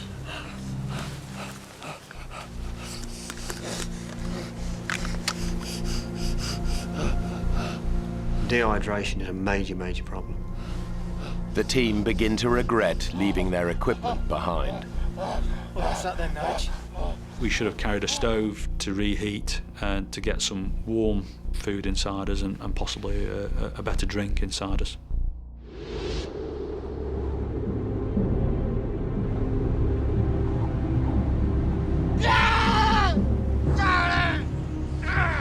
It's all right, man. It's all right. Just calm down. I'm here, all right? So shh. We got to radio for help. Get them to send help. We'll never get Steve down on our own, not in the state that he's in. We've got no choice. Oh, he's still shivering and moving. That's a really good sign. Nigel and Anthony know that Steve would want to carry on, but they now must decide if they should call off the climb and send out a mayday call. It's a very difficult decision to actually decide that we've got to make this mayday call because we don't know how Steve's going to react.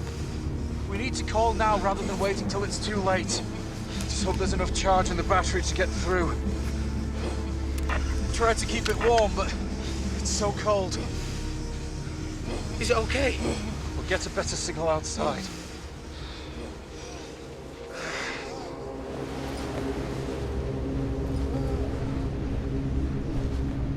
Base camp! This is Expedition Denson. Do you copy?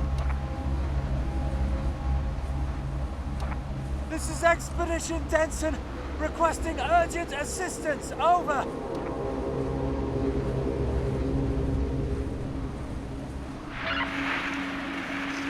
This is Base Camp. Base Camp receiving. If you're trying to reach us, we can hear your button being pressed, but no voice transmission. Repeat, your button, but not your voice.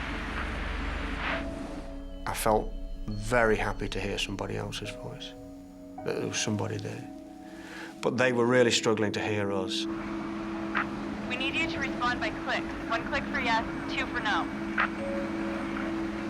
And so they started off, are you this expedition? 1 click for yes, 2 clicks for no. Are you Expedition Zambezi? We just went down until they got a click for yes. Are you Expedition Denson? And at that point, they've got who you are, what route you're climbing, next of kin, equipment, all this information they can use. The storm is too bad to rescue you tonight. We need you to call again in the morning.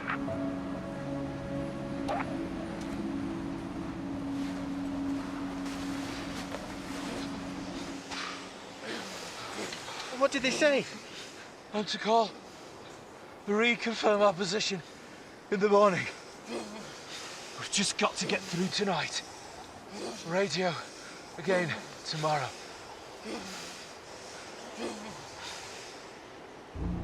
Steve? Nige! Steve, stop moving! Steve! Steve!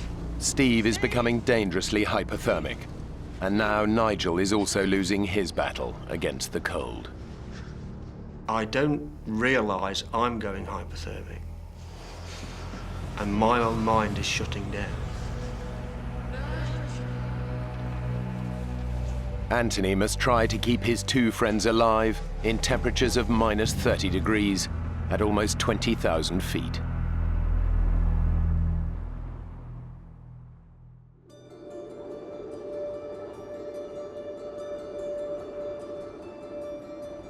It's been a long night, but eventually Anthony emerges to see if the weather at least may be changing for the better.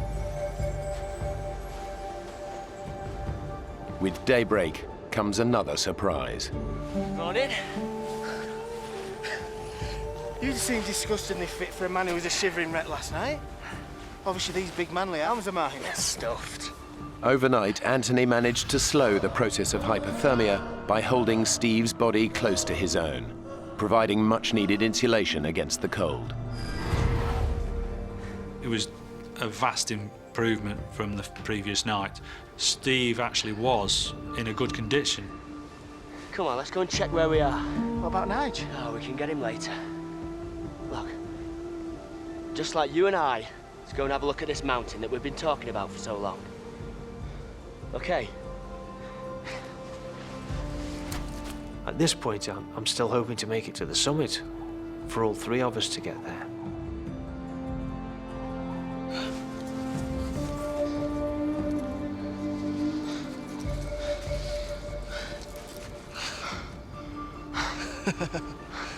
Will you look at that?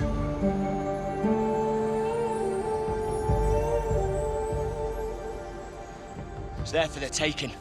Come on, let's go for it. Steve, last night you were pretty bad, you know. Nigel thought, we both thought that he should radio a distress call. What the hell did you do that for? And what did they say? Nigel went outside to make the call. He said the radio didn't seem to be working. One last push and we're there. So let's get back radio base and tell them that we're all fine now. I'm sorry, mate, but you were a real mess. It's fine. Really. Let's just get back, get Nigel, radio in and push on.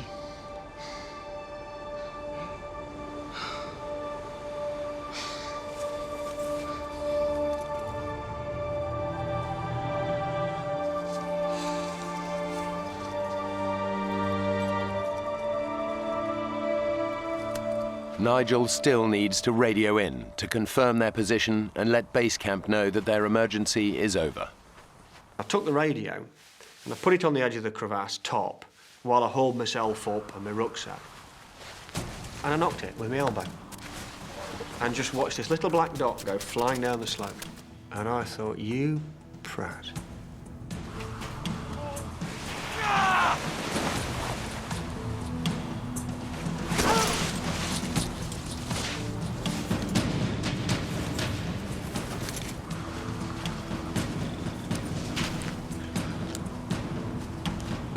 Base camp, this is Expedition Denson. Do you copy? It's dead. Which was a hell of a thing to realise. Base camp, this is Expedition Denson. Please come in. Your only means of contact with the outside world was gone. And it's the one thing that could save you, is being able to talk to people.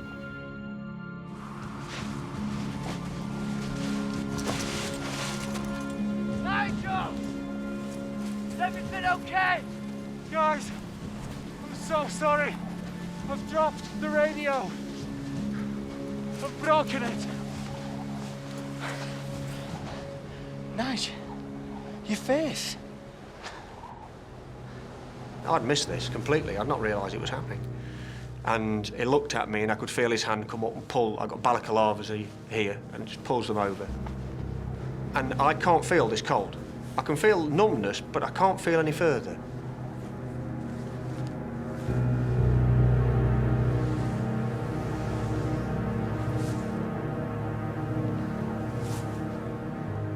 I look at Nigel and I'm shocked. He's in a terrible state. The day before, he got sunburnt on his cheek, and overnight frost must have got into this because his face was swollen up the size of a football. I don't know how long he's going to last. We've just got to get him off. Let's get you inside, eh?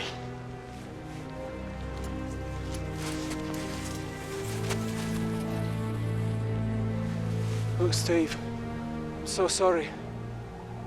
Maybe the two of you can push on.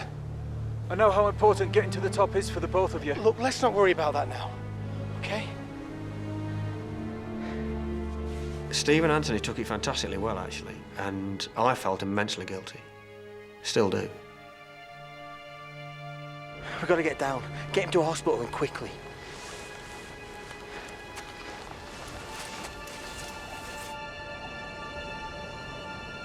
The mountain will be here next year, be here the year after. If we leave Nigel like this, he might not be. We've got to get down. With the radio now broken, all chance of communication is gone. It's a race against time for Steve and Anthony to get Nigel down the mountain. As soon as they start their descent, the team realize that Nigel is suffering from more than just frostbite. When we set off back, it's obvious that Nigel is struggling, and we didn't realise that his eyesight was quite as bad as it was. The swelling on Nigel's face has forced his eyes shut. He's becoming weaker and confused, slower with every step.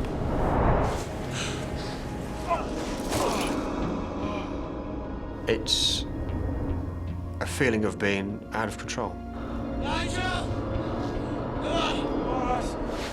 Keep moving! He was falling over and tripping over. It was painful to see. Steve was starting to cool down as again, and that was becoming a concern for Steve. I am worried about both Steve and Nigel at this stage. Left out. Put it round me. Go on, fellas! Keep the pace! Come on! Put it round me. Come on! Come on! The temperature has now dropped to around minus 30 degrees. Nigel is slowing the team down, and Steve knows that it won't be long before he again succumbs to the cold. We've got to get down. We've got to get somebody down now and organise a rescue.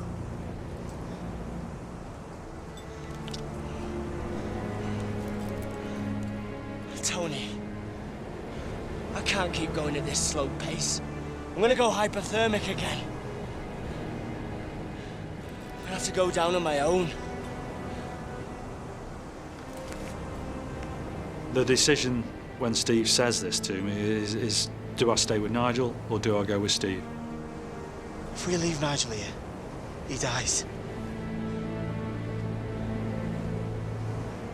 I didn't think Nigel was in a fit condition to sit it out on his own. I don't think he would have lasted very long if he'd been left to his own devices. You're the only one who can make that descent on their own. It's up to you, mate.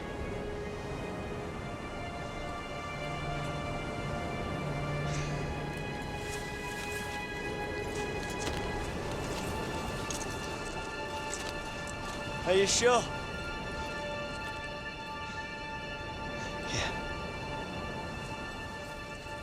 It's very selfless of him to stay with Nigel. You be all right? Will you? See you later. Steve.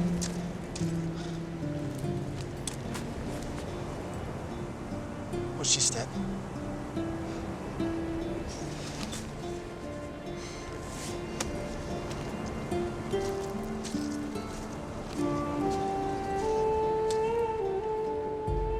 Somewhere in the back of my mind, I can hear some mumbling going on.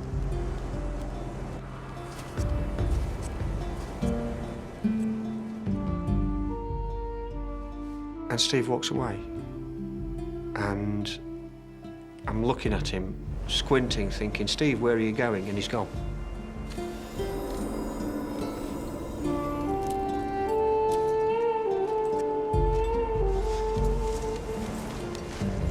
Nige, we're just gonna settle ourselves here for a while, okay?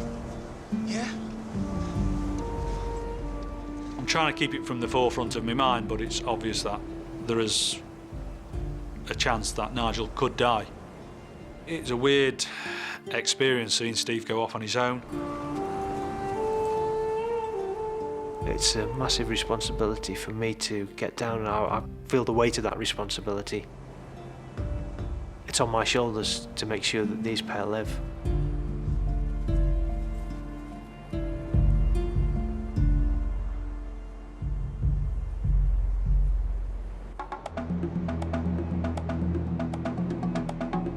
Steve believes the lives of his friends now depend on him, successfully making the treacherous descent down the mountain alone to raise the alarm. He's decided to descend by the more popular West Buttress route, where he hopes he's more likely to meet other climbers. But it's not the route the team used for their ascent, so Steve has no experience of it. The pressure's on to get down really fast now, but I can't pick out where the route's going. I'm worried at this moment that I'm not going to be able to get down quick enough for Nigel.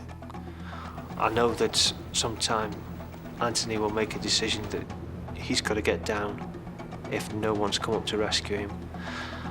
And I'm worried that if he leaves that decision too long, he too is going to die up there. I need to get down as fast as I can. Steve knows he has to find the most direct way down, no matter what the risks.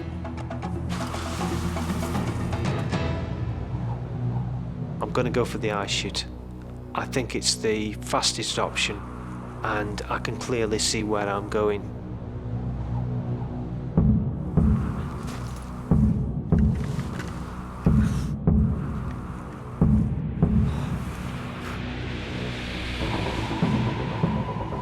Down climbing is much harder than up climbing, and when you've not got a rope on or someone to care for you up above, the risk's high.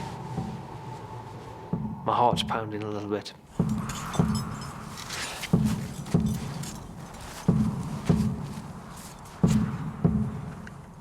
Everything seems firm, everything's holding. Okay, big breath, come on, let's go. Good. Solid. Okay. Have a placement. It's good. Solid. Good. Solid. Good. Solid.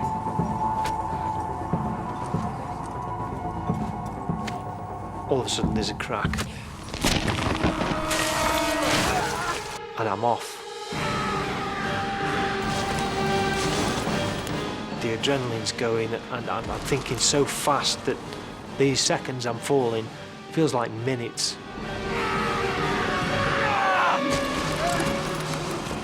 There's absolutely no way I can plant this ice axe to stop my fall. It would just rip my arm out of the socket. I need to stop.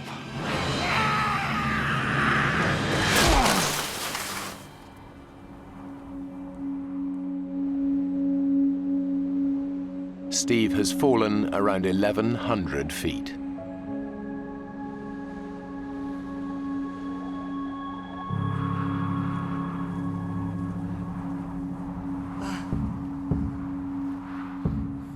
Oh, I can't believe I'm still alive. The fall should have killed me.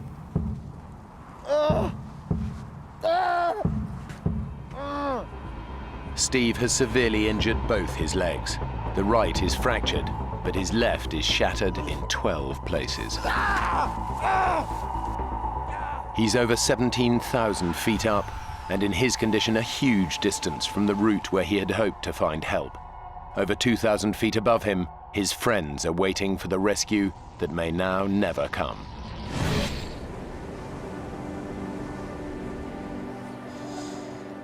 We still can't eat or drink anything, and this is almost 36 hours after we'd set off. So, you know, it's a long time to go without taking anything on board. There is little we can do to stay warm without using our energies up. Not knowing quite what the next step is going to be. And we're telling kiddies jokes, which aren't very funny. How do you keep a dog from smelling? Hold his nose.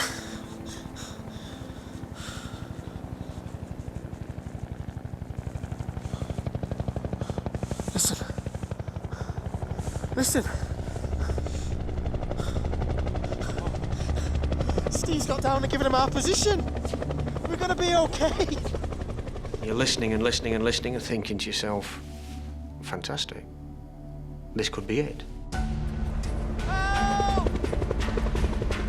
Help! I can hear helicopters. You can hear the chopper blades coming round and round the mountain. Help! Thinking to myself, are they looking for us? There's a rescue party coming up the mountain now, or we're going to be safe.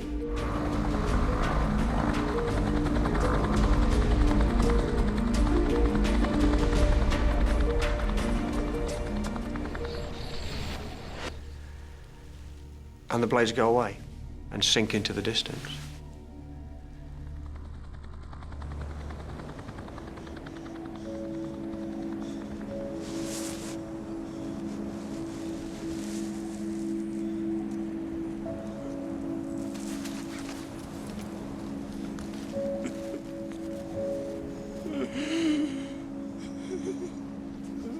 At this kind of altitude, a helicopter rescue is virtually impossible. Whatever they can hear, it's unlikely that it's deliverance.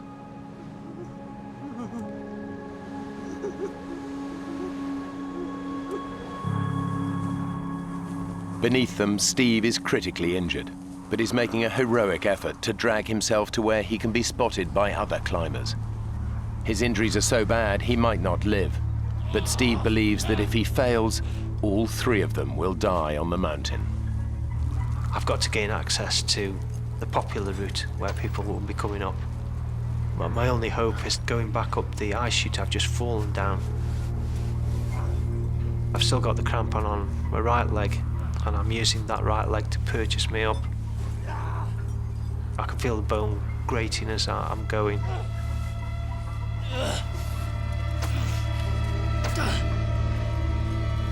I get so far up, and my crampon slips, and I'm sliding back down again. On the way down, I bang my left leg.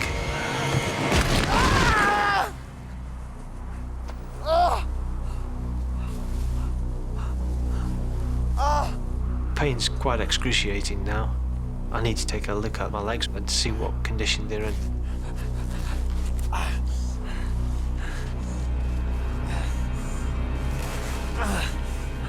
I roll up my trousers.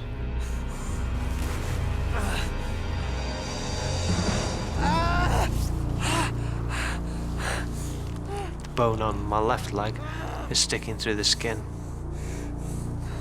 I'm really concerned now that I might bleed to death. And try to put pressure on the wound to stem the flow. Now I'm pressing down onto bone end and just raw fibres showing through the skin.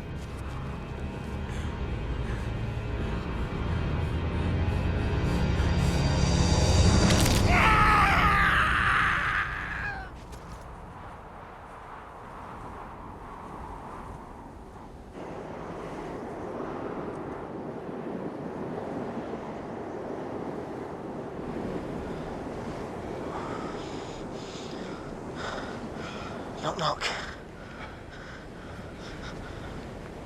Who's there? Lettuce. Lettuce who? Lettuce, and it's freezing. Sorry. That's bad. I feel very helpless. I really do. And to have somebody there with you is fantastic. He's being like a nursemaid and being a very, very good one. Frostbite has started to affect Nigel's hands and feet. They're deteriorating fast.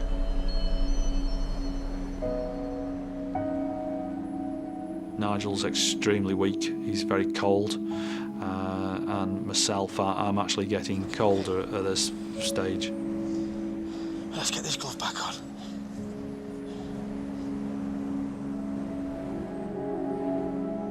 As time ticks on now, I am becoming a bit disconcerted about being out another night with Nigel in a very weak condition. Come on now. Won't be long. Could be on the way any minute.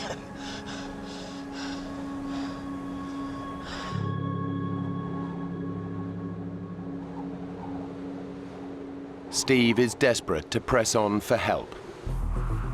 He must splint his leg to keep going. I tie my ice axe around my leg to try and support it.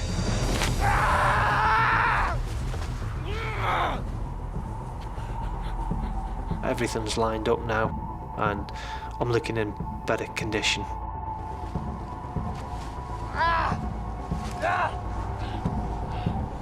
Now comes a big test. What am I going to do? If I don't put my weight on the leg, I'll never know, I'll never get off. Gotta give it a go.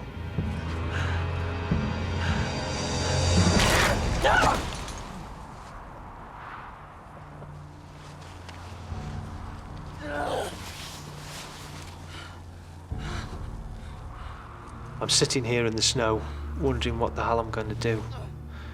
I can't stand up and walk. I've tried crawling.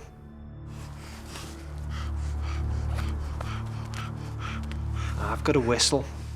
I start to blow my whistle in case there's anybody just the other side of the rib. I'm sitting there thinking, what else can I do to attract attention? I've got nothing else. I've let them down. I've let my mates down, and they're probably going to die.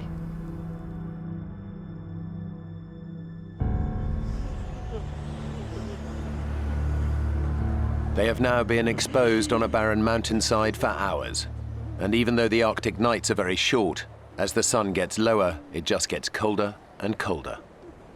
It's getting close to sort of 9, 10 o'clock, 10:30 time, where I'm starting to realise that at that time of the day, it'll be very unlikely that a rescue party will come to us. And as a result, it's starting to hit home that we could be out in a very exposed area for a second night.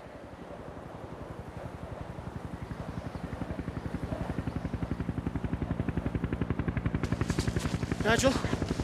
Nigel?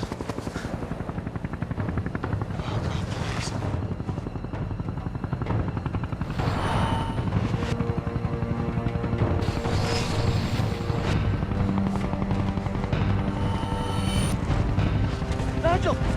Look!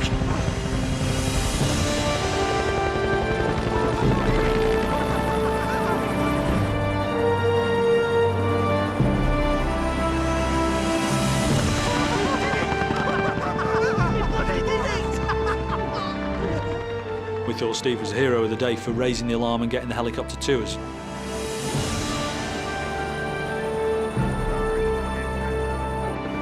At 19,500 feet, this is still the highest helicopter rescue on record in North America. And it was only attempted because of Nigel's Mayday call the previous night.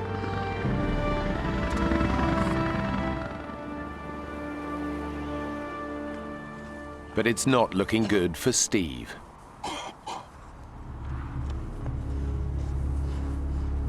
Night is beginning to fall, and in these temperatures, Steve knows he'll be lucky to survive the hours ahead.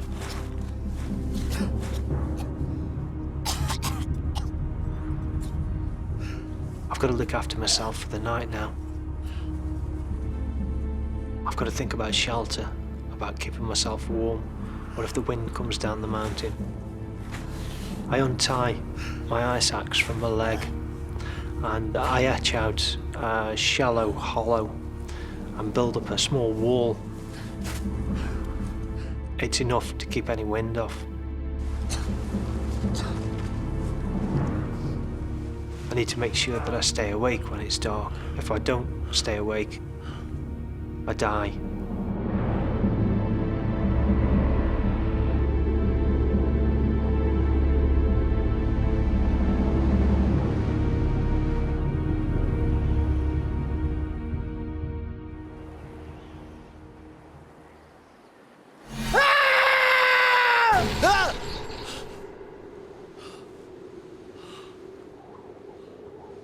This is it. The sun's gone down. If I think about 4 hours in the dark, temperature's down to minus 50 centigrade, and surviving it, it's a long, long way to go. Steve's body is succumbing to the cold. He tries desperately to stay alive. I'm thinking about my family back home in England. That's keeping me going. I want to see my family. I want to go home to them. I've got to stay awake.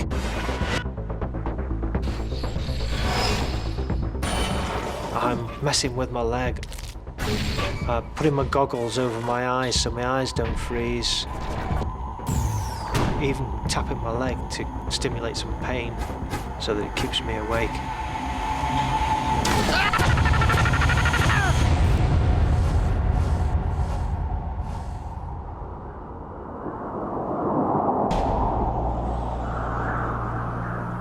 Climber Steve Ball has had an horrific fall on Mount McKinley.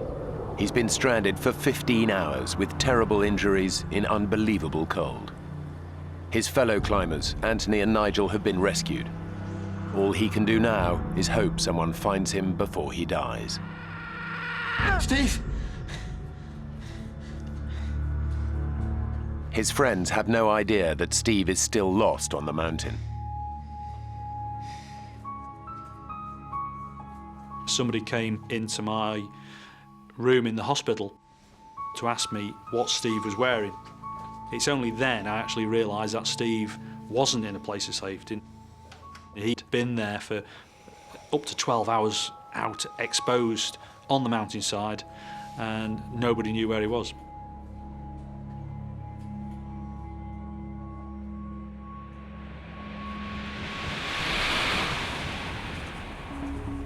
Climbers have now been alerted and are out searching for Steve, but they have no idea where to look for him and have little hope of finding him alive.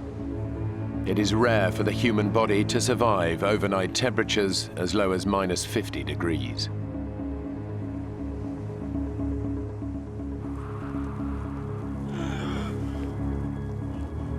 I can't feel my feet anymore.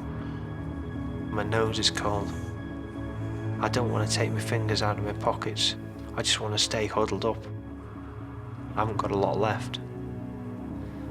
I'm starting to lose it.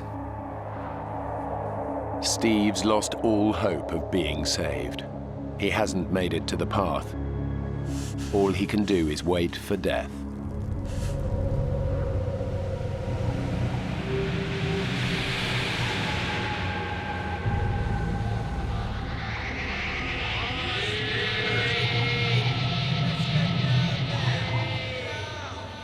I'm hearing voices, and I don't know who it is. I think I'm dreaming. But it's not a dream. These voices are real.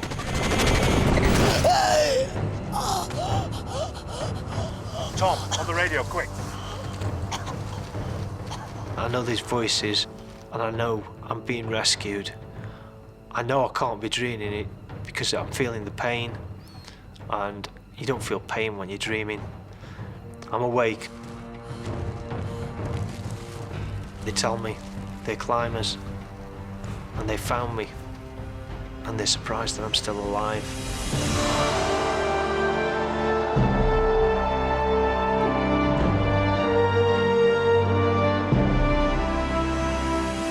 I'm cold, but I'm alive, and I'm going to stay alive. I want to go home.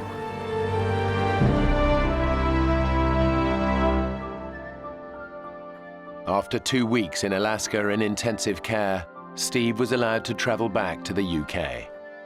He spent a further 6 months in hospital and another 2 years in rehabilitation. My frostbite injuries resulted in amputations of all the fingers and thumb on my right hand, my left hand mid-palm, the left leg has gone below the knee, and my right foot has gone mid-foot, and of course a little bit of nose. Anthony and Nigel both suffered from severe frostbite. Anthony lost 2 fingers. Nigel lost all his fingers and all of his toes, as well as needing skin grafts to reconstruct his cheek and nose. I've managed to travel the world numerous times since all this happened and go into the Arctic, the Himalayas and climb.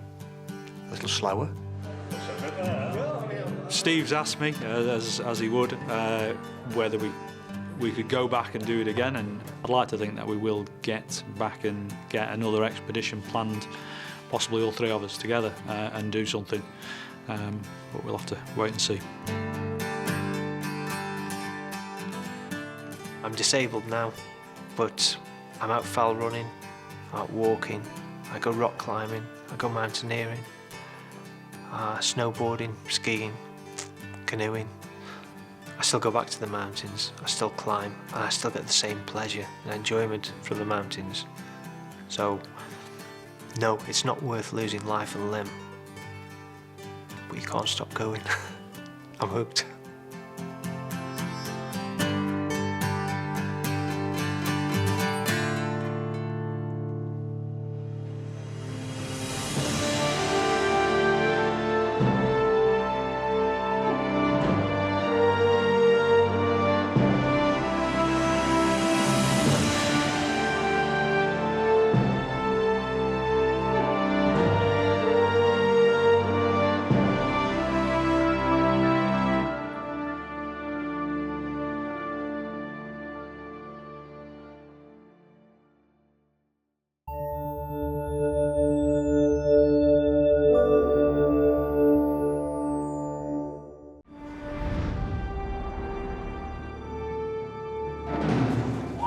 Five Boy Scouts and their leaders take on one of the toughest trails in the Grand Canyon. How comes it's so hot? But they're soon at the mercy of a freak heat wave. And as their water runs out, what started out as a fun adventure quickly turns into a fight for survival. 3 15-year-old boys risk their lives in a desperate race to find water.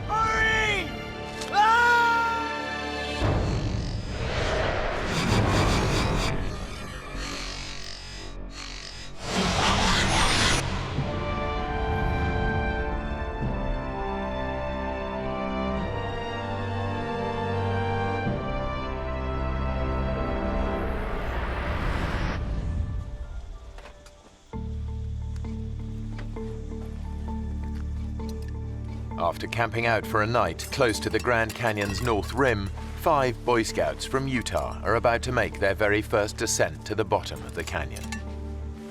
3 of the boys are close friends. Is that bacon? Yeah. 15-year-old Mark Coons has been a scout for 4 years. Could have done with some of that this morning. We're saving it for big breakfast tomorrow. Scouting was really a big thing for me. I'm an Eagle Scout, which is the highest rank in the Boy Scouting program, and so it's meant a lot in my life. Mark is friends with Jordan Weiniger, who goes to the same high school in Bountiful, Utah. Every one of us boys, we'd grown up in the same neighborhood, gone to school together, and so we were excited to spend some time to bond and to have fun with each other. It's still kind of heavy with all this water. Nah, it's all that bacon I'm hearing about. First rule of hiking, always be nice to the guy carrying the breakfast. It's a good point, Mark. Maybe I should take that back. Dream on. Making up the trio of friends is David Phillips. Check his roll. He's the most experienced hiker of the 3.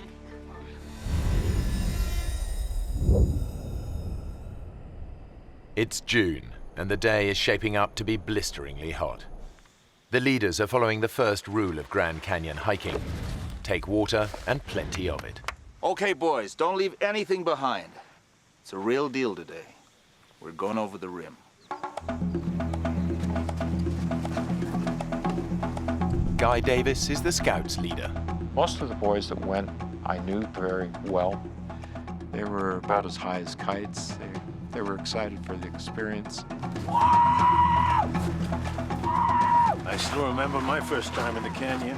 Veteran hiker Lauren Pace is in charge of navigation. Earl. He's also brought his brother Earl along. They're having a good time. Yeah, why not? Time of their lives. After a couple of hours hiking, the boys reach the canyon's north rim. When you walk around that corner and you see a huge panoramic view of cliffs, that go a mile down, there's nothing like it.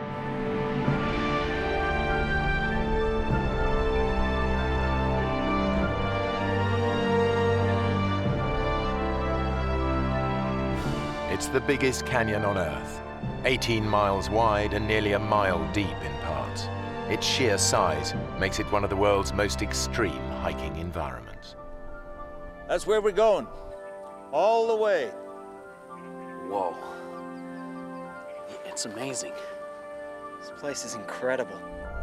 The scale of what they're taking on hits home. We're going all the way down there. If you get bored of hiking, there's always the fast way down.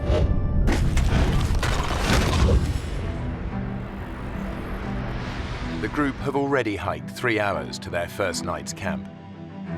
Now they'll make their descent, following the unmarked Little Nankoweap Creek bed. It's a tough hike with steep descents that drops 4,000 feet down to the Colorado River.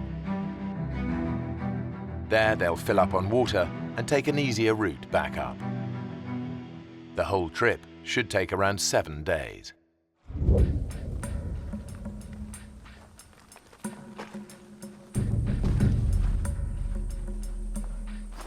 An hour on from the canyon rim, the group reaches the end of the official route. From here on, they'll be off trail all the way down. The trail ended, and then it got very rocky. That's when we saw the difficulty of what the hike was going to be. Jordan is right to be wary. Every year, some 300 hikers get into trouble here, and about 200 of them have to be airlifted out by rescue services. Around 10 more aren't so lucky and die here. And going off-trail in the canyon intensifies the risk.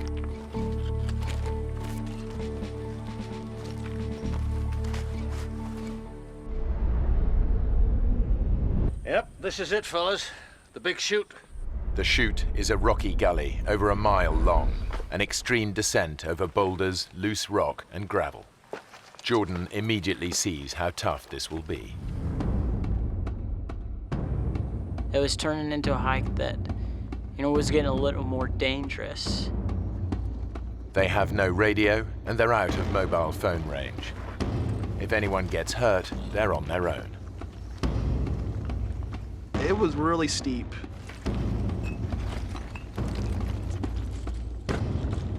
As the most experienced hiker, David takes it in his stride. Pack's off, guys. Mark is a little more cautious. You'd have to climb down a big rock and hand packs down to other people. I got it.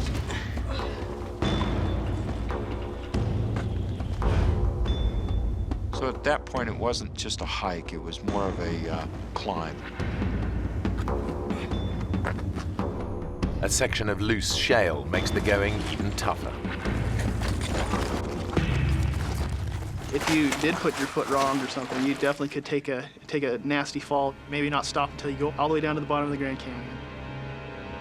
After an hour of hot and exhausting scrambling, even Scout leader Guy is struggling.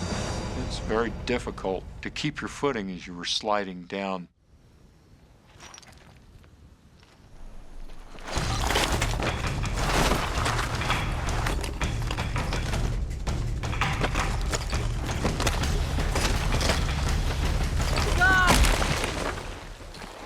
God, you okay? I hit a log straight on, and it just, I managed to catch it with a part of the body you should never hit a log with, and literally knocked the wind out of me considerably. You okay to stand? Come on, let me take this pack. 1, 2, 3. Careful.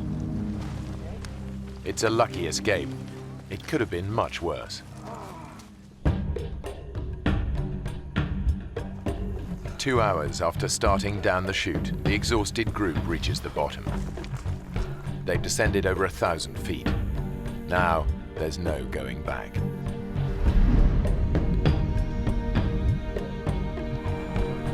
The temperature has been climbing all day. It's touching 100 degrees Fahrenheit.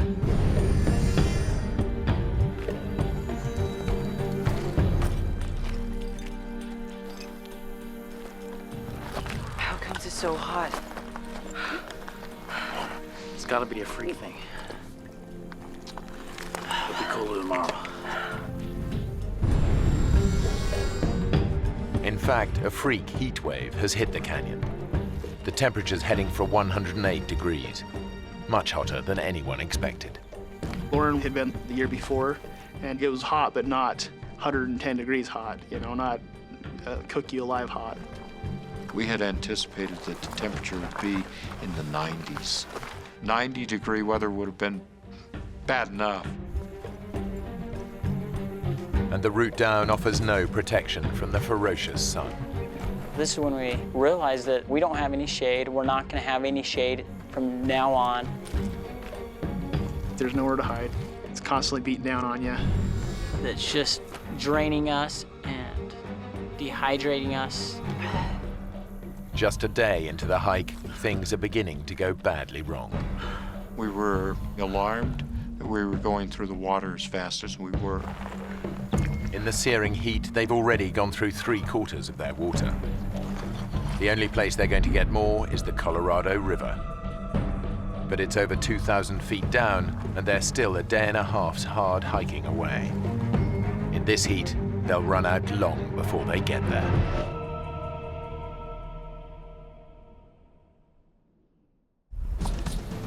As we were hiking, that's all we could think about was the river, of getting to the river. But the boys are about to find out that blistering heat isn't the only hazard they face. Dave, don't move.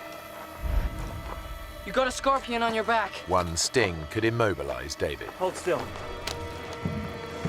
Careful.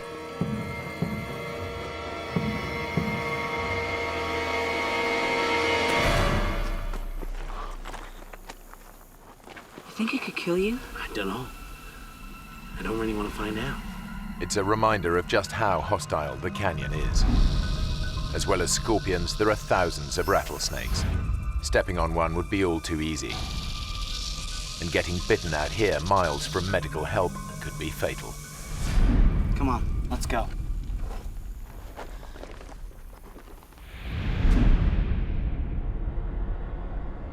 That afternoon, the temperature tops 108 degrees. By 7 that evening, they've had enough. Okay, guys, this is it for the night.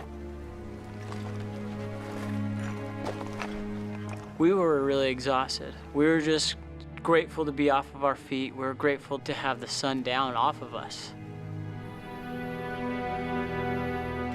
David does his best to keep his friends' morale up. Hey, guys! Guys, come here. You can see the river. It's miles away, Dave. When I first saw the river, all I could think was, that is still very, very far away. So it was really worrisome to me that it was so hot and that I was running low on water. Just think about running in that river and drinking pints of icy water. A couple of hours in the morning and we'll be there.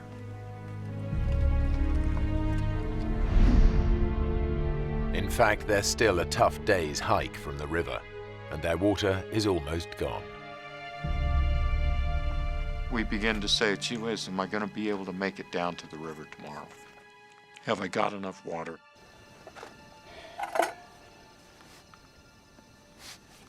Their obsession with every drop of water is becoming overwhelming. Hey, Jordan, don't let it boil. It's a waste. Just gonna heat it a little.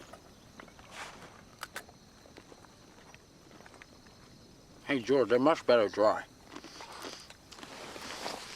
They're nutritious and delicious. It's like having loads of little worms in your mouth, just wriggling about. I'm not hungry. Come on, Mark. You gotta eat something. I thought it was odd that I wasn't hungry after all that work all day. I don't know if that's some kind of side effect of dehydration or not.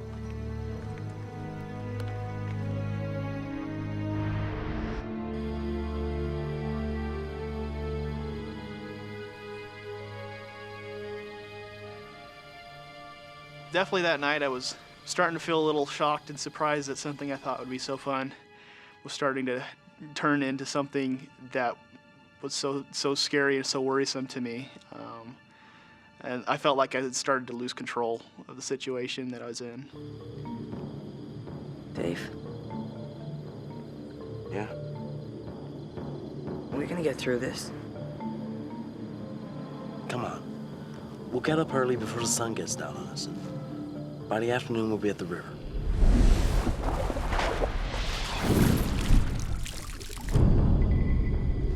I'm gonna stay there all afternoon. Before sunup. That's when we need to get going.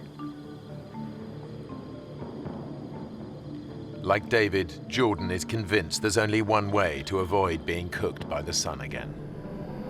We knew that we had to get up early.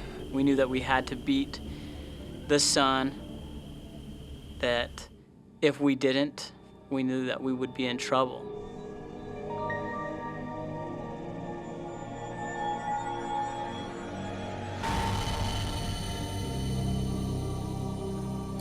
But by the time the exhausted group is ready to go, the day is already blisteringly hot. I know that when we did begin hiking, I don't remember what time it was, but the sun was on us. It was hot.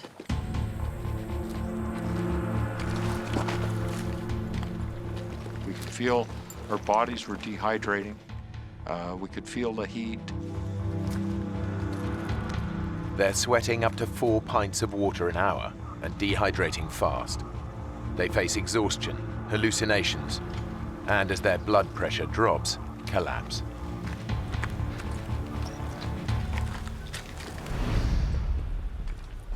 Just before noon, they face yet another ordeal. A grueling descent down a steep, rocky chute.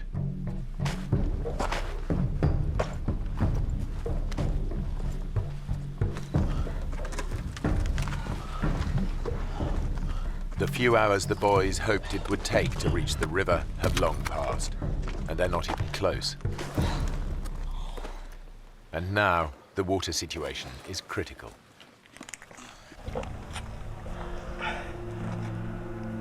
Is that it? You? Not a drop. David shared a lot of his water. Who wants it? He gave the most of his water to anybody. Go on, Jordan.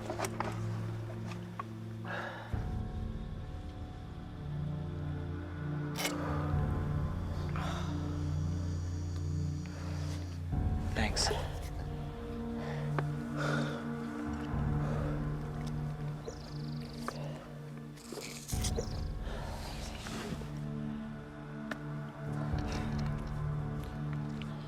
That's it. Their life-saving water has gone, and they're still a good half day from the river. I knew that we were out of water. I knew that, if we fooled around or wasted our time, I knew that we would run into trouble. Come on. Let's get to the river.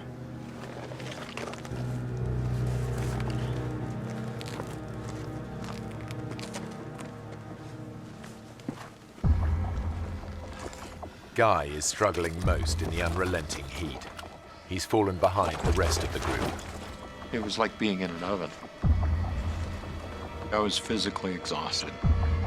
Severe dehydration is putting Guy's body under intolerable pressure. Finally, it just gives out.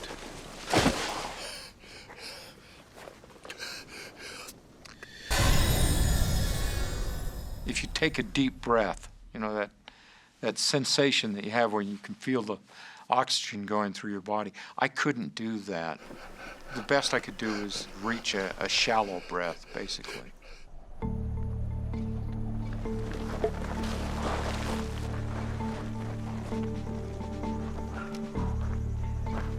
Hey, where's Guy? By the time the group realize he's not with them, they're hundreds of feet further down the chute. Guy! I need some help up here! Can't you get down? I can't. I gotta take a break. At that point, I began to really question whether I'd ever make it down to the river. We need to keep going. Look, we can't just leave him. There's some shade here. We'll sit in the shade and wait for him to catch up. We can't leave him behind. But Jordan thinks that waiting for Guy could be a fatal mistake. If we don't go now, we're all gonna die. I'm not just gonna sit here and wait and die. When Lauren said we needed to wait for Guy, I was mad. I knew that if we didn't leave, that we would die. What he needs is water. Let's get down to the river and get him some. Come on. It's a tough call. If they leave Guy behind, he could die, but waiting for him to catch up could kill them all.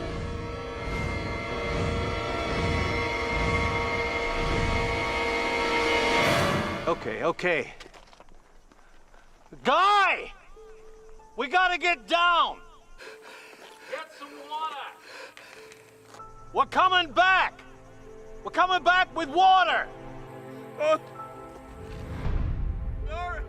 I'll look after the boys! I had never heard a tone like that in anyone's voice before. That kind of fear or anything like that ever in my life. Just, it changes you when you hear something like that. It's difficult to leave somebody behind, but when it's your own life, you need to do what you need to do.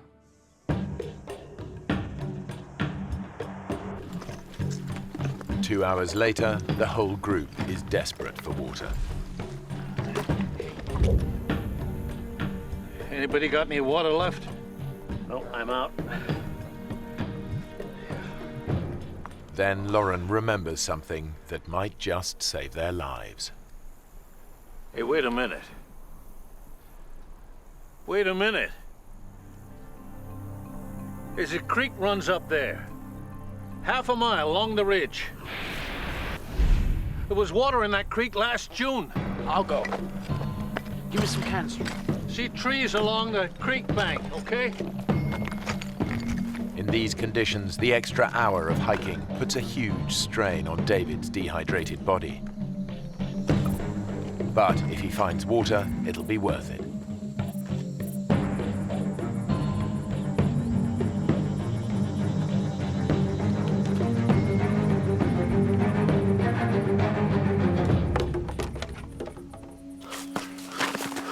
The creek is dry as dust.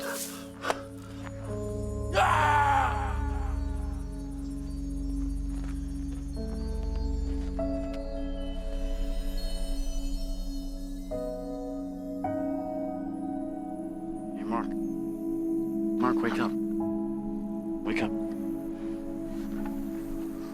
There was nothing there. Just an empty riverbed. It was very difficult. We had no idea where water was, how we were going to get there, when we'd get there, or how much longer we'd last.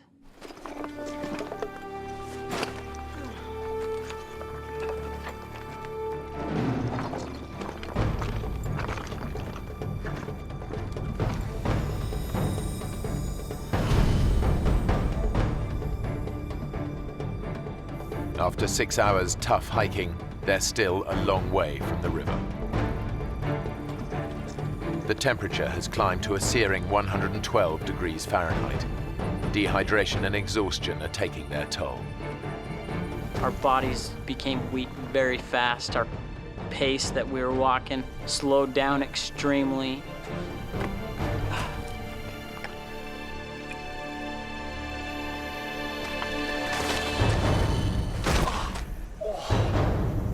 For 71-year-old Lauren Pace, enough is enough. Lauren, you okay?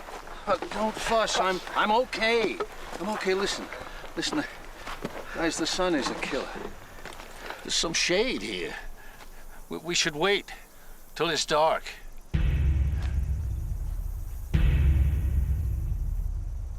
Lauren reckons that hiking at night will be less strain on their dehydrated bodies. But the boys think that if they stay here, it could be the last thing they ever do. There's no easy answer. There was a feeling among the boys that if we stayed there, that we would die, and it was urgent, not something that we could just sit around and wait for. It's hours till sunset. We stay here till night, we're all dead. Well, Lauren knows where to go. Right, so he can tell us where to go. Come on. You want to just sit here, or do you want to do something? Let's do it. Mark? Okay. Going against their leader's advice is a big decision for the boys. Lauren, we need to go on. You shouldn't travel in this heat. We're going. When we left Lauren and Earl under that rock in the shade, it didn't feel like even a decision at all. It was more like, we have to. Armed with directions, the boys head out. They're determined to reach the river and bring water back for the others.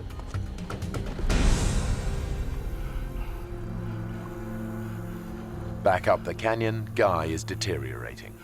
His fluid levels are so low that his body has cut off the supply to his sweat glands. I can't believe a time in my life when I wanted to sweat. I knew that if I could sweat, that it would cool down my body. And I physically tried to will myself to do that, and I couldn't do it. Without cooling sweat, any physical exertion could send his temperature spiraling out of control. If it reaches 108 degrees Fahrenheit, his brain will begin to die. Guy is trapped. If he tries to hike out, it could kill him. Come on, guys. Let's go. Further down the canyon, Lauren is worried about the three boys hiking alone and sends his brother and the other scouts after them. But the three boys are making good progress, and they're now way ahead. They're less than a mile from the river. They just need to make the final descent.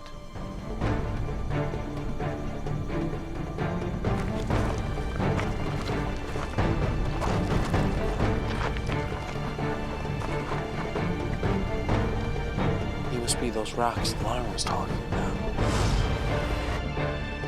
But somewhere they've gone horribly wrong. Instead of the safe route down they were expecting, they've reached a sheer 200-foot drop. We could not see any way down it. It's a dead end. There's no way down.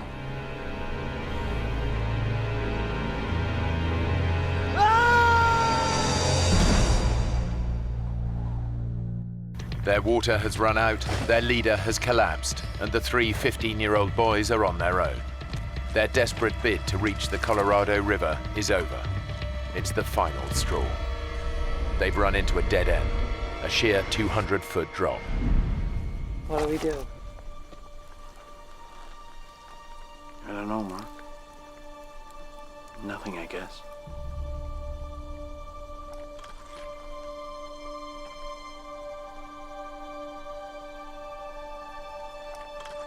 The river's out of reach. And with the group not expected back for 6 more days, there's no hope of anyone sending out a search party in time. Now, all they can think of is getting out of the sun.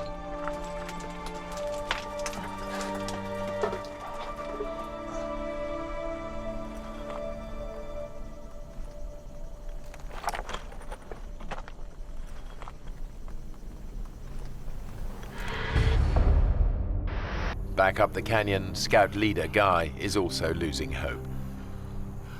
Out of sheer desperation, he comes up with a plan to make himself visible to any passing planes. As I laid there, I knew that it would be hard for someone to see me because I was down below the level.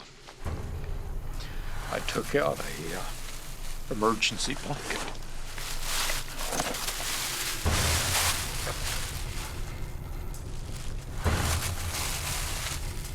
Guy is totally alone and virtually helpless. It's his darkest hour. When I realized how much of my strength it took just to do that, I was absolutely certain that there was no way out without help from somebody else. Sheltering under cliff-top boulders, the boys realize they face a slow and painful death from dehydration. In my mind, I knew we were gonna die.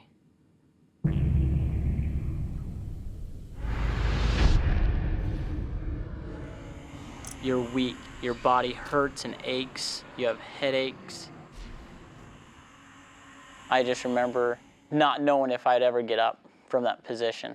I remember that could be the last place I'd be, is under that rock.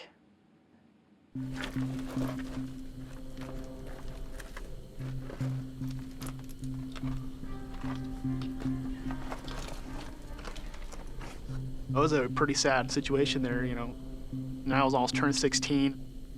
I wasn't gonna get to drive or anything. You know, you think about your family, that you're not gonna see your mom again or your dad, and it's really sad.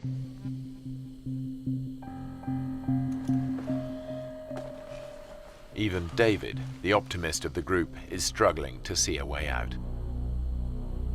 I'd asked David a couple times by now, David, do you think that we're gonna make it? Are we gonna die?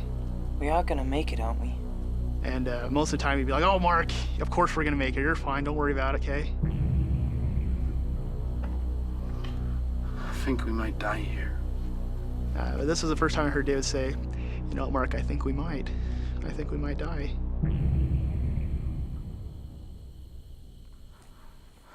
Hey, Jordan, can you get me a pen? Why? I want to write a letter to my mom and dad, you know. Say goodbye.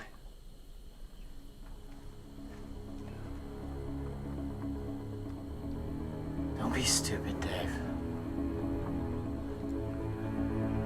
We're not gonna die. I was telling him that, not to give us confidence or not to give us hope, but I almost said it just so that I didn't have to go get him one. So I didn't want to move from that spot. I physically couldn't. I was just gonna lay there to die, and I didn't want to do anything else. The boys start to drift in and out of consciousness.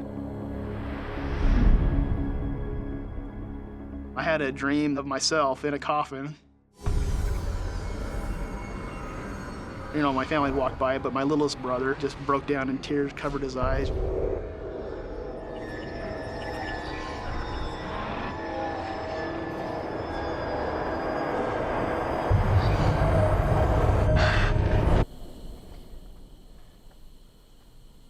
I woke up, and I was like, I don't want to die.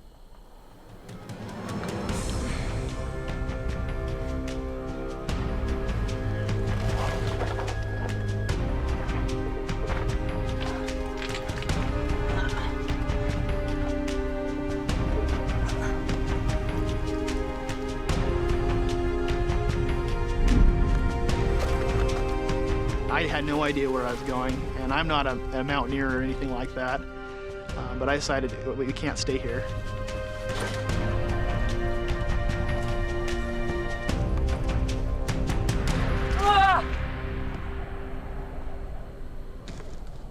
I took my backpack and I chucked it off the cliff, you know, so I hoped that I was going to make it down to pick it up again. Mark threw his backpack over and said, you know, this is what we need to do. Trying to climb down the sheer cliff in his weakened state is near suicidal. But Mark's made his mind up. He's going to get down or die trying. Come on, guys. We gotta do it.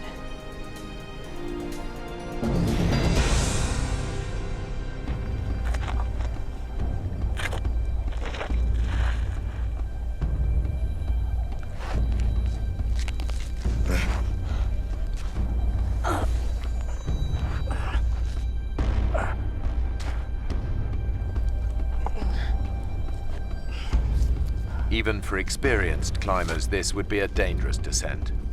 But Mark has no ropes and has never rock climbed in his life.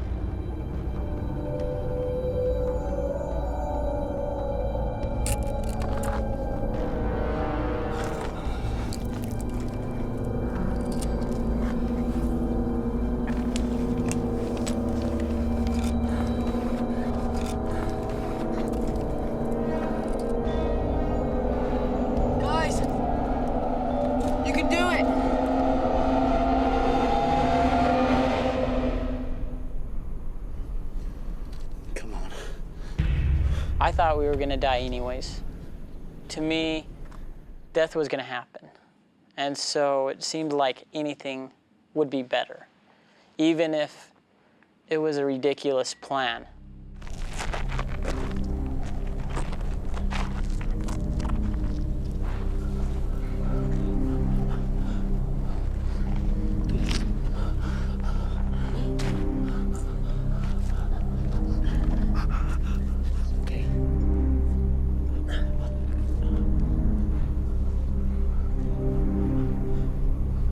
Hey, Dave. How are we gonna get back up this? To the others.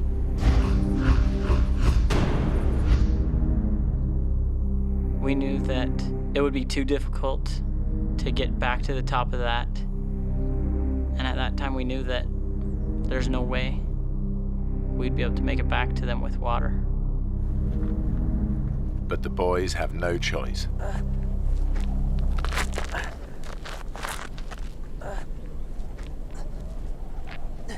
We climbed down that cliff, which was very frightening to me, because I knew that if any of us fell, we would die.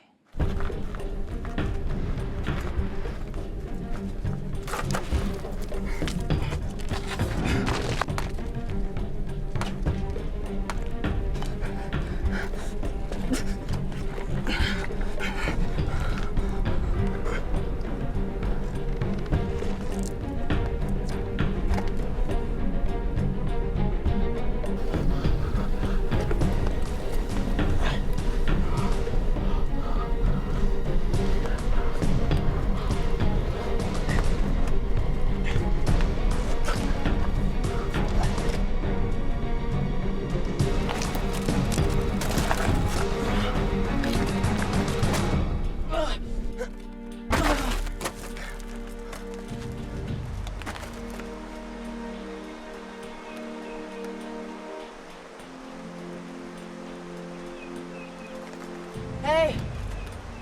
I can hear it! The river!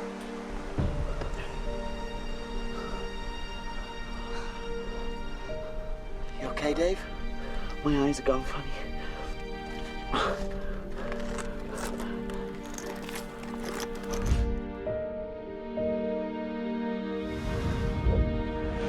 It's a terrifying climb, but David and Jordan finally make it down as well.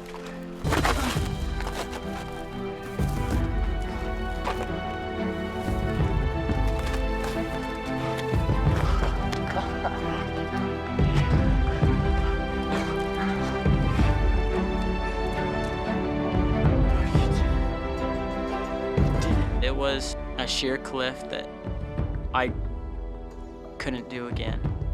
I think we were all amazed that we were still alive, I guess. But David is in trouble. You okay, Dave? He's showing early symptoms of heat stroke. He needs water fast. I'm cool. Come on. Back up the chute, Guy is so dehydrated he can barely move. He's now at the mercy of the canyon and its inhabitants.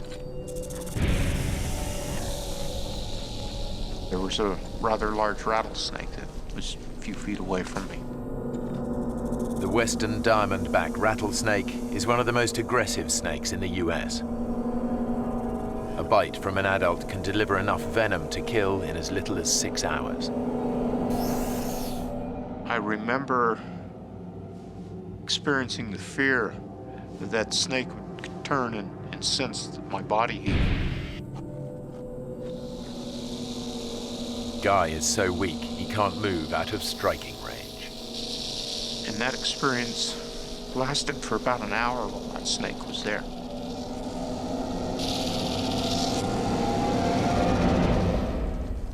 At last, the snake moves away.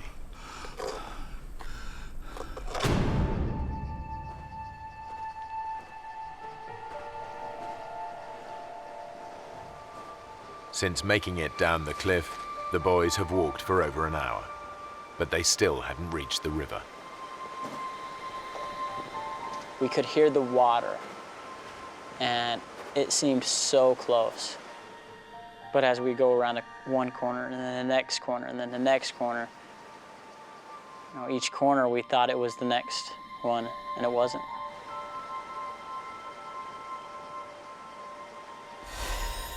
I just remember how bad we wanted the water. Our tongues were like a rock wrapped with sandpaper. The pain of it was just excruciating.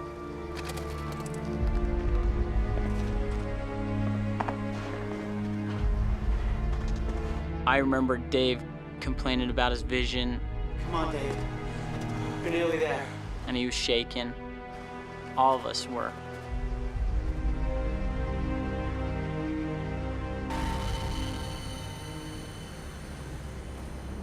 We got to an area where there was a tree that had fallen.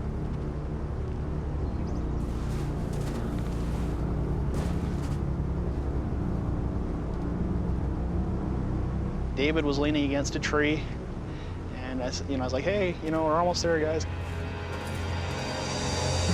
And at that point, David collapsed. David? Dave?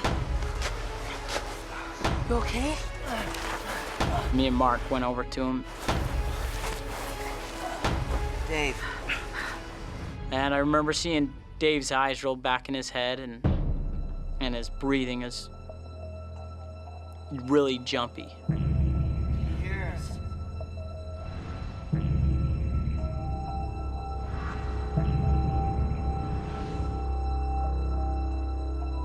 And I just knew that we were in trouble.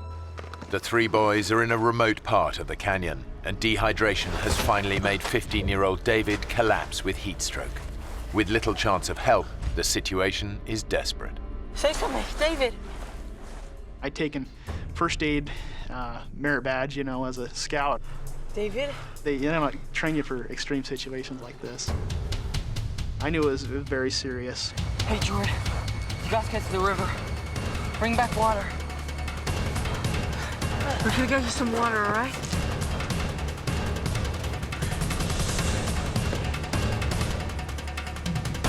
And as I went around the first corner, I could see the water, and it was about 100 yards away.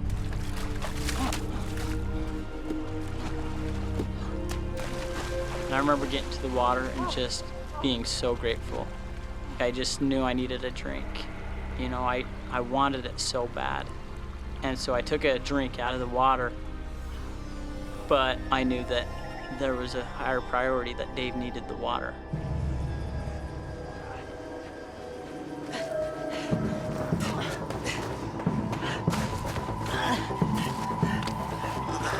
Why isn't he swallowing it?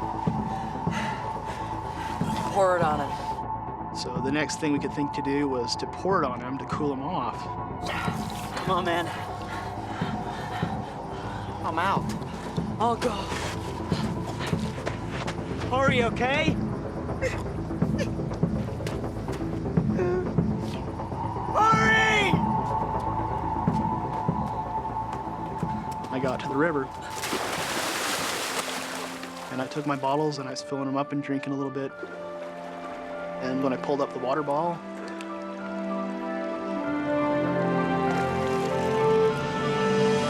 I could not believe it. I saw two big yellow rafts coming around the corner. Hey! Hey, over here, help! Hey!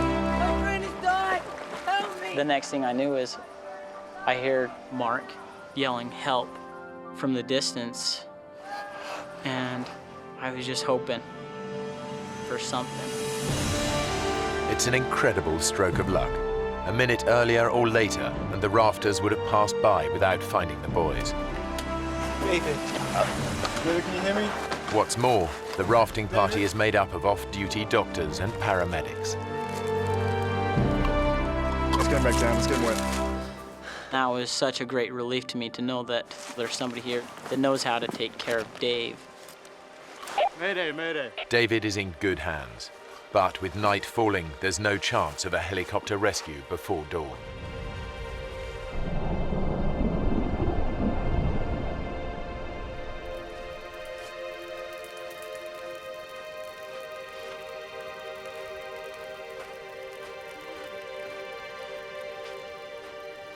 Seemed forever that they were working on him, not knowing if he's gonna make it, not knowing if he'll die. He's still hypothermic.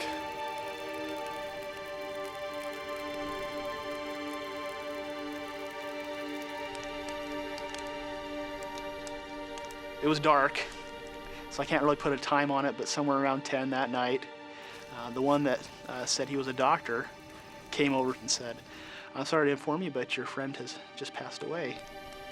Sorry.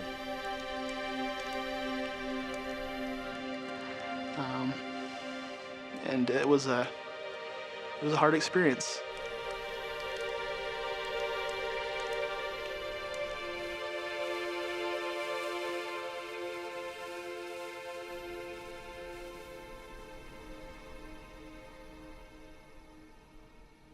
I think it really tore apart our hearts, knowing that our friend was gone.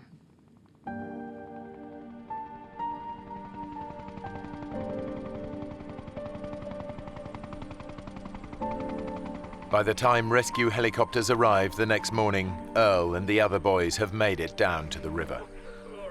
Thanks to his emergency blanket, Guy was quickly located, while Lauren was finally found wandering alone in the canyon. They're all devastated by the news of David's death. It's so weird, and it changes your perspective on death when someone you know and someone you've seen and been with an hour before, or a couple hours before, and it was vibrant and wonderful and happy, and then he's gone. 10 years on, Jordan is a policeman in Utah, and Mark is training to be a dentist. They're still good friends. Neither of them will ever forget David Phillips, and both men stay in touch with David's family.